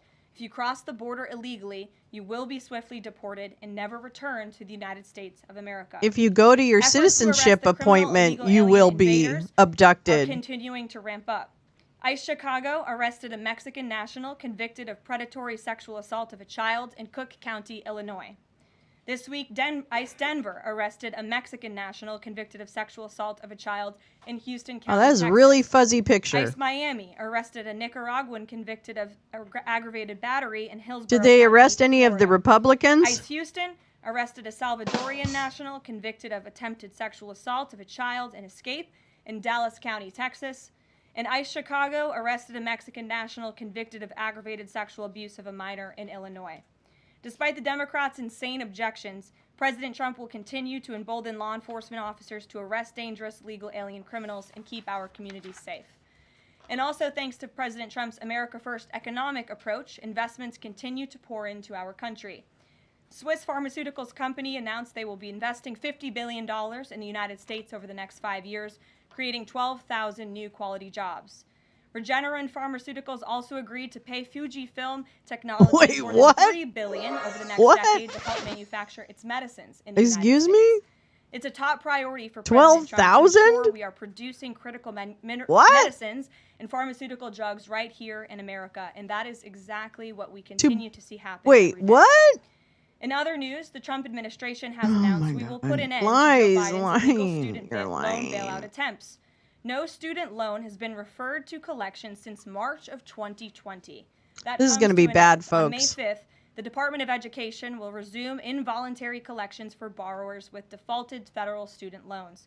The student loan portfolio controlled by the federal government is nearly $1.6 trillion.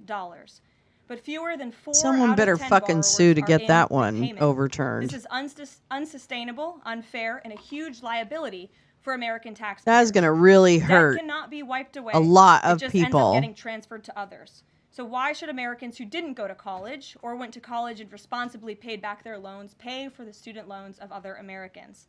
The Trump administration will never force taxpayers to pay You student know, loan I debts paid that my don't student belong to loans. them. I don't mind paying Student loan taxes borrowers so that will other carry people's and student loans finally can be getting into forgiven. I don't mind Borrowers it will now be clearly because student expected loans to are repay their loans, predatory and those who default and on their loan universities are obligations will face complicit. involuntary collections. And that's The where government I can stand and on that will collect issue. defaulted federal student loan I think debt they by should have done it a withholding long money from time ago, borrowers, tax but now's refunds, better federal than never. pensions, and even their wages. So America fuck you, is $36 Caroline. trillion in debt. We must Stupid. get our fiscal house in order and restore common sense to our country. If you take out a loan, you have to pay it back. It's very simple. President Trump will not kick the can down the road anymore. Before we open it up to questions today, I want to commend our pool photographer who is in the room with us today.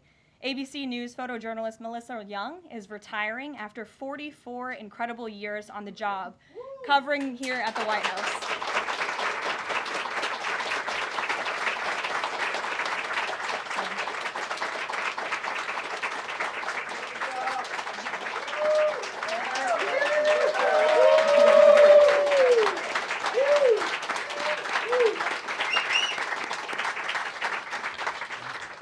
Melissa, congratulations. You have the largest round of applause I've ever heard in this room. So there's something we can all agree on, and you've had an incredible career here covering the White House. So congratulations to you, and we hope you enjoy retirement.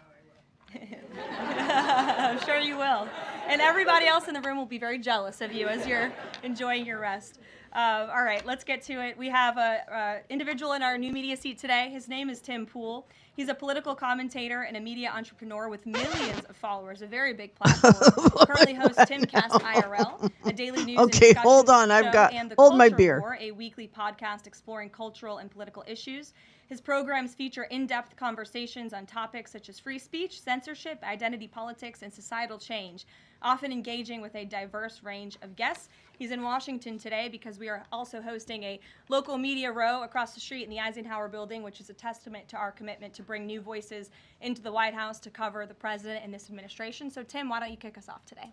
Yes, many of the news organizations that are represented in this room have marched in lockstep on false narratives, such as the Very Fine People hoax, the Covington smear, and now what's being called the Maryland Man hoax, where an MS-13 gang member adjudicated by 2 different judges, I believe, is just simply being referred to as a Maryland Man. I believe. Now, in an effort from the White House to expand access to new companies, you've created this new media seat. So I'm wondering if you can comment on, following this expansion, you've had numerous outlets disparage Tim, spit it out, you've had sit bitch. here, as well as the reporters. I'm wondering if you can comment on that unprofessional behavior, as well as elaborate if there's any plans to expand access to new companies. Sure. Well, we certainly welcome diverse viewpoints in this room, which is one of the reasons we have you in here, and there's many new faces in this room. We like a lot of liars in the room, you know. We want to welcome all viewpoints into this room. Yeah. We welcome unbiased journalists who really Wait, care where's about the the truth Karen? and the facts and the accuracy. The wig. And you Oh, here it is. rightfully pointed out the Maryland Man story, which I, from this podium, when The Atlantic published it, on that very first day, I came to this podium and said, this is wrong. The press in this room have this story wrong, and we have seen more and more But they evidence didn't. Come to the table. No, they haven't. We have had No, all you're along. not. We were always right. You're The president wrong. was always on the right side of this issue to deport this illegal criminal from our community. There we go. And it is despicable to see the media continue Now I to fixed refer to it. this individual as someone who is just a peaceful man living his life in Maryland. This was and always has been an illegal criminal, an MS-13 gang member, and I'm a sure she designated is. foreign terrorist. And the I'm sure she's administration there. maintains our position to deport these Yeah, individuals. due from our process, community. bitch. So thank you for being here, Tim. It's great to see you. Yeah, I'm really Sasha, why don't happy. you kick us off? I'll blow you in the back after. Oops. I have 2 questions. One I say that out on, loud. The Pentagon. Oh, is my mic on for that? The economy. You said on Fox News that the entire Pentagon is working against Secretary Hegseth.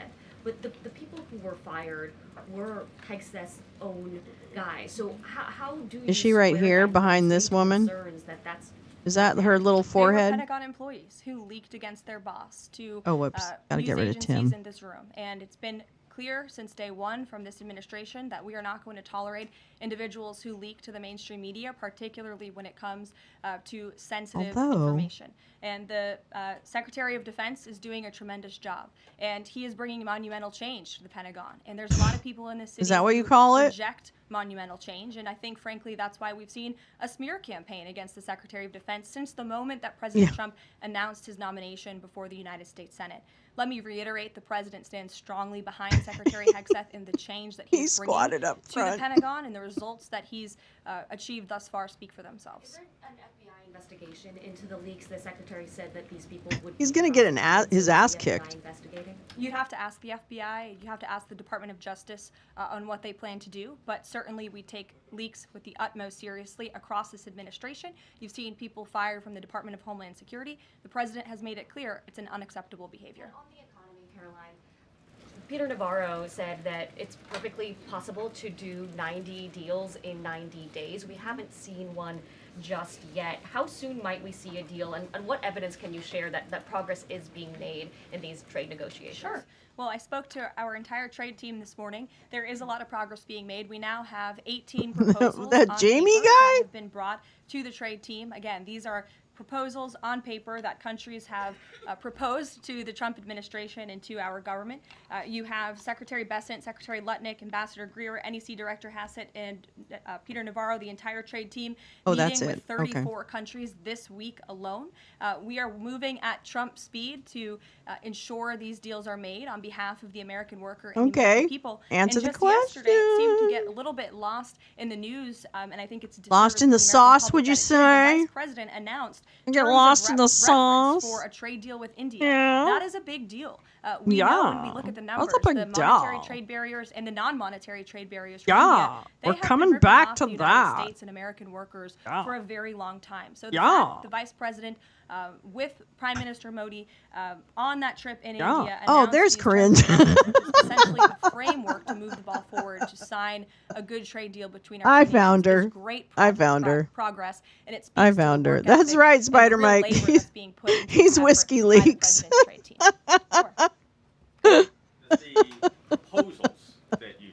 Is that enough to extend the pauses on these reciprocal tariffs, or does the president need to see Oh, there's fraud, deals waste, and being abuse. consigned to I get it. offer any sort of additional extension beyond the 90 days? Well, look, ask me I in found July it. when the deadline hits. I know I'll be Don't answering worry, those questions caps from are all of you in fine. this I room. don't give a There's shit. a lot of Go time for left, it. and Do the it. Whatever's President's easiest. trade team is I can working do again it. at I can Trump's handle speed it. as quickly as they can to ensure that these deals can be made. Are any of those conversations yet with Welcome, China Spider Mike. I actually do have something to share on that. I asked the president about this before coming out here, and he wanted me to share with all of you that we're doing very well in respect to a potential trade deal with China. As I mentioned, there have now been 18 proposals in more than 100 countries around the world who are wanting to make a deal with the United States of America, and the president and the administration are setting the stage for a deal with China. So we feel everyone involved wants to see a trade deal happen, and the ball is moving in the right direction. Sure. Setting the stage for a deal with China, what does that mean? Has the president spoken directly with Xi yet? I don't have anything to read out on a direct talk between the president and President Xi, but we will continue. So that's a no. That's what she just said. 18 out of 100. The trade standoff with China, he expects will be de-escalating soon because, as he described it, reportedly the situation is unsustainable. Is the president considering taking steps to de-escalate the situation with China? Again, I just read you words directly from the president of the United Yeah, States. so Those shut are up, moments cunt. ago. That's where his head is at right now. Yeah, I'm not going to repeat myself. Caroline, I have two questions, one on immigration and one on China. First on immigration.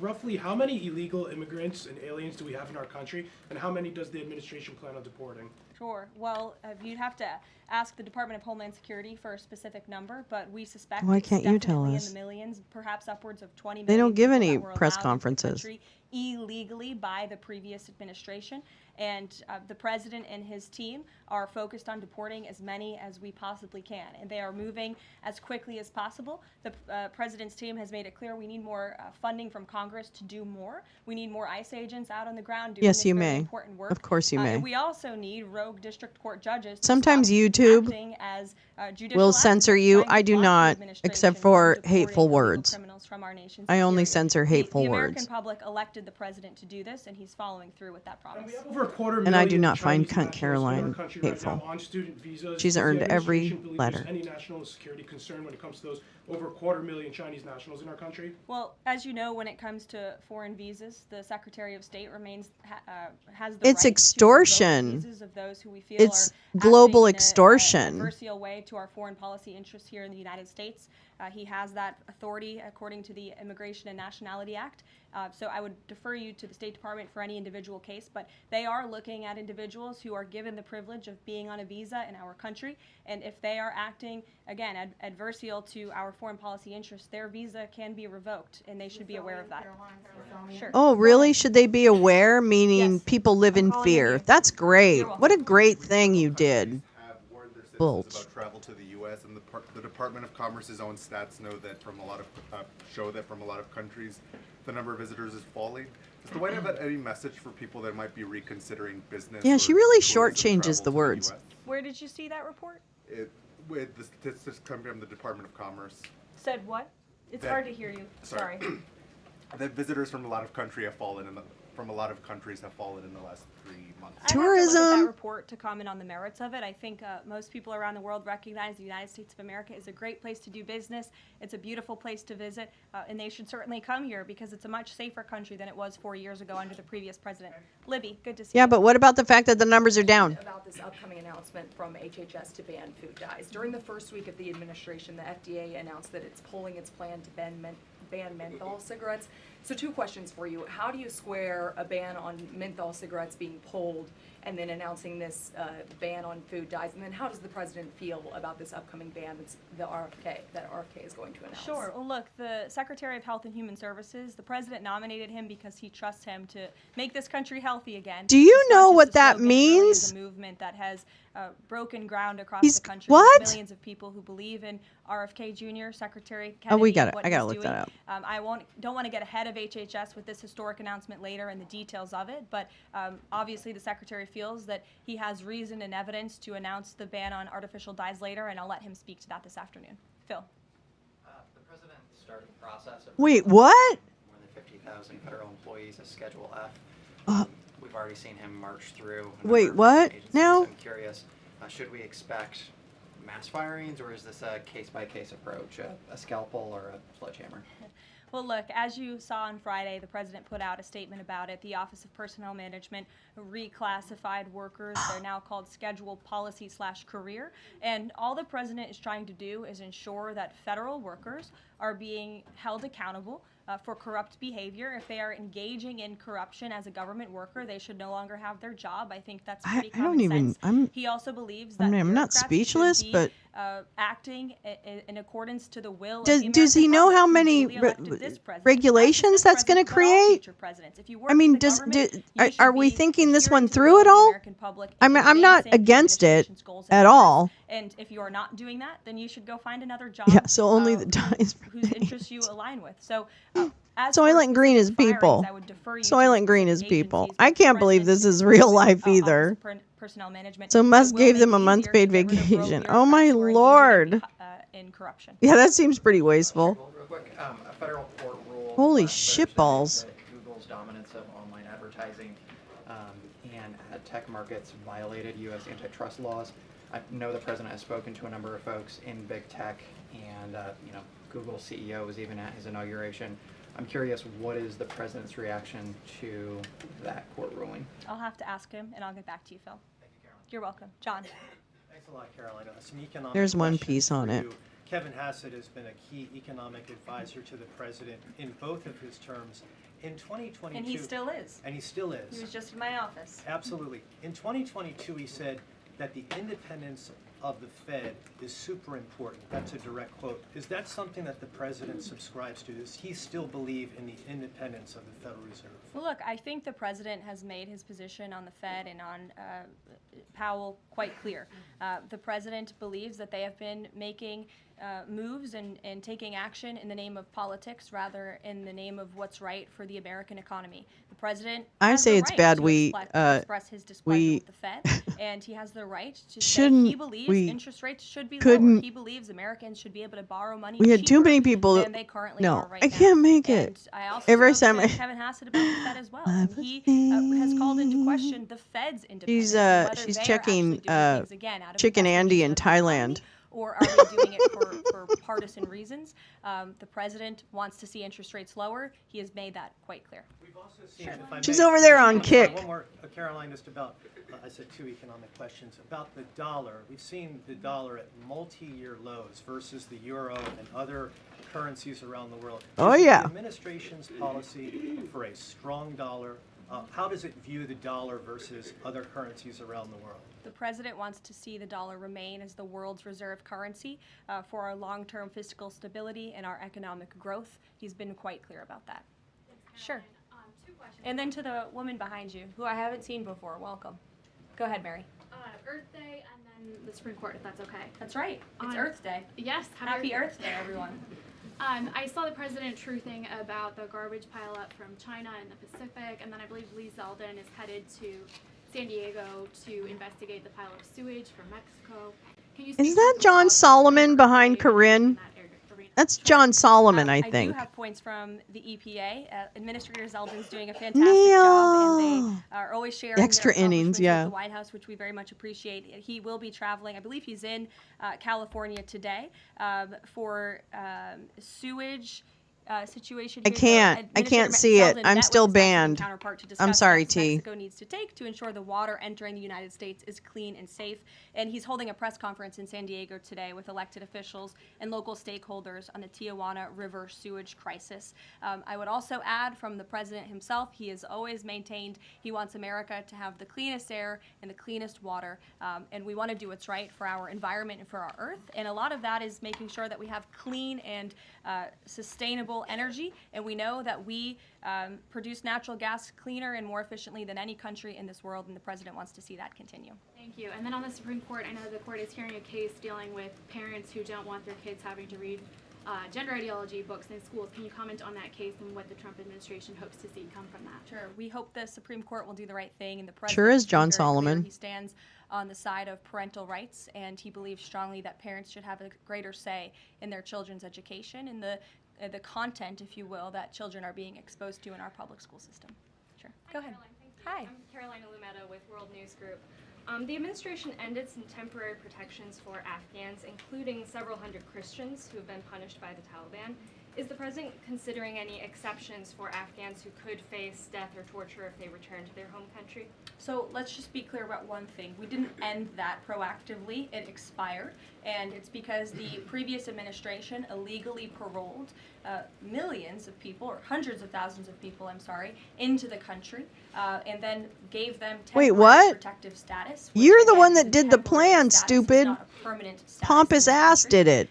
And if there are Doha, remember that? Or were you still sucking cock under the bleachers in New Hampshire? We have a legal immigration process in this country for a reason, and all this administration is trying to do is... Yeah, I'm so sorry. It's rude. I'm so sorry. I love you guys. I'm so sorry. No offense to anybody who did that. I'm sure I did it. I just don't remember. SCOTUS recently ordered a pause on deporting turned-day Iraq members with the Alien Enemies Act. I'm curious what other tools the administration is looking at to boost those deportation numbers. Sure. Well, we are obviously complying with the court's order. Take the drugs. It was a temporary pause. The Supreme Court basically said, sit tight, and they will follow up with an order, and we're confident that the Supreme Court will rule on the side of law and why do planes keep taking off then? The executive authority to deport foreign terrorists. Why do planes keep taking off then? The Alien Enemies Act.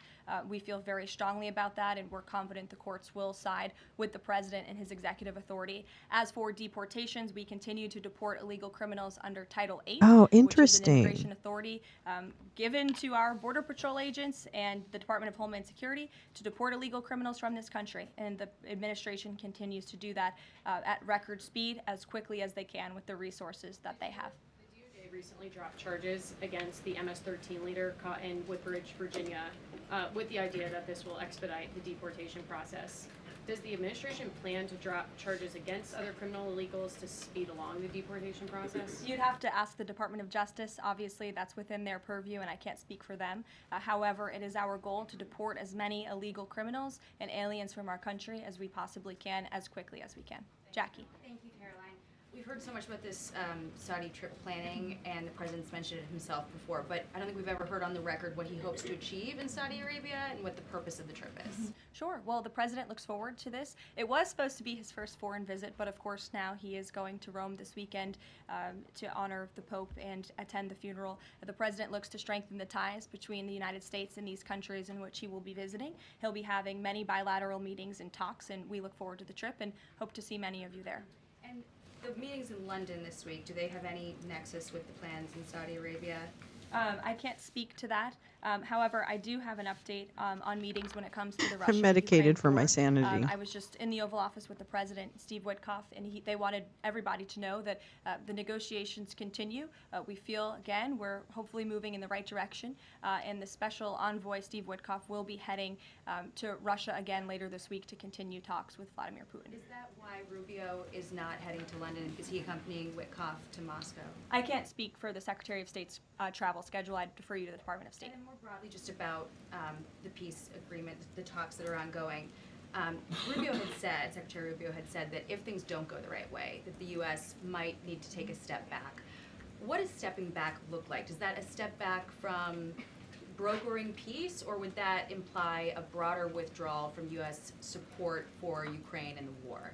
Look, I think it would be unwise for me to broadcast that from this podium. Ultimately, that's a decision for the president to make, but he's made it very clear he wants to see peace. He wants to see this war end. From and this he wants podium. to stop the killing on both sides of this war, and he's been very clear I about know. that for quite some time, and he has grown frustrated with both sides. I of hope this it's war, Tom and he's Hanks. made that very known.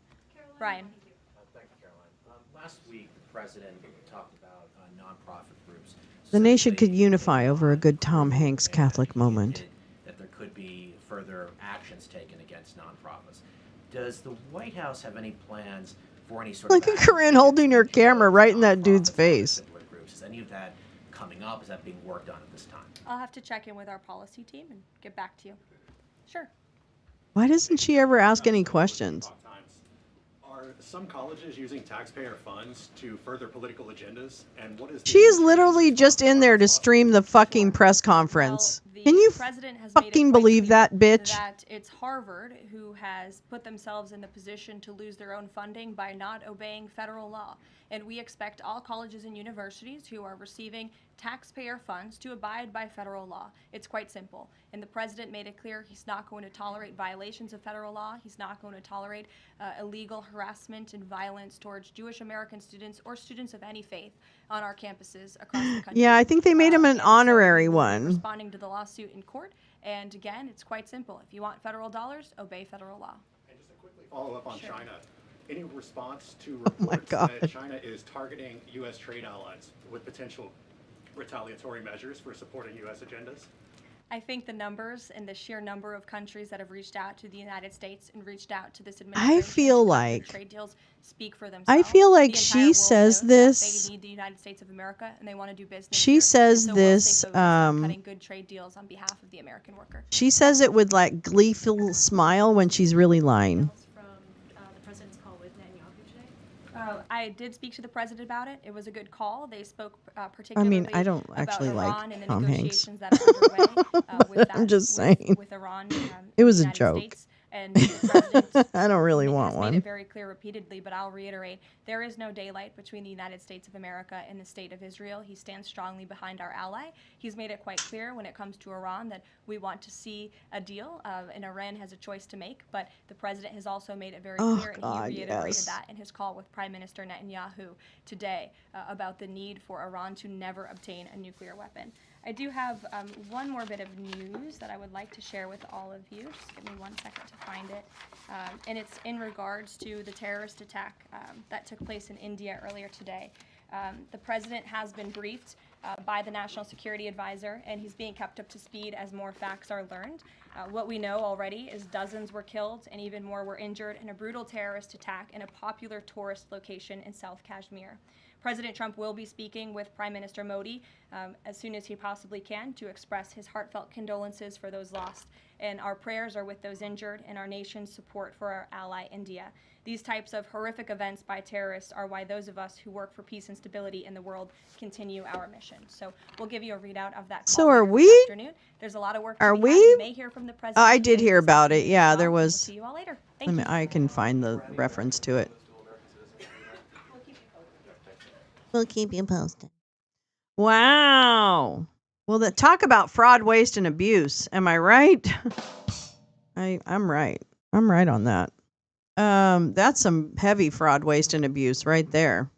Sorry, everybody, but sometimes we have to take our medicine and watch what the Nazis are saying so that we know what to look for. You know, you can't fight what you can't see. All right, so that was ridiculous. Let's go back to a nice calming fire. Yeah, she pulled a Kaylee. She was pretty actually upset. She seemed pretty upset. But she identified Tim Pool as a DEI journalist.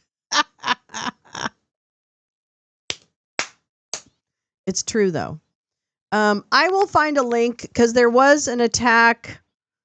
I want to say, I don't know if it was a knife attack where a group of, I don't know the groups involved, but it was against some an Easter ceremony or something regarding Easter. So I think there were some religious tones to it. That was the brief exposure I got to it, but I'll find the proper reporting and put that out. Yeah, no one should be near JD. Get those poor kids. Yes, he is. Yes, he is. Poor couches. Poor couches. And he's a puppet of Peter Thiel. So there's so many reasons not to like him. I don't give a crap about his kink. I don't care what his kink is. That's between him and his whatever. But I do care about his Nazi focus on white supremacy, etc. Let me see what what do we got here? What nonsensory is here? Let's see. Oh, it's in 15 minutes. Ooh. Oh no, I don't even think I can watch this actually. You're right. Kill me please is the right sentiment on this one. All right, let me show you what's coming up in 15 minutes that I won't be live for because it just is probably a really bad idea. It'll be this watch live today at 2 p.m. Eastern time, so in 15 minutes, Justice Department leadership to provide welcome remarks at the task force to eradicate anti-Christian bias. Da-na, da-na, da-na-na, da-na-na. Let me go ahead and get the linky link. The link just to the live stream so that for those of you who want to put yourself through that horrific time upcoming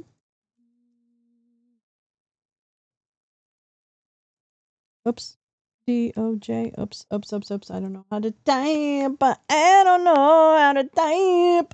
Okay, when the time comes, that's the website for the upcoming nonsensory coming from the stupid asses at the DOJ. That's right. That's what they're going to do. That's how they're wasting your taxpayer money, kids. Well, our taxpayer money, I guess. Burn your stamina on 2 minutes hate. Don't have it for the long haul of the Inquisition. It's true. Weak. His drag name is Sofa Loren. I don't know.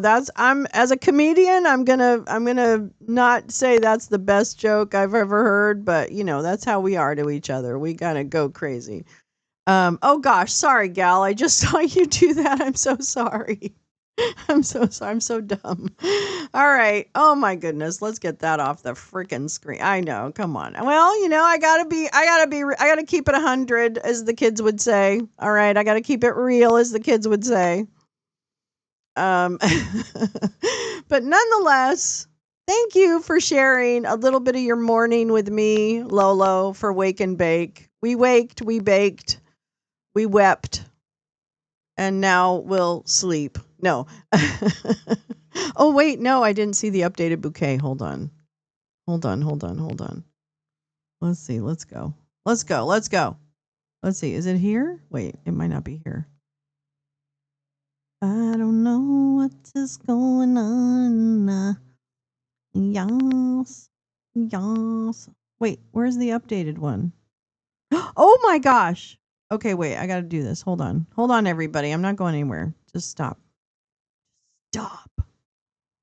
No, yes, and it's everything I ever wanted it to be. Come fuck your mother. So for those of you who don't know the story, don't be judging. Oops, whoops, wrong one. Wrong screen. Sorry. Don't judge, okay? So I again, it's not done, but almost. Oh, okay. Chesterfield Davenport? What's Chesterfield Davenport?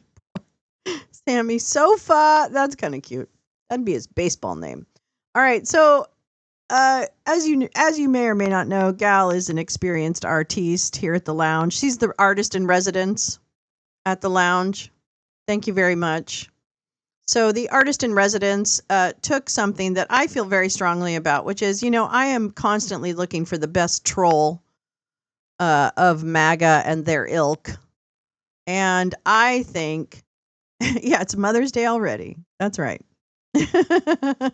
Oh, yeah, not really. But, well, yes, there are a few artists in residence. You are the drawing artist. He is the digital. There's many artists. There's musical artists. I mean, it's just we're lousy with artists, frankly. I don't know. Some of you might be more different kinds of artists, frankly. All right. So anyway, my favorite now go-to when I'm trolling chuds, because I just want to end the conversation as quickly as possible. That's the goal. Is there's an old Russian swear that my professor taught me way back in the day when I was in Russian class, and it's a swear that says "Go fuck your mother." I mean, who would not be offended by that, right? Well, I mean, of course, there's some, but that portends larger issues. So I find that this has been very effective, and in Russian, it's "Ёб твою мать." go fuck your mother. And so I thought, well, I'm going to try it. And you know what? It's been quite successful. The pilot program for this troll has been very successful. And so Gal very generously offered to illustrate, you know, it's probably like that. Suka bliat, it's probably like that. Yop. It's yop.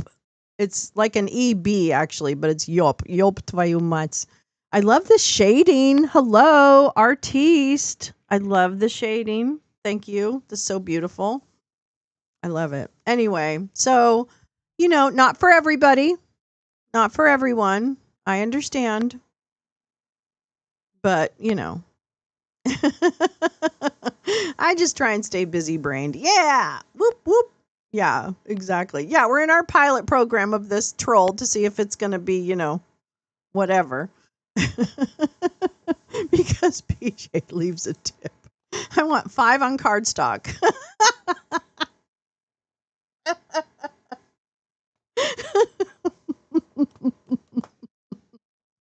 Yay!